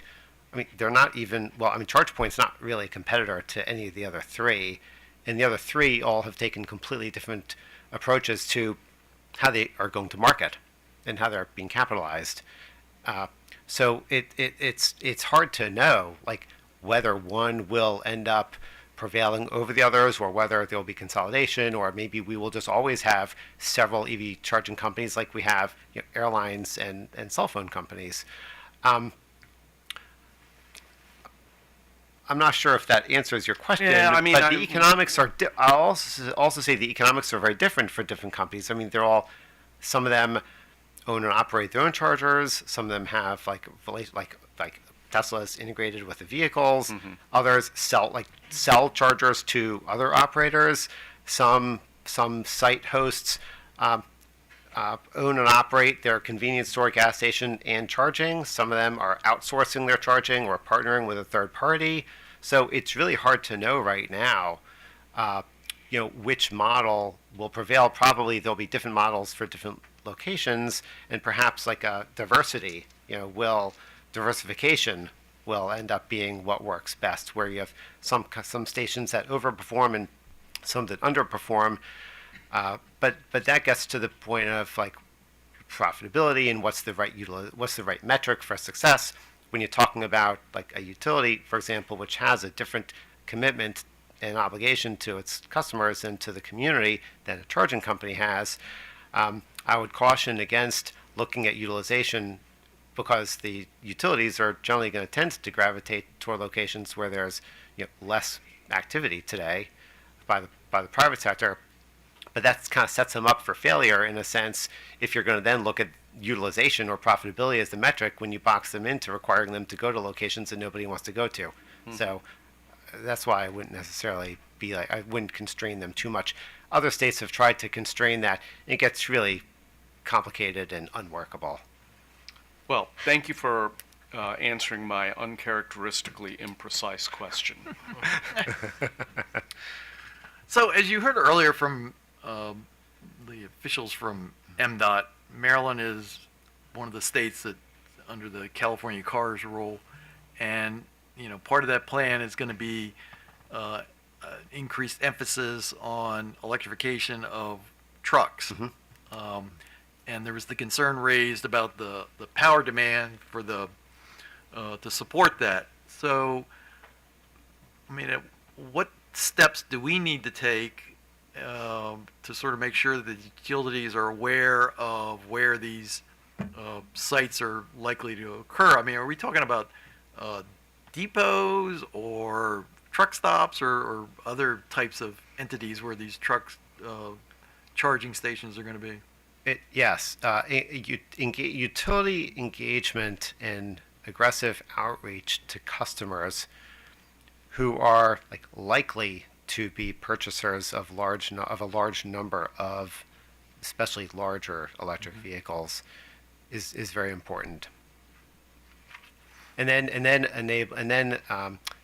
having the utilities set up a process where they can fast track certain types of applications, because if a customer hears that it's going to be, I've seen sites where the utility has told them it's going to be 5 years until they can get the power. I mean, I'm not speaking about Maryland, Right, but yeah, I mean, I that's a long understand. time. So, So- those trucks, I mean, they're not going to wait. They're just going to send the trucks somewhere else. Yeah. So having no, I'm not saying you can't build a substation overnight. Obviously, Mm-hmm. some things take time, but you can they can progress incrementally, Mm-hmm. and so they can identify the spots, and then talk with, like I said, the customers are known, the big ones, Mm-hmm. engage with them about their plans, and express to the customers, hey, let's talk about where you might, what are your plans? You've got vehicles in 23 states. We'd like Maryland to be a state where you bring your electric trucks. So what do we need to do to make sure that happens? And they'll probably say things like, the predictable response, but one of them is going to be, well, how quickly can we get power? Okay. All right. Well, thank you very much. Now, with that, let's turn to the Americans for Affordable Clean Energy. Thank you. Here. Yeah, thank you.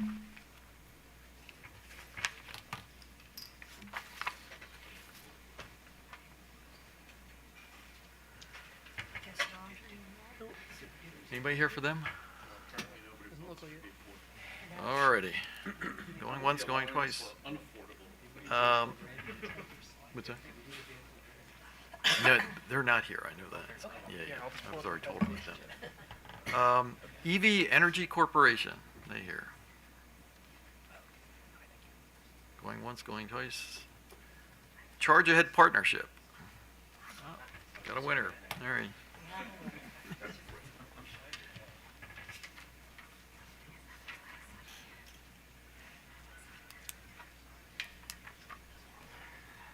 Hello. Good afternoon, Commissioners. My name is Hunter Young, and I serve as the Director of Member Engagement for Charge Ahead Partnership. Charge Ahead Partnership is a nationwide coalition of associations, businesses, and individuals committed to the expansion of the EV charging network across the country and here in Maryland. Our members include many companies operating in Maryland and many more that have an interest in investing in EV charging here if the business environment improves and it makes sense to do so. We believe that the best way to build out the EV charging network is in a way driven by private investment, allowing competition and innovation to produce the best consumer experience and the most effective build-out. This is achieved when utility ownership of EV charging stations is limited and captive ratepayers do not bear the cost for the build-out of the charging network. While we are new to engagement in this docket, we are grateful to the Commission for your consideration of these important issues and the opportunity to provide comments today. In addition to my testimony, we also submitted more extensive written comments online. We believe that a major barrier to private businesses investing in direct current fast charging or DCFC stations is the threat of electric utilities investing ratepayer funds in EV charging stations without market or competitive forces at play. Maryland's electric utilities have been permitted to own and operate DCFC stations, serving the public using ratepayer dollars to fund their investments, which has undercut the development of a competitive EV charging market here in Maryland. Private businesses cannot compete with regulated electric utilities that have the ability to pass on the cost of their investments in DCFC stations to all of their ratepayers. These anti-competitive concerns are only exacerbated by the ability of utilities to offer rates at their charging stations that private operators do not have access to. Continued growth in utility ownership of charging stations will make Maryland less attractive to private investment in this space. Another example of large utility investment came up earlier in Minnesota. That was another example where we were involved in that case, where Xcel there did request to use almost $200 million in ratepayer funds to build more than 700 DCFC chargers, and they withdrew that request after a large deal of public pressure and negative feedback there, as well as several other factors that led them to withdraw that proposal. Returning here to Maryland, the public charging aspects of Phase 1 of the utility EV charging programs have demonstrated the consequences of regulated utilities participating in competitive markets, such as EV chargers plagued by reliability issues and located at municipal buildings that lack the amenities that drivers have come to expect when refueling. For example, 24/7 access to bathrooms, food and beverage options, as well as security amenities such as lighting, cameras, and on-site staff. When electric utilities use ratepayer funding to finance investments in DCFC stations instead of private entities risking their own capital, there is no incentive to provide a positive consumer experience. Electric utilities operate in a guaranteed rate of return environment and will make their profit irrespective of whether the driver has a positive recharging experience or even if the charger is used. Conversely, unregulated businesses, with their own capital at risk, have every incentive to ensure a positive consumer experience, which hinges on many factors, but none more important than a well-maintained and operational EV charger. Regarding the proper role of utilities in this market going forward, we acknowledge that Maryland's electric utilities will play a critical role in ensuring Maryland's grid infrastructure is prepared to support a statewide fast charging network. Instead of seeking to participate in the competitive EV charging market, utilities should look to facilitate partnerships through a make-ready model that will allow electric utilities to focus on infrastructure and distribution system upgrades needed to prepare charging sites for DCFC stations, while unregulated businesses that compete on price and quality of service invest their private capital to own and operate publicly available DCFC stations. There is also the necessity for continued work from Maryland's utilities on rate structure for EV charging, as demand charges continue to present a major barrier to private investment for businesses seeking to offer EV charging services. Finally, allowing electric utilities to recover the costs associated with owning and operating DCFC stations from ratepayers will adversely affect the entire rate base as well as the development of the competitive EV charging market. This has the largest impact on individuals in low-income and fixed-income communities who are more sensitive to price fluctuations on utility bills and are less likely to own an electric vehicle.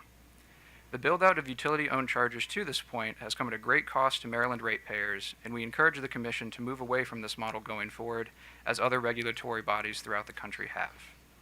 Private industry is ready and willing to shoulder the cost of building Maryland's EV charging network and the inherent risks that come along with investing in a new and growing market, instead of leaving that cost to be borne by ratepayers. In conclusion, going forward, we urge the Commission to embrace private investment over utility ownership and encourage the development of a competitive EV charging market in Maryland to best meet the needs of Maryland's drivers and help the state achieve greenhouse gas reduction goals. Thank you again for the opportunity to provide comments, and I'm happy to answer any questions. So, questions from the Commission. Commissioner Richard.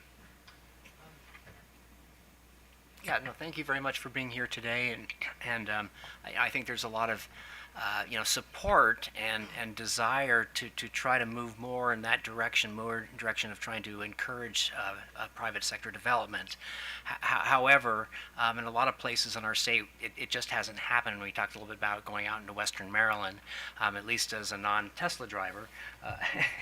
There are just a couple of places to go, but there are lots of opportunities, but nothing has really materialized yet, except for a couple of places where the Potomac Electric has developed a couple of sites. So, and the same thing when I drive to the shore on the weekends.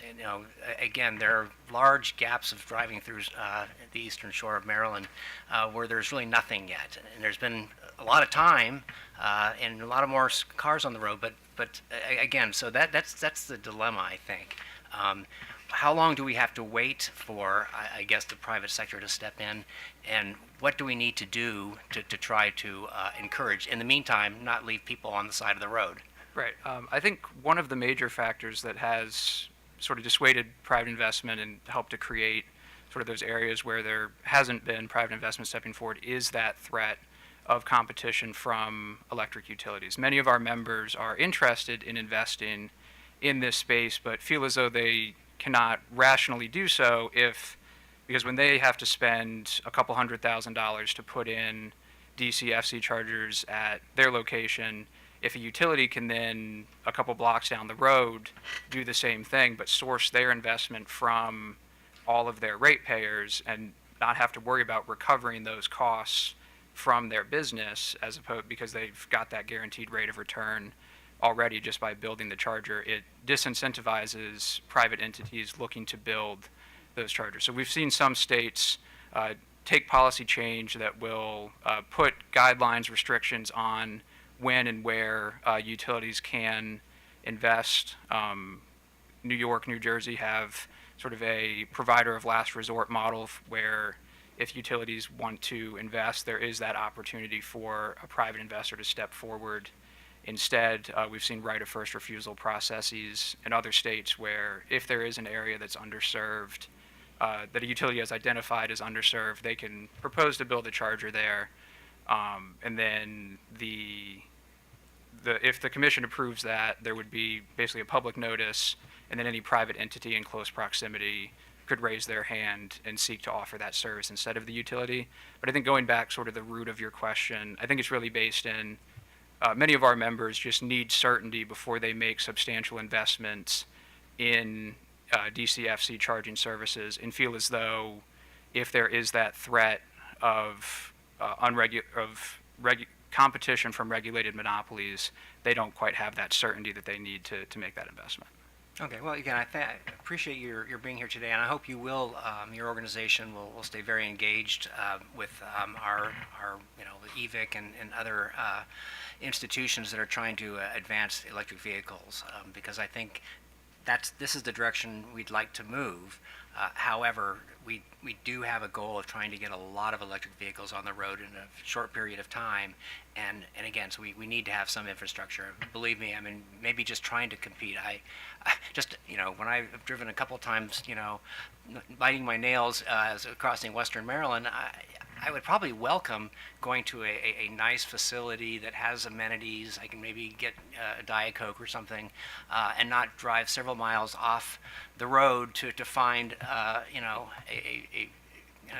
feel really bad. I don't mean to be disparaging Potomac Electric's facilities, but again, I think that there's an opportunity for the private sector to maybe try to compete and try to begin to develop some of these stations. So anyway, thank you for being here. Absolutely, thank you. Mr. Sushman. Okay, so if we address the demand charge issue, and I understand that issue, so if we took that off the table, if somehow we've come up with a solution to that, and we've restricted the ability of utilities to use ratepayer money to buy charging stations. If you can sort of map out for me how your members would step up and address the concerns that I have about deploying charging stations in places that will necessarily have low utilization rates, and they will always have low utilization rates. So you can't, you take the demand charge issue off, and so you're not going to penalize them for low utilization. So go. Well, I would say many of our members are those who are either just starting to get into this business or are in this business, and many of them have been in the refueling industry for a very long time. And they very much see themselves as fuel agnostic, where they want to provide refueling services, be that electricity, gasoline, diesel, biofuels, anything under the sun that people want to put in their cars. They want to be able to provide that service just as they have with gasoline for several decades. And I guess speaking to something that Commissioner, I'm sorry if I mispronounced your name, Barve said earlier about some entities not making money off their gasoline. They want people to come into their store, buy a Coke, a sandwich, a candy bar.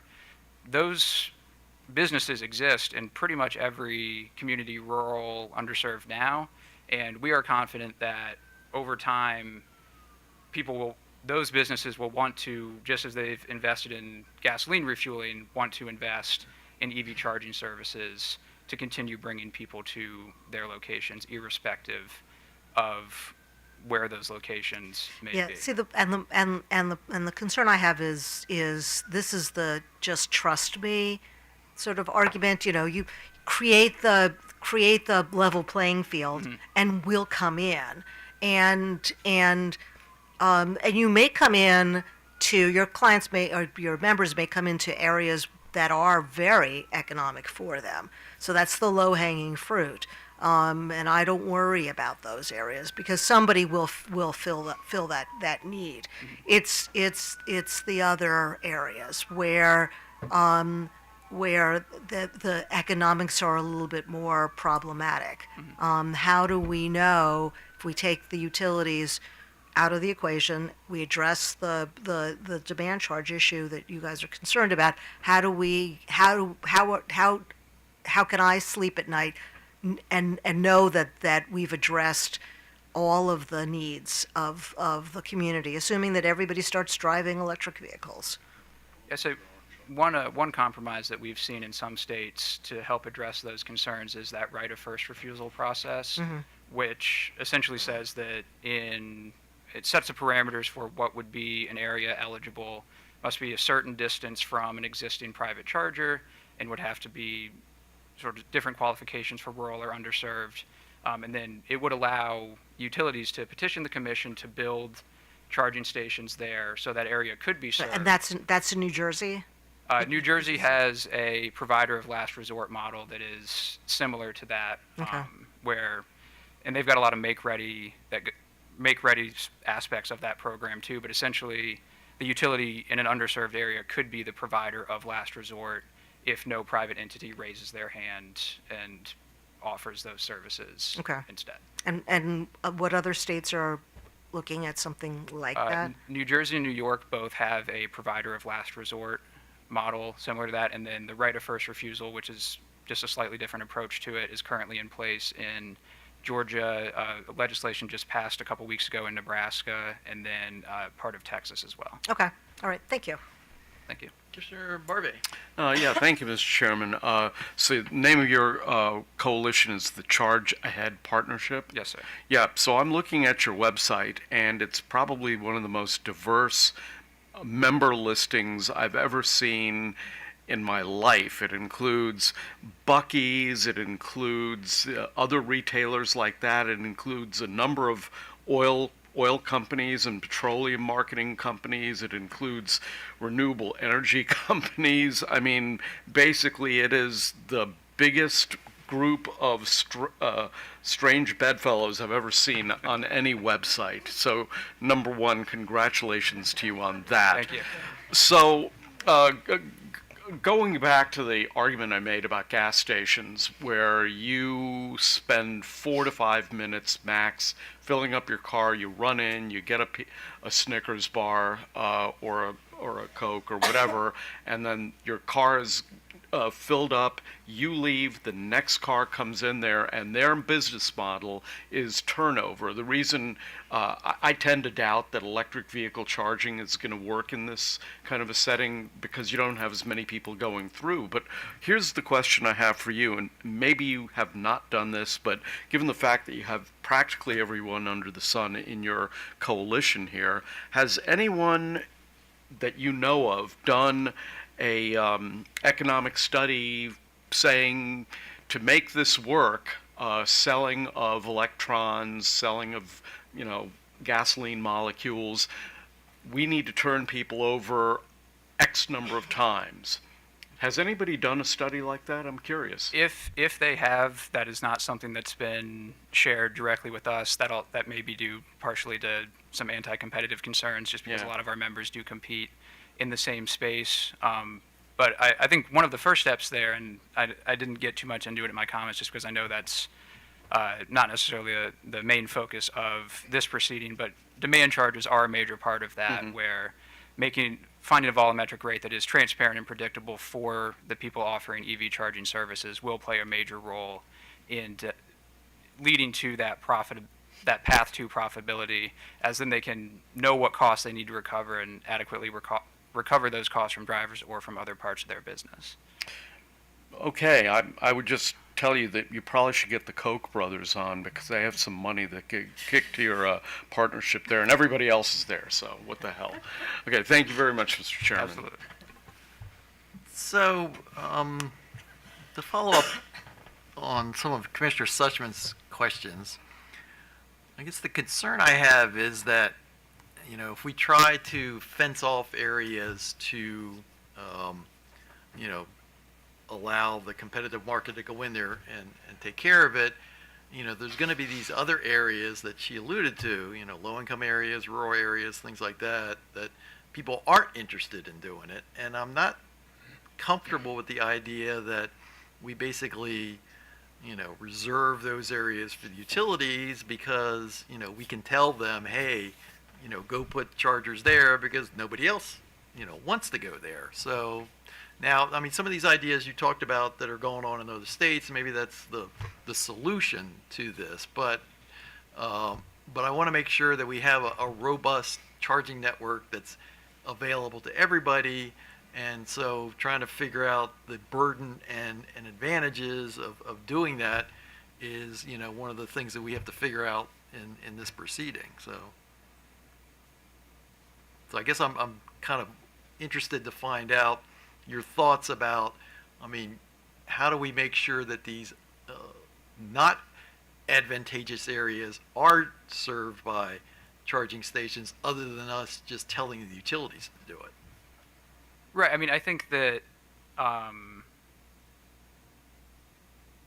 guess if there are areas that are being underserved, then I think that that's an area that utilities could step in and fill that. I also think that there are sort of other options as opposed to like just one or the other making that investment. We really do believe that utilities play a major role and a major part in this build out in the Make Ready work, the grid improvements that are going to be needed. So Make Ready programs could help incentivize private investment in those areas as well. And if utilities are working to help cut down some of those Make Ready costs in those areas, reduce that upfront investment for a private entity, that could incentivize some investment there. Okay, and regarding the demand charge issue, at the risk of stoning the messenger, we actually had a proceeding some months ago that was dealing with demand charges. It was a proposal by one of the utilities, and we had a proceeding to sort of figure it out. And we had participation from the utility that was involved, and our staff, and the residential consumer advocate. The only people who weren't in the room were, the private charging companies who had filed lots and lots of written comments expressing their concerns and desires when it was related to demand charges and changes they wanted to see made in it. But when it came time to actually figure out a solution, they were nowhere to be seen. And so I guess my message to your members is, we'll probably have future proceedings dealing with demand charges. And if you want some solution to the demand charge issue, being present in the room would probably be helpful. So, okay. Anything? Thank you. Yeah. All right. So let me turn to Sierra Club. Especially Buc-ee's. H-U-N-E-E-R. Oh, okay. Have you ever been? And then Y. Have you ever been? You've been to Buc-ee's. It's ridiculous. It's like a Walmart, except it's right. It's a gas station that basically is a Walmart package, and it's so huge. Yeah, I've never been anything that large. Like you just step in, you're like, why am I here? Oh, is that where It's in they're? Texas. Oh, okay. Everything is bigger You're in in Texas. Texas, Yeah, you can use that. Yeah. I see.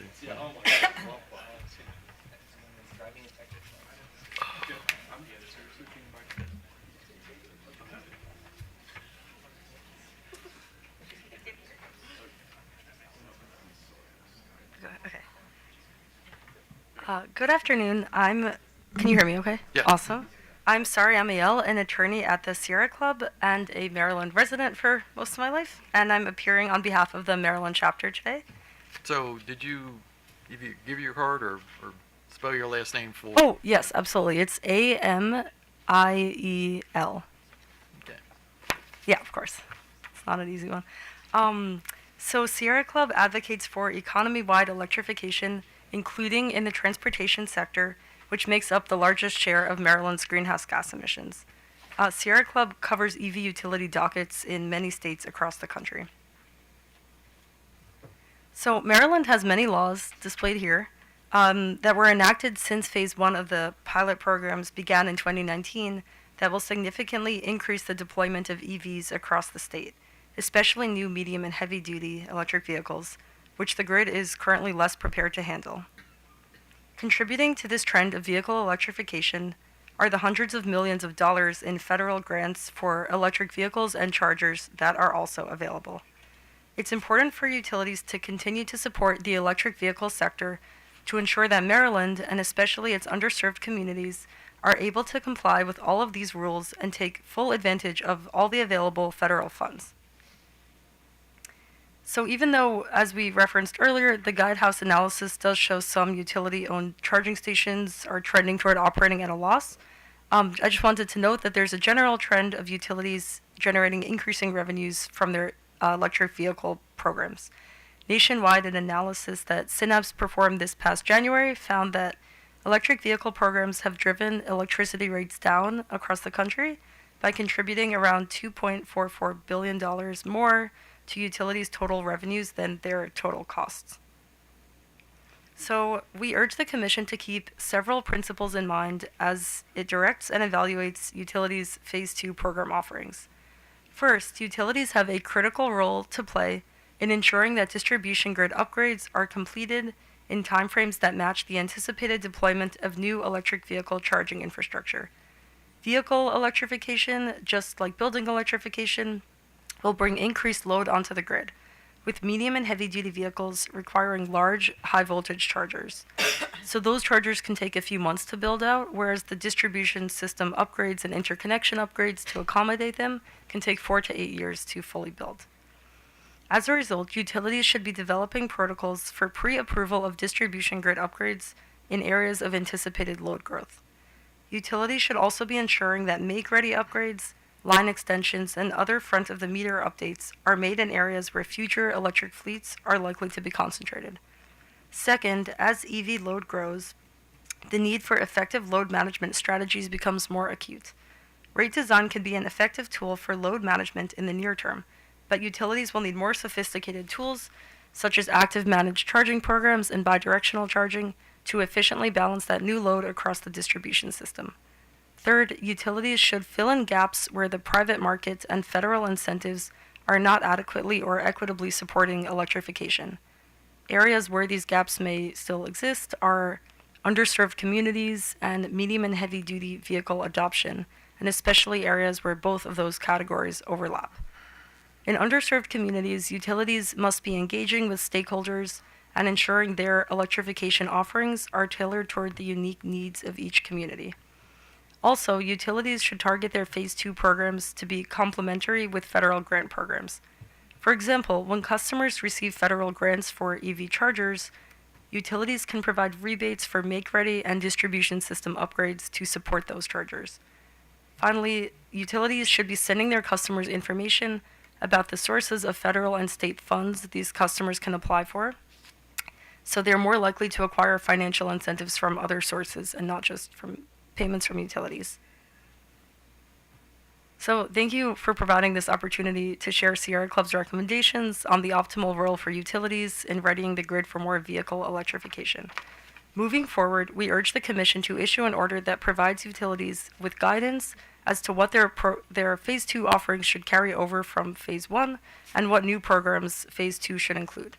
For example, the Commission could urge utilities to prioritize Phase 2 programs that provide sufficient support for medium and heavy-duty vehicle electrification, especially in lower-income and underserved communities. Next, utilities could share their new Phase 2 proposals with the EV Workgroup and then submit those written proposals to the Commission, which could hold another legislative-style hearing to solicit stakeholder feedback before choosing which particular programs to approve.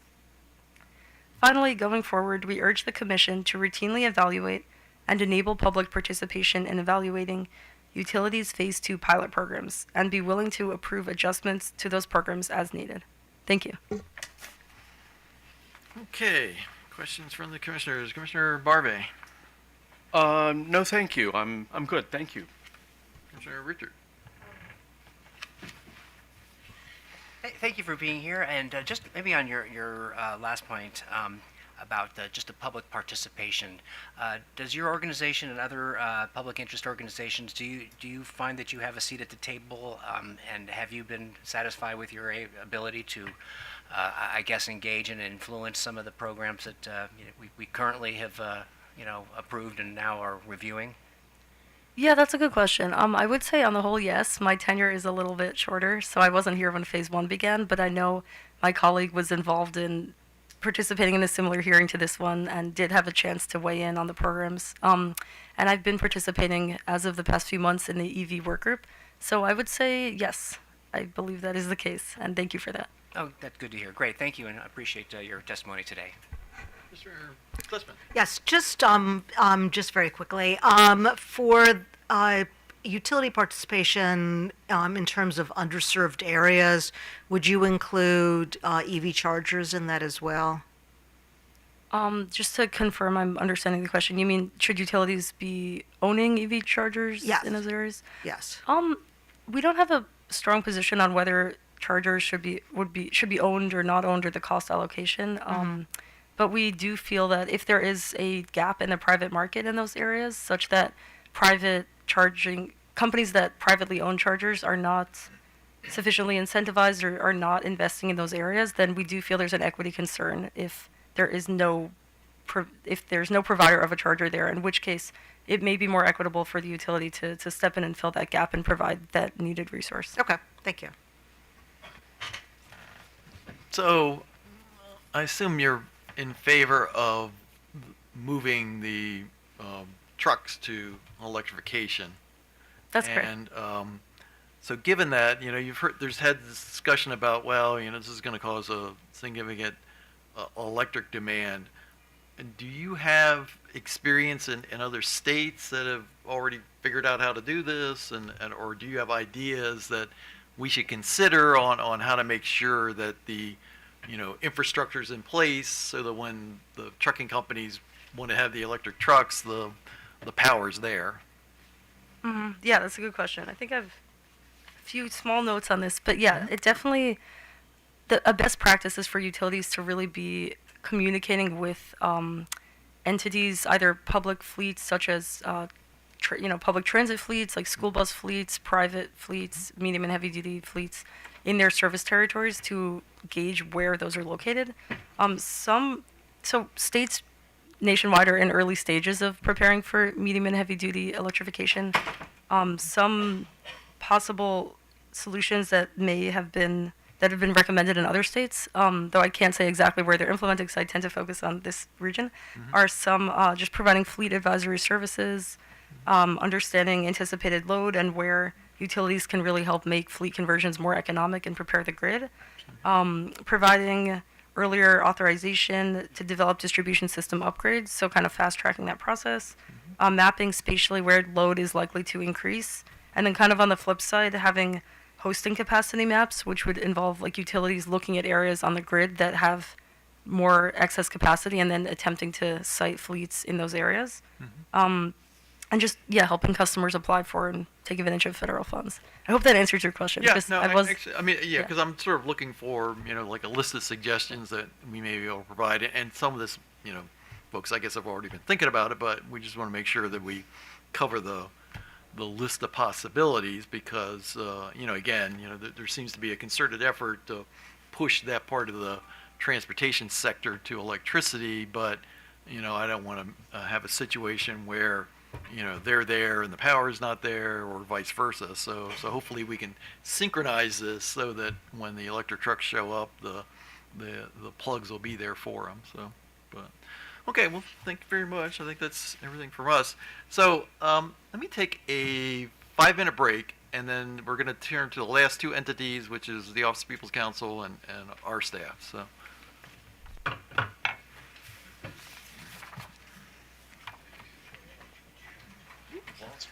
Yeah. We're on 5-minute break. Yeah. Turn around. I'm done. I'm fine. I know, let's but keep going. Not so fast. Well, you reminded me to Well, do I that. I understand. I I know. had no idea when I you know, were going no. to stop and I know. And for the last half hour, Well, too much information, I know. I know. All right, so where are Put a we? big glass of water in front of you. Yes, where are we? So we finished the Sierra Club, so all we got left is OPC and staff. Yeah, let's So, see. yeah. So, Fred, your mic is.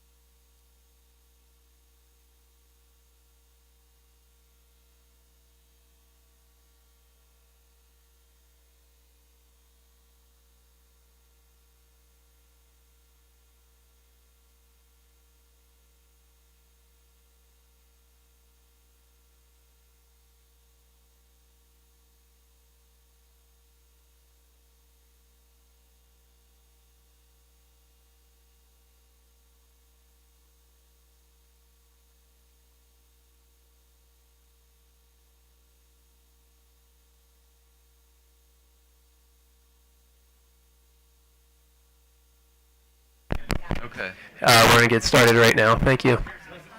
Alrighty. He's in charge. Okay, back on the record, and we're now going to hear from the Office of People's Counsel. So, Mr. Good afternoon, Chair Hoover, Commissioners. Mark Shebas for Office of People's Counsel. I'm joined today by Courtney Lane, Principal Associate for Synapse Energy Economics.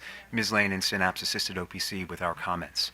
I'm going to make some brief introductory remarks, and then Ms. Lane and I are both available to answer questions.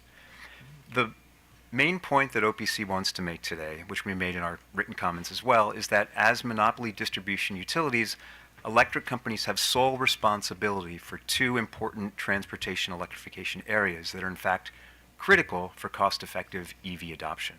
First, load management, which we've talked extensively about already today, and second, the interconnection of charging infrastructure, including make-ready infrastructure.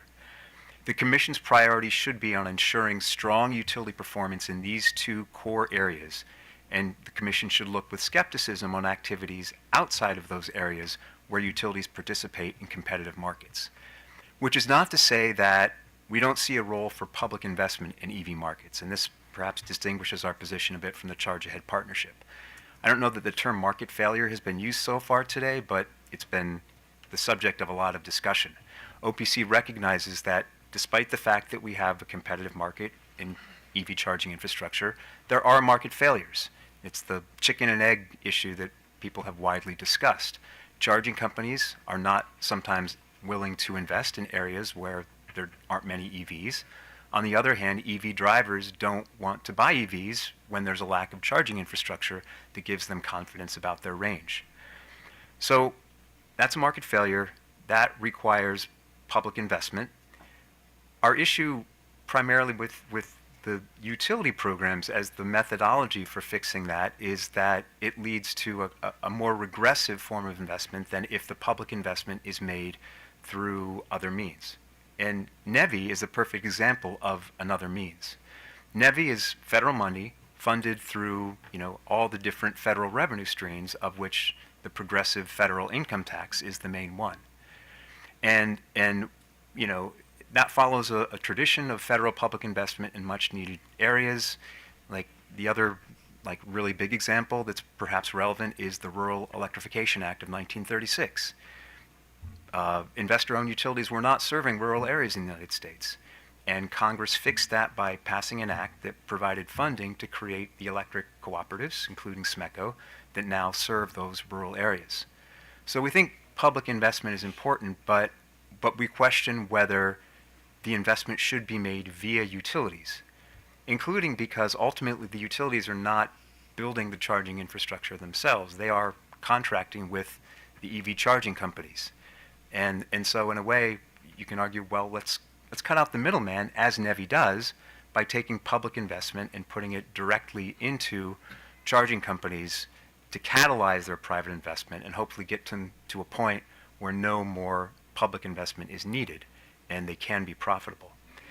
The other risk in utility investment, besides the sort of progressive funding through taxes versus the regressive funding through utility rates, because utility rates are inherently regressive, is that the more costs we put into electricity rates that could and should be paid through other means, the higher electricity rates become, and therefore the harder it becomes to electrify. Part of the incentive for electrification is cost savings in various areas. And the more expensive we make electricity, the more we dampen the incentive for electrification. And I think, California is in some ways exhibit A in the fact this is happening. California has put a lot of things into electricity rates, like wildfire issues that arguably shouldn't be there, and now they're dealing with pretty high electricity rates and figuring out ways to deal with it through a graduated fixed charge, for instance. So Maryland ultimately doesn't want to go there, and so policy-wise, although it's not an issue before the Commission, we think that it would be better for the state to augment NEVI after the federal funds run out, in the same way that NDE's climate plan has talked about augmenting the IRA rebate programs when the federal money runs out there. I want to talk a little bit about those two core utility functions. On the one hand, interconnection and make ready, and the other, load management. The first issue, interconnection and make ready, was not, there weren't utility programs per se that dealt with those issues. There has been discussion about it for a potential phase 2. OPC has some thoughts about it, and Ms. Lane in particular can speak to those issues if the commission is interested. But I want to turn more to the load management, which we have talked a lot about today, and I know is of great interest to the commission. And for this pilot, load management has been a bit of a mixed story. On the one hand, I think the Guidehouse report shows that the utilities' time of use rates have appeared to work in shifting load off-peak. That said, there are some limits to their analysis, and I think some have been discussed already, and OPC talks in its comments more extensively about them. One is that the Guidehouse report assessed the success of the utility rates according to whether they move people to off-peak times as determined by PJM. We don't know that that's the best way to really assess the success of the utilities' rates, because the utility each had their own off-peak and on-peak times, and really to determine how successful those rates were, you should look at whether they move people to that particular utility's off-peak times, not to a PJM rate that differs from those times. I understand Guidehouse's rationale to be that they wanted to compare among the utilities, but I think that comparison probably has less value than comparing the success of each utility's individual rate to move its customers to off-peak times. But all in all, the TOU rates appear to have been successful. There's been a lot of discussion also about Exelon's Smart Charge Management Program, the sort of active managed charging. And we commend the Exelon utilities for the work they've done on that. That program is ongoing. We won't have a full assessment till much later, but there have been promising results, and OPC has been supportive of it. One thing that I think will come up as we move forward with respect to managed charging is the proper balance between passive and active managed charging. Another gap in the Guidehouse analysis has been the cost effectiveness of the programs. Again, they didn't look at all at the Smart Charge Management programs. They did at the TOU programs, but didn't really look at all the cost effectiveness. Both passive and active charging or load management programs have utility costs, and we don't doubt that time of use rates are beneficial and that there's probably a role for active charging. But I think we need to understand a lot more about the effectiveness of and the cost effectiveness of those programs to date, and further understand how cost effective they will be at scale, because right now they're at relatively small scale. And that small scale, I think, is also a part of the mixed story. We've heard discussion of how few EV drivers in all the utilities so far are on the time of use rates. And there's been discussion, there are reasons for that, and we appreciate the efforts that some of the utilities have discussed about how they can get more people on those rates, but it's clear that a lot more needs to be done than has been done so far. And I think that involves a lot more customer education, outreach, and perhaps revisiting the structures of the rates in some cases.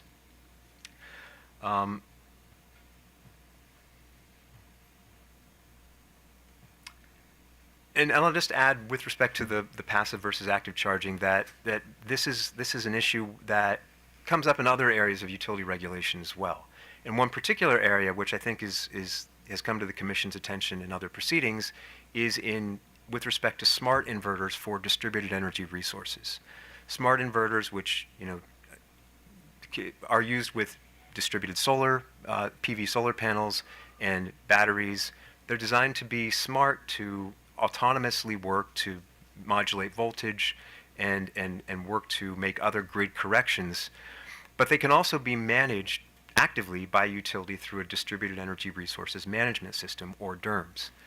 And that's another area where there may be different use cases where one works better than another.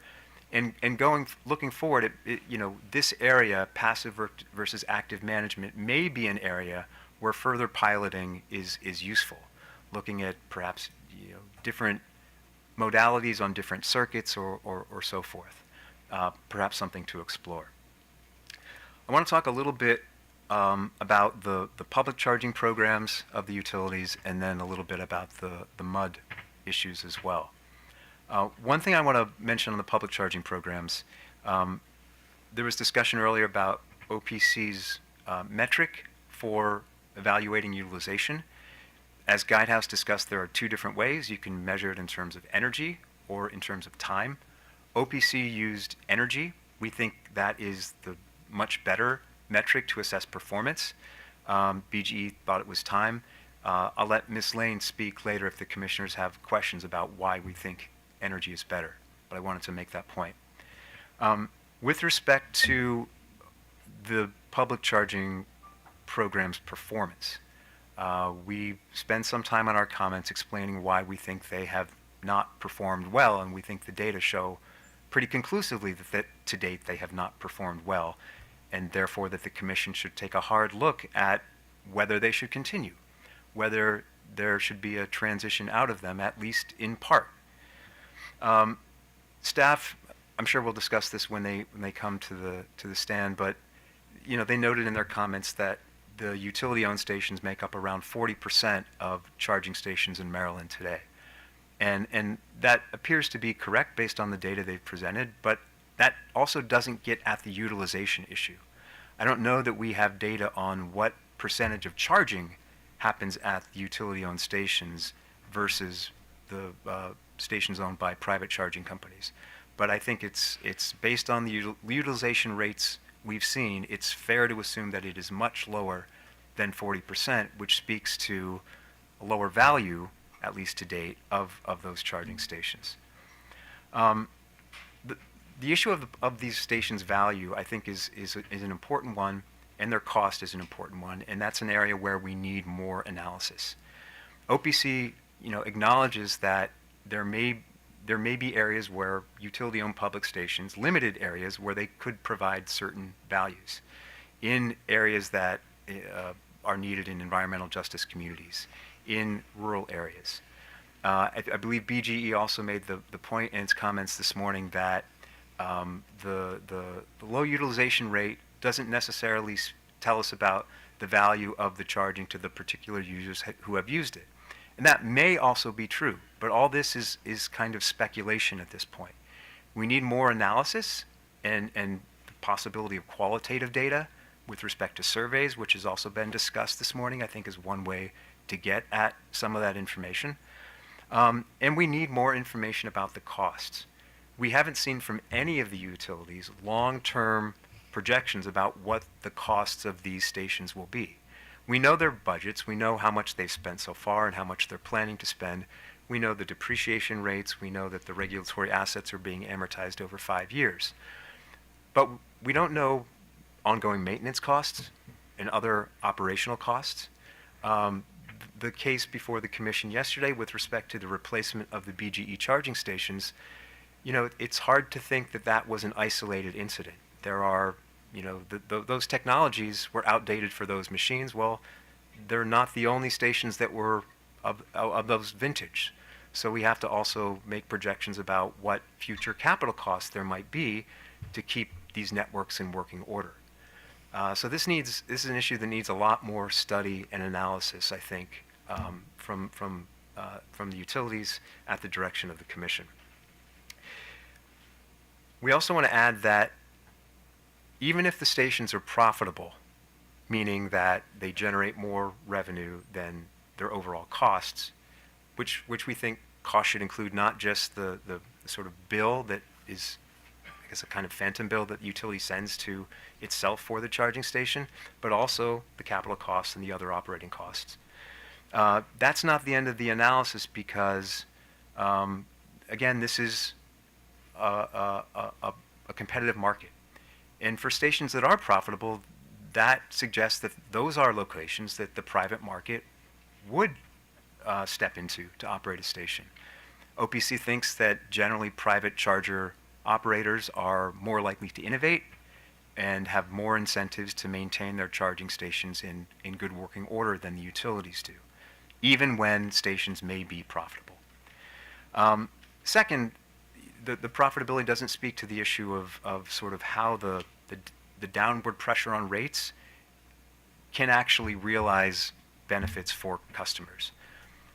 I think, you know, we've heard in various ways that when EV charging brings in more revenue than it has costs, that puts downward pressure on rates, meaning that utilities have fixed costs associated with the upkeep of their system.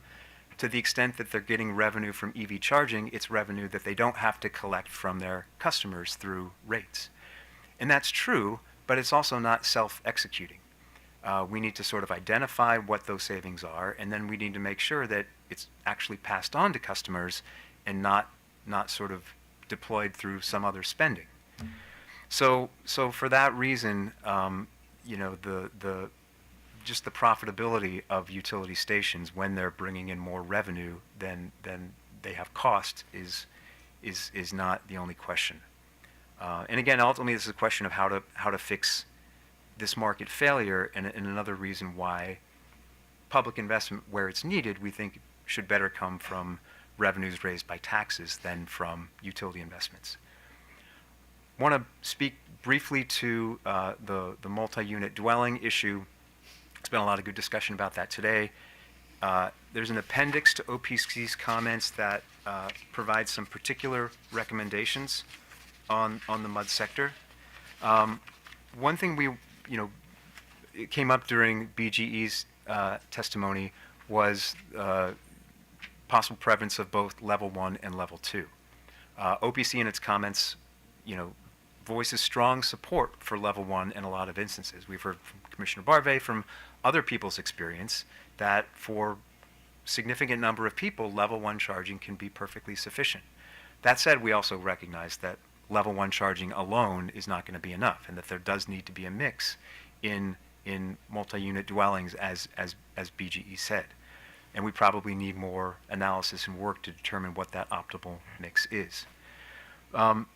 And then I just want to tee up, and this is again an issue that Ms. Lane can speak to better, that the sort of binary we've been in so far is utility rebates for MUD charging stations on the one hand, and utility-owned charging stations and MUDs on the other.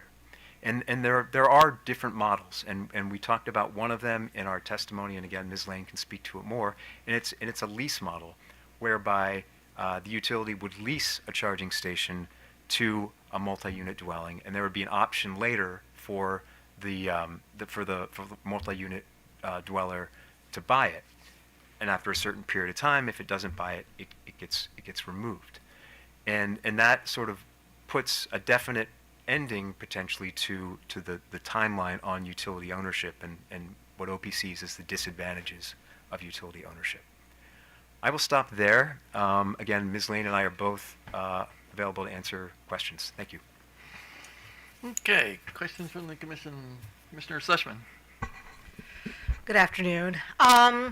So I wanted to talk a little bit about your proposal for the use of taxes to support investment in chargers. That it would be much more progressive. And I agree with you.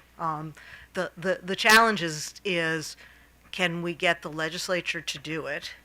And that wasn't a question to Commissioner Barve. and would it ever be sufficient? And that's, I mean, because the goalposts can keep moving. And so, in the best of all worlds, I agree with you that is, I mean, that's some of the concern I have with the Empower program, is that it can be pretty regressive. And but it's what we have. And I just I can't help but think that we have to have a plan B, because I think we need to assume that plan A is just not going to work, and that the legislature won't step up and give us the money that we need or to support NEVI when the federal money runs out. And so so if we take that off the table, and we're left with utilities versus the private sector. I mean, I'm not sure that we necessarily have to make a decision now. I think on some level we may just have to be pretty nimble in how we respond, because it may be that all of us sort of underestimate the ability of these private entities to make money. People are really smart and they can always find ways of sort of doing it effectively. But it's also possible that at the end of the day, these companies will realize, no, we can't really make money in this. We're just going to do something else. And then we're stuck with a technology that we think is really important, and without the charging infrastructure to sort of move it along. I mean, we all have plugs here, and the plugs are just, the electricians put them in. No one thinks about these as sort of charging stations, but on some level they are. And yet it's just the cost of, the electrician coming in and putting it in, and then we pay for whatever electricity we use. And so I just, on some level, and sort of listening to all of the comments today, I'm thinking that maybe we just need to get more data, to do more analyses, and to recognize that there may not be a one-size-fits-all. It may be that we have the private sector in some areas and the utility sector in areas where we can't get that sort of uptick. Yeah, thank you, Commissioner Suchman. We follow the legislative session, this session, and do every sessions, and we fully recognize the difficulty of raising revenue. And we think it's important to mention the principle because it matters, but we fully recognize the difficulty of making a proposal like the one I sketched out reality. At the same time, if the more the commission fills the holes, the less it takes the heat off the legislature to step up and do that sort of thing. That said, if you take that other public spending option off the table, I think more analysis is really the answer. I mean, we have the NEVI program. We heard MDOT testify that after they finish the build out of the alternative fuel corridors, they're going to turn to community charging. I didn't get the sense they have a great sense of how far that build out will go. There are also other private charging initiatives that I think are starting to coalesce. I may butcher the name, but I think it's IONNA, IONNA is the name of the 4 or 5 or 6 automobile manufacturers sort of joined together and made a big announcement in the last few months that they're going to put a lot of money into charging stations. Not many details, so it's hard to know where that's going to go, and Ms. Lane may know more about that than I do. But I think, we certainly need more analysis to figure out exactly where these gaps are in the interest of keeping the utility investments in anything but those 2 core functions as limited as possible. Okay, and then going to your discussion of the active versus passive, I think that it's important not to. I think I talked about this before about siloing our focus. There is at least a potential for EV charging to be some of the response to the need for non-wires solutions, and so I think we can't leave that possibility, and so it may just be that active can give us a lot of value. Particularly where customers are not even aware that their unit is being turned off and then turned back on, and to the extent that we can flatten the peak so that we don't have to build out more transmission and distribution, that's going to be a good thing for everybody. Yeah, OPC agrees with that, and Courtney, I don't know if you want to speak to that more. I agree with that, and I think it's just important to make sure that we're also getting the time of use rate programs in optimal shape, because there's some customers that will just be opposed to anyone else controlling their charger. So it's important that those existing time of use rate Maybe programs. we just are- won't tell them. No, I agree. I mean, it's and it shouldn't be one or the other. I mean, it really has to be sort of all of the above, and where's the best use of time of use rates or some kind of management, smart management system, and it could be both. So, I mean, to get to the question about problems of billing, that should be the last thing that we're dealing with is that there's a billing issue, and that's why the customer can't do net energy metering and some other sort of smart management system. That's all I have. Okay, Mr. Richard. Yeah, thank you. You've given us a lot to mull over and to think about here, so appreciate the time and effort you put into your remarks, your comments on the look back here. Just a couple of questions. When you were talking about load management, that was I think one of the important and key utility jobs, I guess, requirements for this effort. In the passive, when you're looking at the passive, you seem to indicate that on the time of use programs that you had, I mean, yes, some interest in evaluating the effectiveness and the cost of these programs.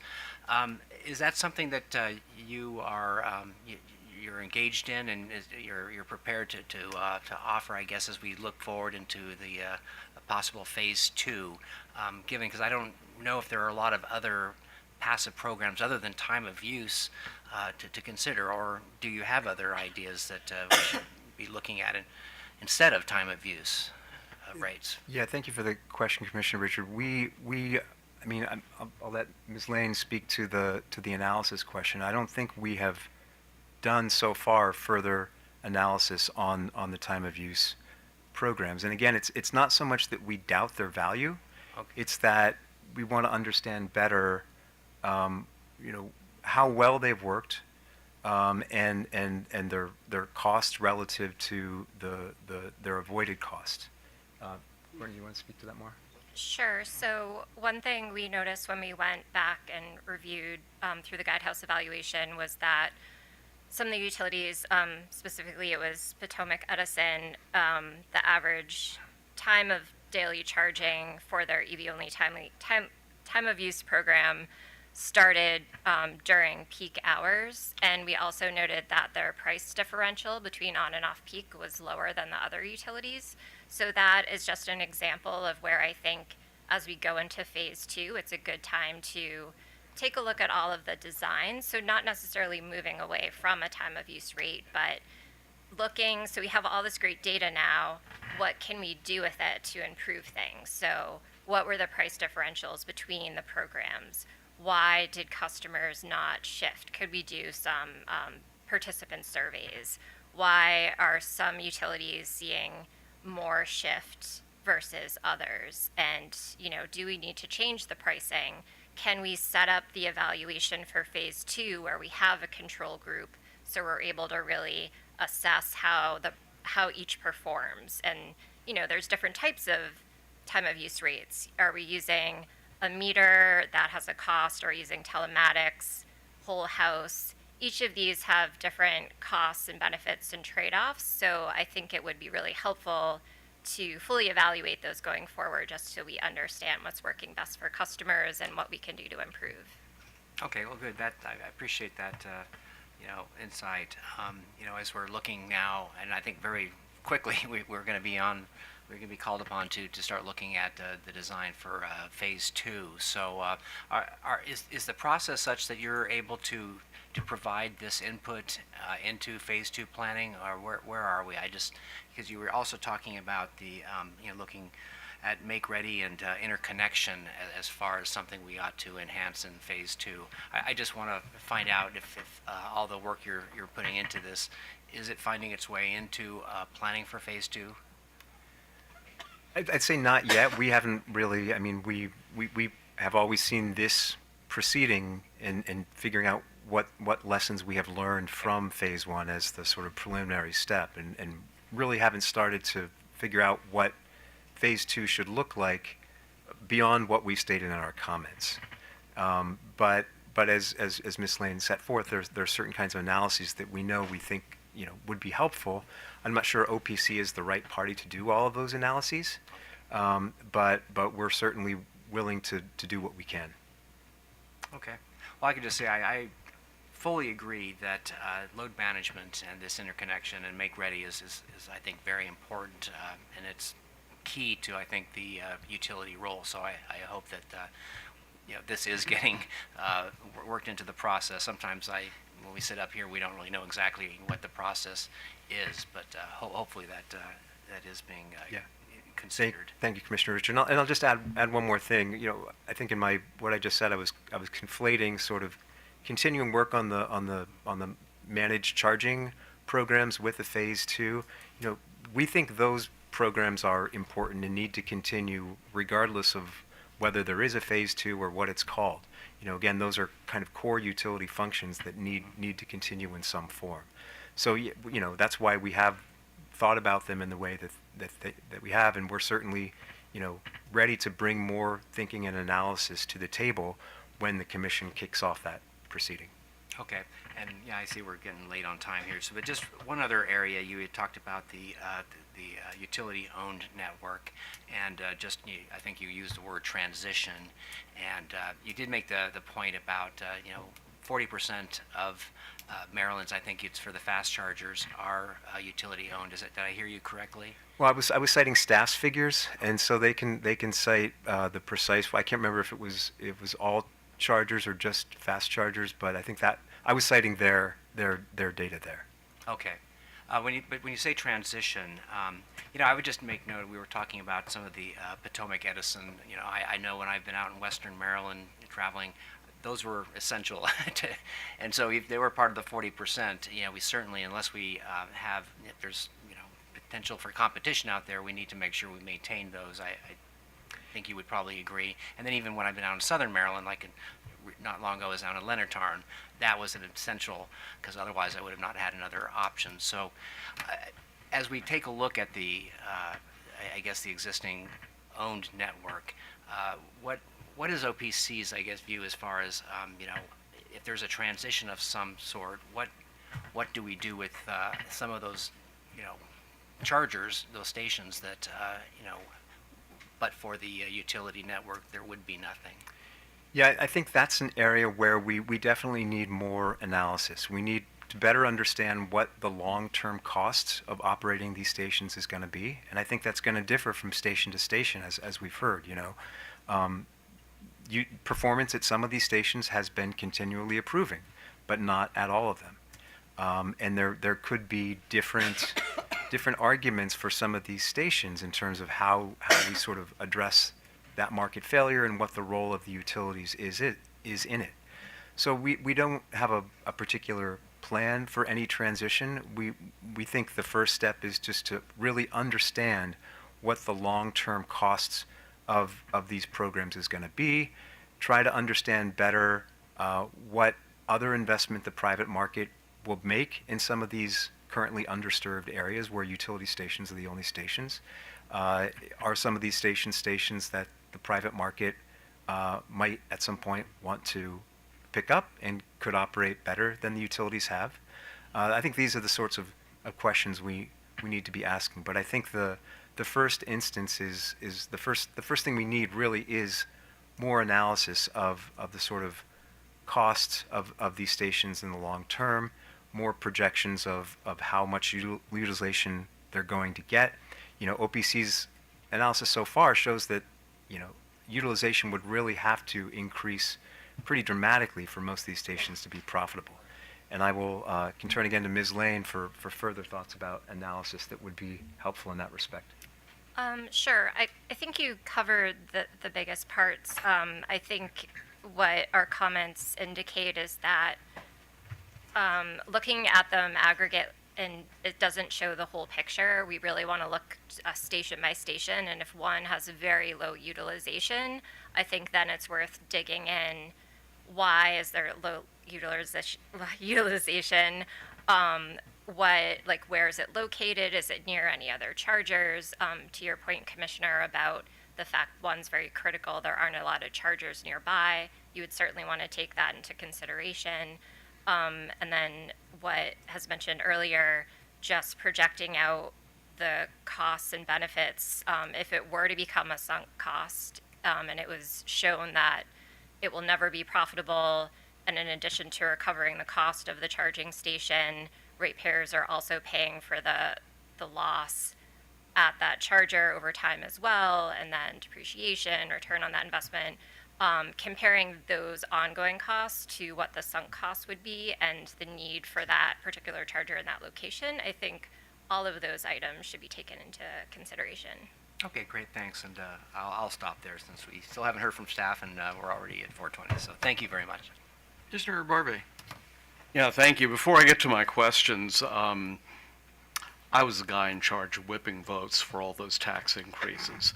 And in just my opinion, if we were to ever raise taxes, it would be for something that everybody uses, like schools or the University of Maryland system, or conceivably Chesapeake Bay, not electric cars. I don't think that would ever fly in the legislature, but you know, I've been wrong before. So let me, on utilization, time versus kilowatt hours, why are kilowatt hours better than time?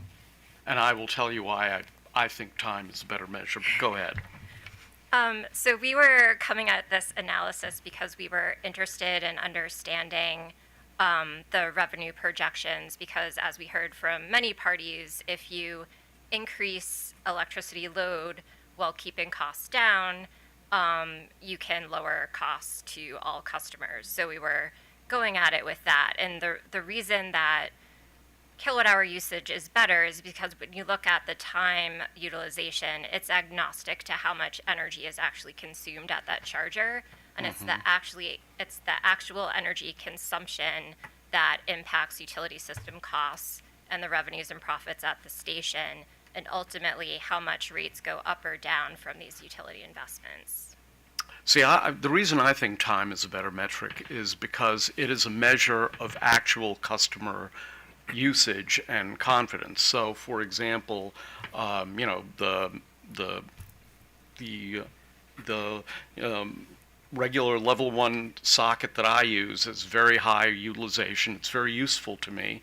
The other thing is that it's true, certain cars have big batteries, certain cars have small batteries, some cars have architectures that allow them to take in energy faster than other cars. But as a public policy maker, I would think that the time measure is better because it gives me a sense of what people are actually using.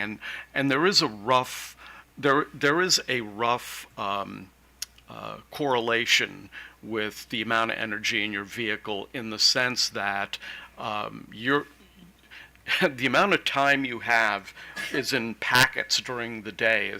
You know, obviously you're in bed, you're asleep. You know, that's really slow, but it's very super convenient. So that would you care to convince me I'm incorrect there?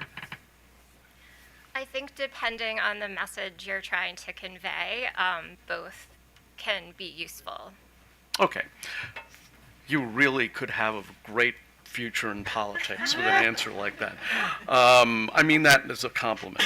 I don't always say that as a compliment, but in any case, okay, my second question, final question, has to do with what you had to say about time of use rate studies and the need to have a control group. And so this is my concern about that. I don't think you can have a control group truly, because they are a self-selecting group of people. I mean, whether we can't run an experiment where we randomly pick 500 Montgomery Countyans and say, you're going to have time of use, whether you like it or not. We could perhaps choose 500 people and then give them the option to participate. It's kind of a self-selecting group. So I guess my concern is that if you're going to only approve time of use based on a study that requires a control group, then we will never have a proper study of time of use. So just to clarify, we think time of use rates should continue. The purpose of the evaluation is just to assess if tweaks should be made to the price differential and compare across different types of time of use, like whole house versus EV only. And I'm not an evaluator, so this should really go to Guidehouse, but I'm wondering, instead of a control group, we have all this data with baseline of customers that had chargers but didn't participate in the time of use rate. Perhaps we could just aggregate those load profiles and use that as a baseline for a future evaluation. But I will defer to Guidehouse on that. Okay. Yeah, okay. Thank you very much, Mr. Chairman. So this morning, the Guidehouse people mentioned the idea of trying to come up with some standardized reporting template, and I take it you'd have some ideas about how something like that should be structured, that it would be useful for us, because I guess I'm thinking if we get more precise, standardized information, it might aid us in trying to figure out what sorts of incentives and programs we ought to be putting money into, instead of, sort of the scattershot approach that we're taking now, which might get to this question of, trying to deal with how much impact this is having on ratepayers. Because I'm not going to, repeat what you've heard from other folks up here, but while, conceptually we don't disagree that, funding this a different way might make sense, I think the dirty secret is that the folks in charge of that process understand that it's easier for them to offload the cost responsibility to folks like us, as opposed to them. So that's just the way the world works. So, but, given that, if we can, have more precision and figure out, hey, this is what would work for incentives, that might help, narrow and limit the cost impacts on ratepayers. But obviously the first step in that process is trying to get the right information. So do you have, thoughts about how we might construct a standardized template of reporting? And I don't need the whole list right now, but, just some thoughts, so. Sure. So first, I would definitely bring Guidehouse into the discussion, just for what they need from an evaluator standpoint. I would say first, just based on the review of the different budgets each and spending, the utilities report their programmatic budgets differently, and it was actually quite difficult to allocate what were marketing costs that go across everything versus, just a lot of discrepancy.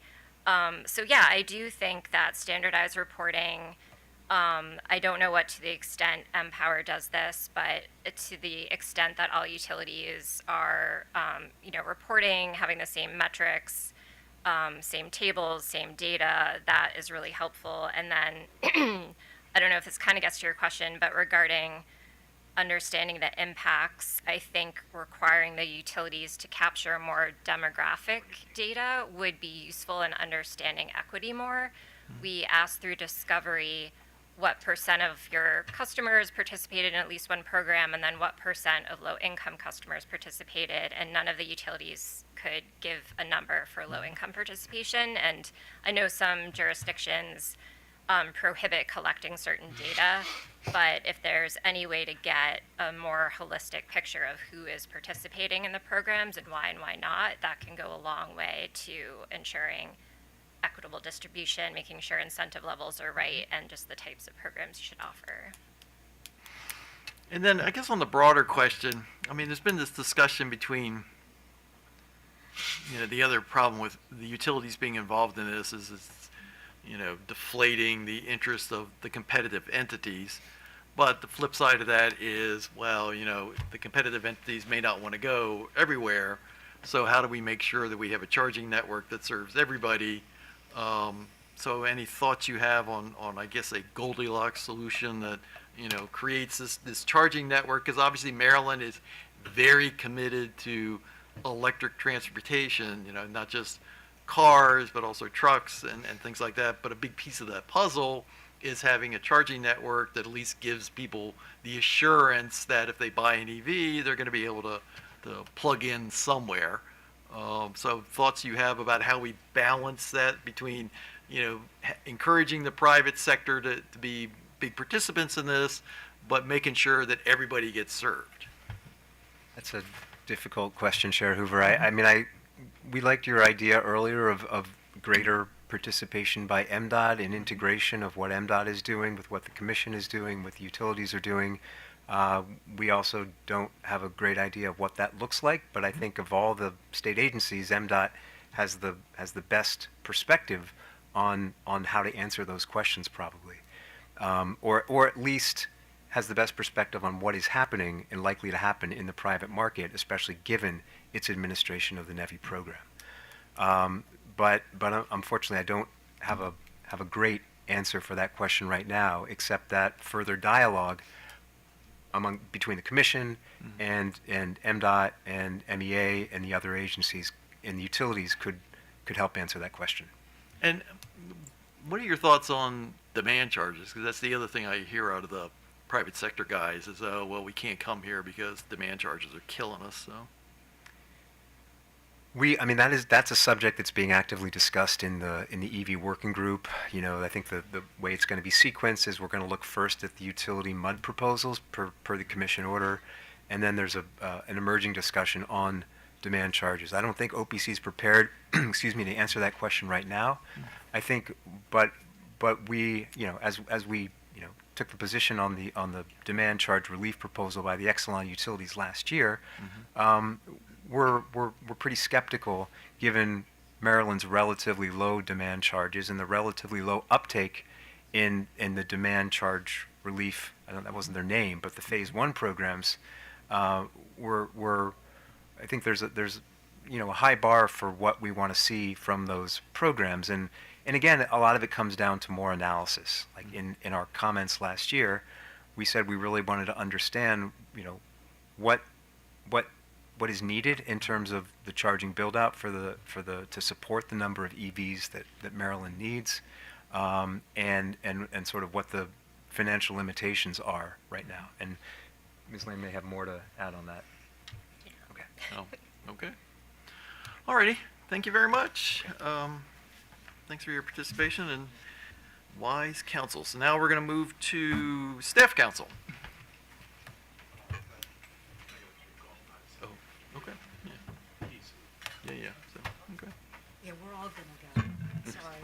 I'm just leaving. Well, because he's going to the Willard Hotel and getting I wined heard about and that. dined. Let's give us a question. He's getting wined and dined. That's right.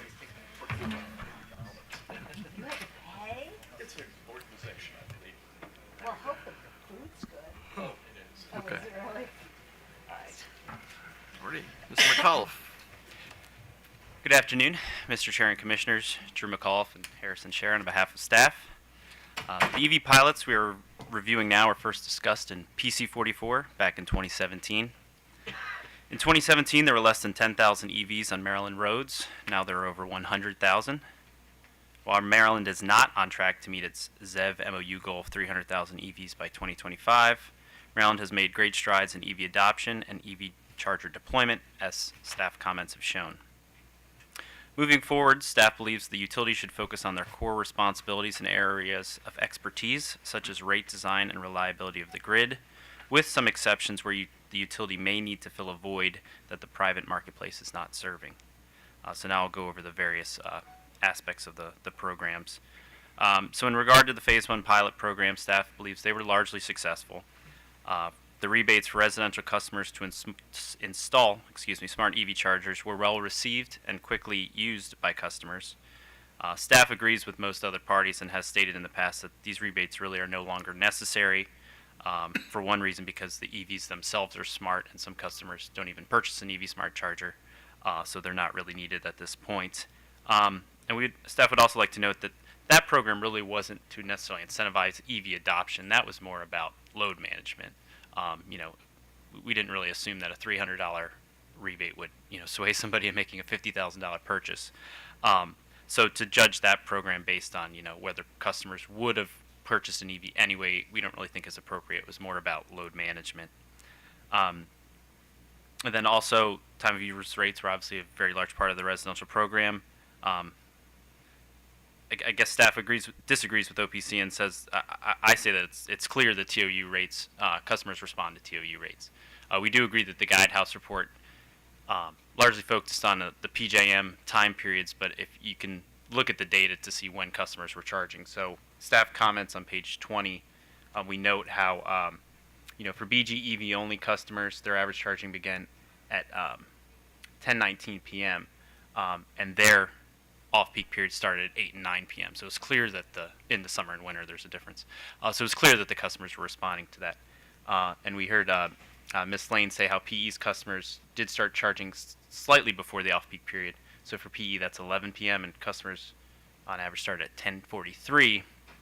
However, if you compare that to the rebate-only participants for PE, they were charging at 8:59 on average. So they clearly were responding to the time of use rates. You know, staff is happy to review what, you know, the ratio of the rates between off and on peak should be. That's happened many a times. But you know, in regards to time of use rates, I kind of feel like there's been a lot of spinning of wheels. We know that they work. There's been a lot of literature and you know, research on that over 10, 15, 20 years. So we know customers respond to that, and we think those TOU rates should be used moving forward. Whether we do agree with OPC whether there is a phase 2 or not. We should have an EV only time of use rate option. Because in staff's opinion, the whole house customers were just really not interested in whole house time of use rates, because obviously that requires a lot more effort to save money on your bill. You know, folks don't want to have to, you know, wash clothes and use their dryer on off-peak periods, and, you know, make sure their air conditioning isn't running from 2 to 7 p.m. you know, in the hottest parts of the day. So we would strongly encourage that there be an EV only adoption moving forward, whether there is a phase 2 or not. I guess in regards to participation, staff would also disagree, and we think that there was relatively high participation. So OPC's comments cited a 5% participation rate for BGE's time of use rate. I mean, if you compare that to the PC44 time of use rate for BGE, their schedule RD, I believe, there's only about 1,000 to 2,000 customers on that, and they have a 0.1 to 0.2% participation rate. Now, that obviously is for all their distribution customers, not just EV drivers, like the EV time of use rate. But I think that's it. It's important to note that, and there were a lot of limitations, as we heard from Mr. Rachinsky, for the time of use rate, whereas, you know, you couldn't even be a net metering customer. So that obviously already is going to limit their pool. So we think 5% was actually quite successful. In regards to the smart charge management programs, staff is very supportive of these. We think that this active management, as OPC referred to it, is going to be very necessary in the future, because as you can imagine with EV time of use rates, while they are great, customers, you know, will just time their charging to begin as soon as it starts. So just say the off-peak is at 11 or midnight. So some utilities, I believe particularly in California, we've seen a study on this before, that they actually can get that sharp peak, just say right at midnight, because all their customers are just timing their EV to charge then. So that active management becomes very important to smooth out that load, as we saw from BGE. One issue with this is obviously the Exelon utilities had DOE funding, so you know, costs may become a concern with that program moving forward, but we don't have any numbers on that. I just wanted to note that. In regard to the MUD programs, obviously, as we've heard from everyone, and since the beginning of the pilot, they've always been an issue. Unfortunately, it seems that most of the problem is, frankly, the MUDs just don't want to deal with the chargers. They don't want to have to maintain them, operate them. You know, it's a new technology to them. They don't know how it works. So when we did allow the utilities to own and operate these chargers, we did see an uptick in interest, and that was clear from the reports. You know, so staff generally does not want to increase utility-owned chargers. I'll just say that up front. But obviously there is this market failure that we've heard, you know, with MUDs, and I guess we'll have to carefully balance what the utilities can and can't do in that space. So we have heard a lot about make-ready incentives. Staff is supportive of those. Obviously, that's a utility's core competency, the grid and making those upgrades.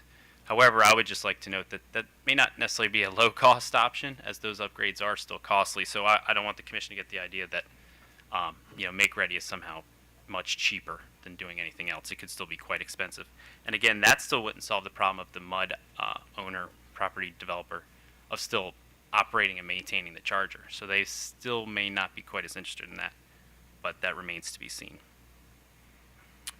So again, going forward, we'll have to kind of find that fine balance between utility ownership and incentivizing private development in MUDs.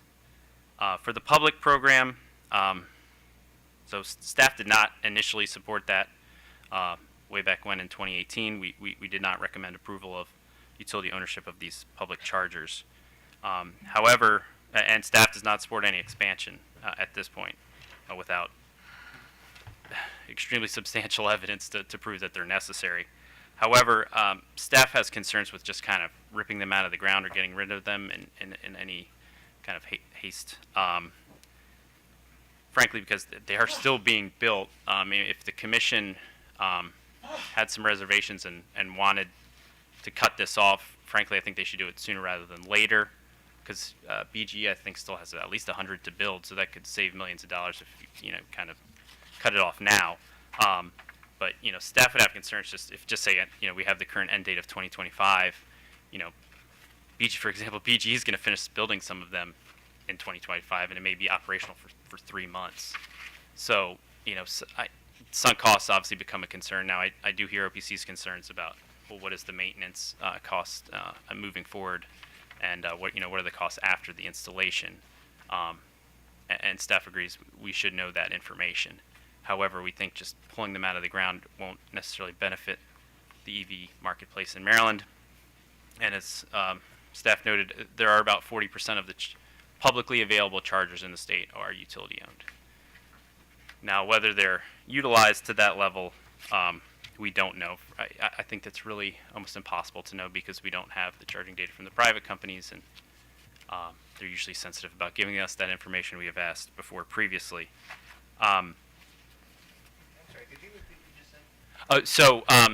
The charging companies have been hesitant to give us data previously. So when we did the first demand charge relief rider 4 or 5 years ago, we did eventually get some data, but I don't know if we'd get the granular data we were looking for to solve OPC's problem of, what is actually the utilization rate between the two. But so again, going back to getting rid of the chargers, as pointed out in staff's comments, we'd have concerns. So, for example, if the commission just ordered, just say 2025, you have to get rid of the chargers, there'd be real concerns about who would take the chargers. And obviously, when you put out an order like that, it puts the utility in not a great position because they wouldn't get the full value of the charger because folks know they need to get rid of it. So there are those kind of issues that we would need to consider. If maybe a slow phase out would be more appropriate, but at this point, staff thinks we shouldn't just pull them out of the ground. So obviously, and reliability has been a huge issue with the public chargers. Staff, agrees with all the parties on that. It has not been up to snuff, and that was one of the main selling points of the utilities, that hey, we're known for reliability. These chargers will be reliable and operable. But so we do have HB 834 that passed last year that requires a 97% uptime, and it allows the commission to take action, possibly fine companies for not meeting that uptime standard. And obviously we have a work group, and we're working through all the issues with the data reporting for those for HB 834. So staff is hopeful that the uptimes will improve because of that legislation. And another thing with the public chargers, I'd like to focus on the discussion of utilization rates. So I think it's important to remember, kind of what the goals were at the beginning of the pilot, and not kind of move the goalposts. Important aspect of the EV pilot was to encourage EV adoption by all Marylanders and have a geographic, diverse spread of chargers. So the fact that a decent portion of the utility chargers are not used frequently is not unsurprising. And we also required that they install them on public land. So that's why they are located at municipal government buildings, county government buildings, state government buildings, where frankly they're not just they weren't located all along I-95 or 295 or 495. So that that's there's a reason for that, I guess I'm trying to say. But in the locations where they have been installed, such as BWI with BGE, and I believe Pepco has one at either a MARC or Metro station, we have seen high utilization there because that makes sense. That's where customers are going or where they need to charge their EVs. So I just want to kind of point that out that we wanted spread of these chargers in areas where they were not. So it's not unsurprising that they're not being used quite to the levels we would hope. And then just going to cost allocation, staff supports the continued cost allocation that was approved in Order 88997. However, we're happy to look through whether certain costs should be expensed and not put in the regulatory asset and gain a rate of return and things like that. So we're happy to look through that, but we don't think there's any reason to completely kind of overthrow the cost allocation method at this point. So just finally, kind of going back to what I said, staff envisions the utilities kind of filling a niche role where they have expertise and where needed. So as I said, there'd be rate design, off-peak rates, smart charge management, and just generally providing resources to customers who are interested in EV adoption and the build-out of EVSE. And this may include operation of chargers in certain circumstances such as MUDs. But again, staff is not generally supportive of more utility-owned stations. So collaboration between staff, the utilities, and all interested stakeholders will continue to be necessary as the EV market matures in order to provide the appropriate services to customers and to ensure that the services are what customers need and are cost-effective. Thanks. Okay, Commissioner Richard. Let's see, try to be mindful of time here. No, we're fine. Are we okay? Okay. Yeah. Well, just starting with just MUDs. I mean, just the. So you acknowledge a kind of a market failure, and that there was an uptick in participating in the program by MUDs once we allowed ownership. So have you thought any further? I mean, we're looking ahead now. We did hear OPC, I heard the words like a lease model. Mm-hmm. We also heard from MEA that there might be a state program that could be set up to maybe help carry the load. But sure. What advice, what do we learn for I guess, as a commission going forward? Mm-hmm. Yeah, that's a great question. So I know PE in their phase 2 had a suggestion of, and I haven't reviewed the phase 2 in a couple weeks, so it's not top of mind, but they kind of had I think it was kind of like a lease model, or I don't want to speak to it too much, but they had a different kind of structure where it wasn't just utility owned or customer owned with just say rebates or something like that. So there are other ways to do it. I think it's called charging as a service, I believe. I can get you the details, Commissioner Richard, because I don't want to misspeak, because again I haven't reviewed it in a couple weeks. But they were trying a different model. So it's just unfortunately there's not a lot of different models. A lot of maybe customers who are interested could possibly install them themselves, but I don't think the MUDs would be receptive to that. Unfortunately, there's just not. Once EVs proliferate, hopefully it'll become, as we kind of heard earlier, like an amenity, and the MUDs will want it to attract tenants. So I think that's kind of the goal, and also we also have seen that utility MUDs aren't used that much. So obviously those tenants still don't even have EVs now that there's chargers there, and again some of this will take time, unfortunately. So it is kind of a chicken and egg situation, really. But I think we'll have to look at different ownership models maybe to entice the MUDs to kind of. Okay, so from this pilot, we learned that we need more pilots. So I guess moving forward. Yeah. Because it seems like Yeah, what it I'm makes taking. me cringe a bit, but yeah. Yeah, no, I'm taking that this is an area it's important because if we're going to expand, on one hand, just availability, the adoption rate of EVs, we need to address the multi-unit housing, and also it's an equity issue too for a portion of our population. Sure. So, okay, well, it's important. We figure that out. I guess the other was on the demand charge issue. I know we've discussed it at various times for the pilot and at AMs. Where are we with that? Where is the work group? Are we coming up with some solutions, things that we might be able to implement in the near term, as far as trying to address this issue for both the private sector development and also again for MUD infrastructure? Yes, so the MUD is currently being discussed, the MUD demand charge. For the private sector, they had proposed looking at it again, and I won't speak for the whole working group, but I think we've kind of kicked the can on that to focus on the MUD demand charge at this point. As you may remember, staff was supportive of the load factor demand charge relief that was proposed last year. Staff is generally not supportive of just demand charge relief. Those demand charges are there for a reason, and they're the main driver of utility costs. So we don't think just wiping them out or just giving a 5-year holiday, as some states call it, is necessarily appropriate. We thought the load factor was kind of a happy medium because if there's low utilization, you don't pay the demand charge, and that'll help entice the private marketplace to maybe put chargers where they maybe wouldn't have thought in the first place. And as EVs grow and they hit a certain threshold, the demand charge will kick in once their utilization hits a certain level, and it's easier for them to possibly turn a profit on their chargers. And I would also agree with OPC.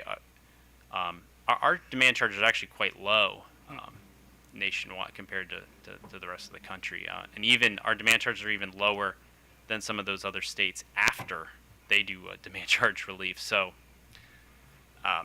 so I'll just say staff has been hesitant on demand charge relief. We don't quite see the need as much as the private marketplace.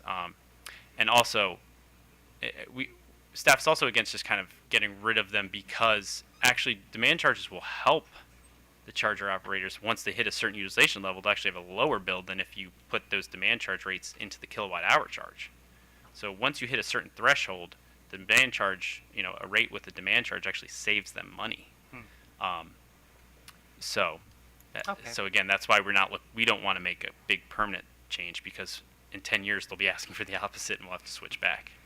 Got it. Okay. Well, good. I'm glad to hear that we're making some progress on at least on the multi-unit communities. So hopefully we'll have something soon that we can act on. Hopefully to again as a measure to resolve the issues that we've been told exist. I don't know the date, but the utilities did provide us their proposals in the last meeting. So okay.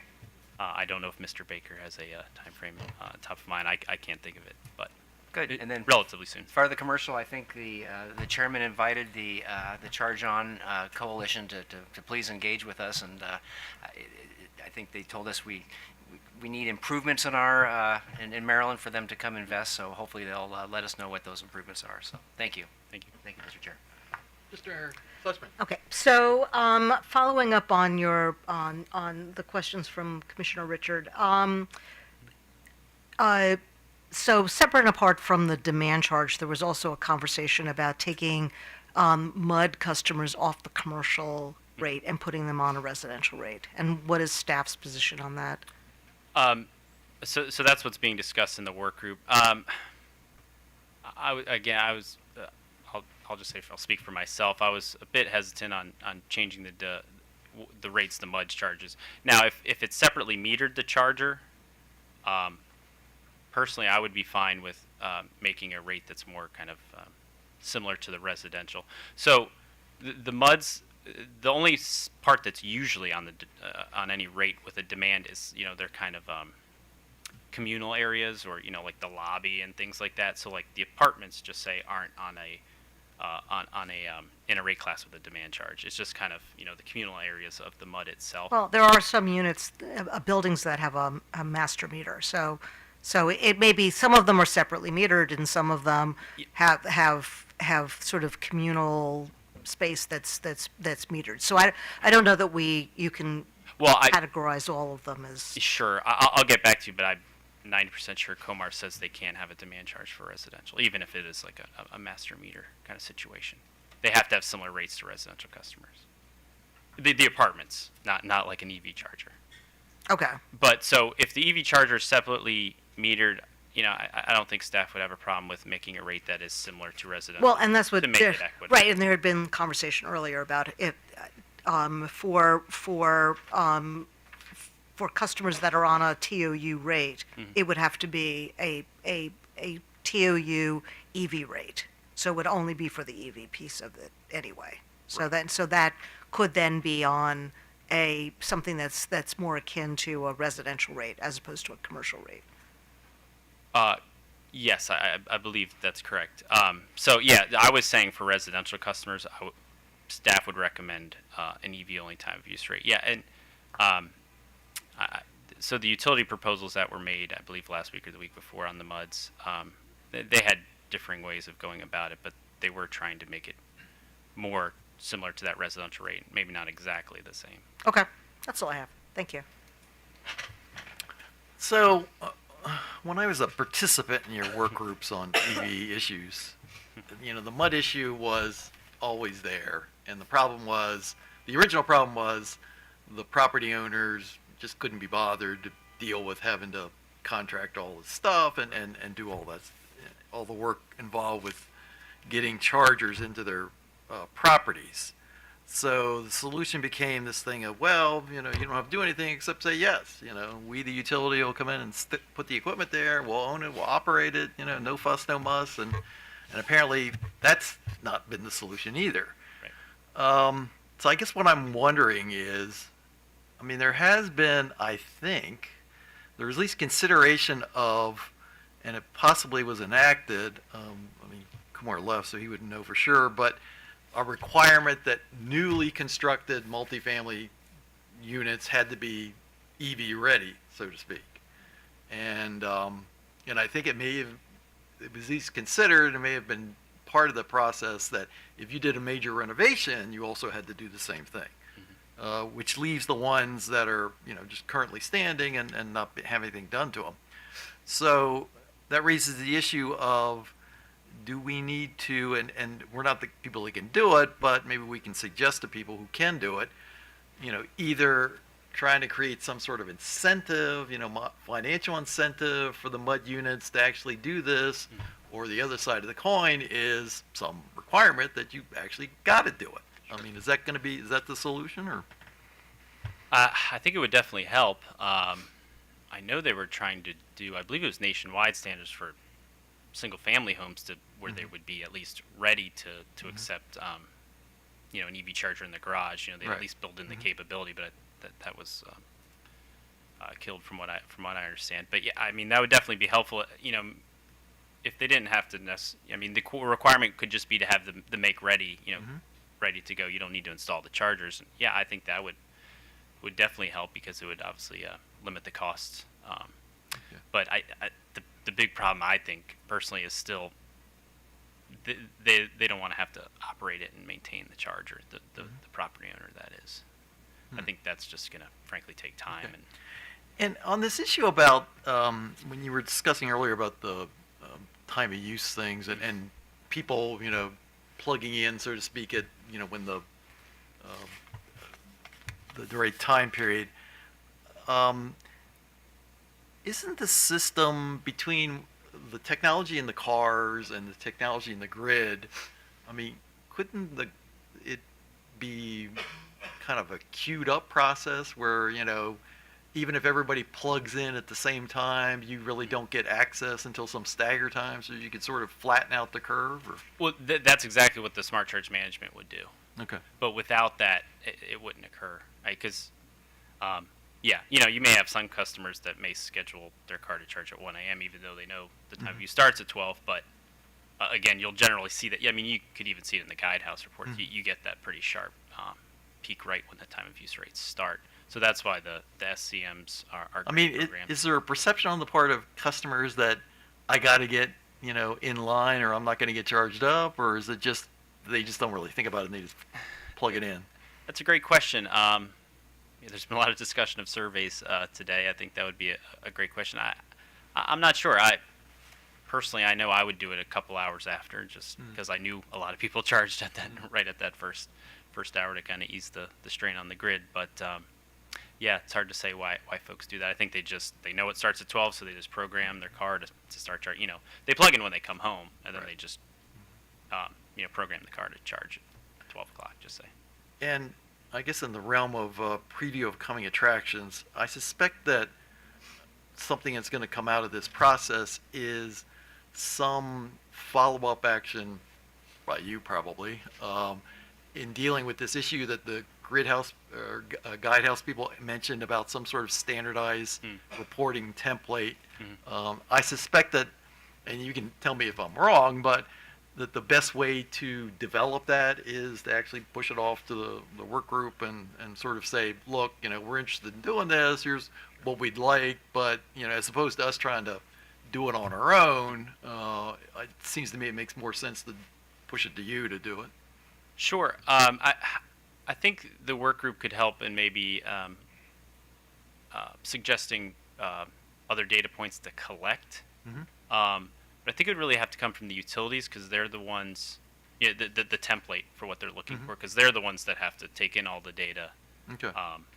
Well, I guess I want to start a process or a discussion to try to accomplish this, because it seemed to me what I heard this morning was, look, there's just some stuff we don't know because we didn't ask the question. And so, so I want to find, I want to develop a process so that we're asking the right questions. Gotcha. But on the other hand, I'm cognizant of the people who got to answer the questions and get the data. So I don't want to, ask for things that are just not, reasonable. So that's why I was thinking that pushing this project to the work group, we'd have the consultation between the people who want the information and the people who got to provide it to come up with something that's useful to everybody, but doesn't, create, an impossible burden for the people that got to do it. So. Sure. Yeah, so I guess I'm thinking of two different things. So yeah, I would definitely agree with you if there's new things we want to look at, that should 100% go to the working group, and we can work through that, what data points we want. Because the other thing I'm thinking of is that there was an issue just with the utilities with, their vendors would send different data. So we heard about some send the data when a customer plugs in versus some send the data when the charge actually begins. So that one, the utilities would really have to work with their vendors and guidance for what template they would want. But yes, for the kind of other discussion, yes, the work group would be the main place to kind of think of those new data points and new questions we want to answer. Okay. Alrighty. Well, thank you very much. Thank you. And I think that was it. So we're adjourned for the day.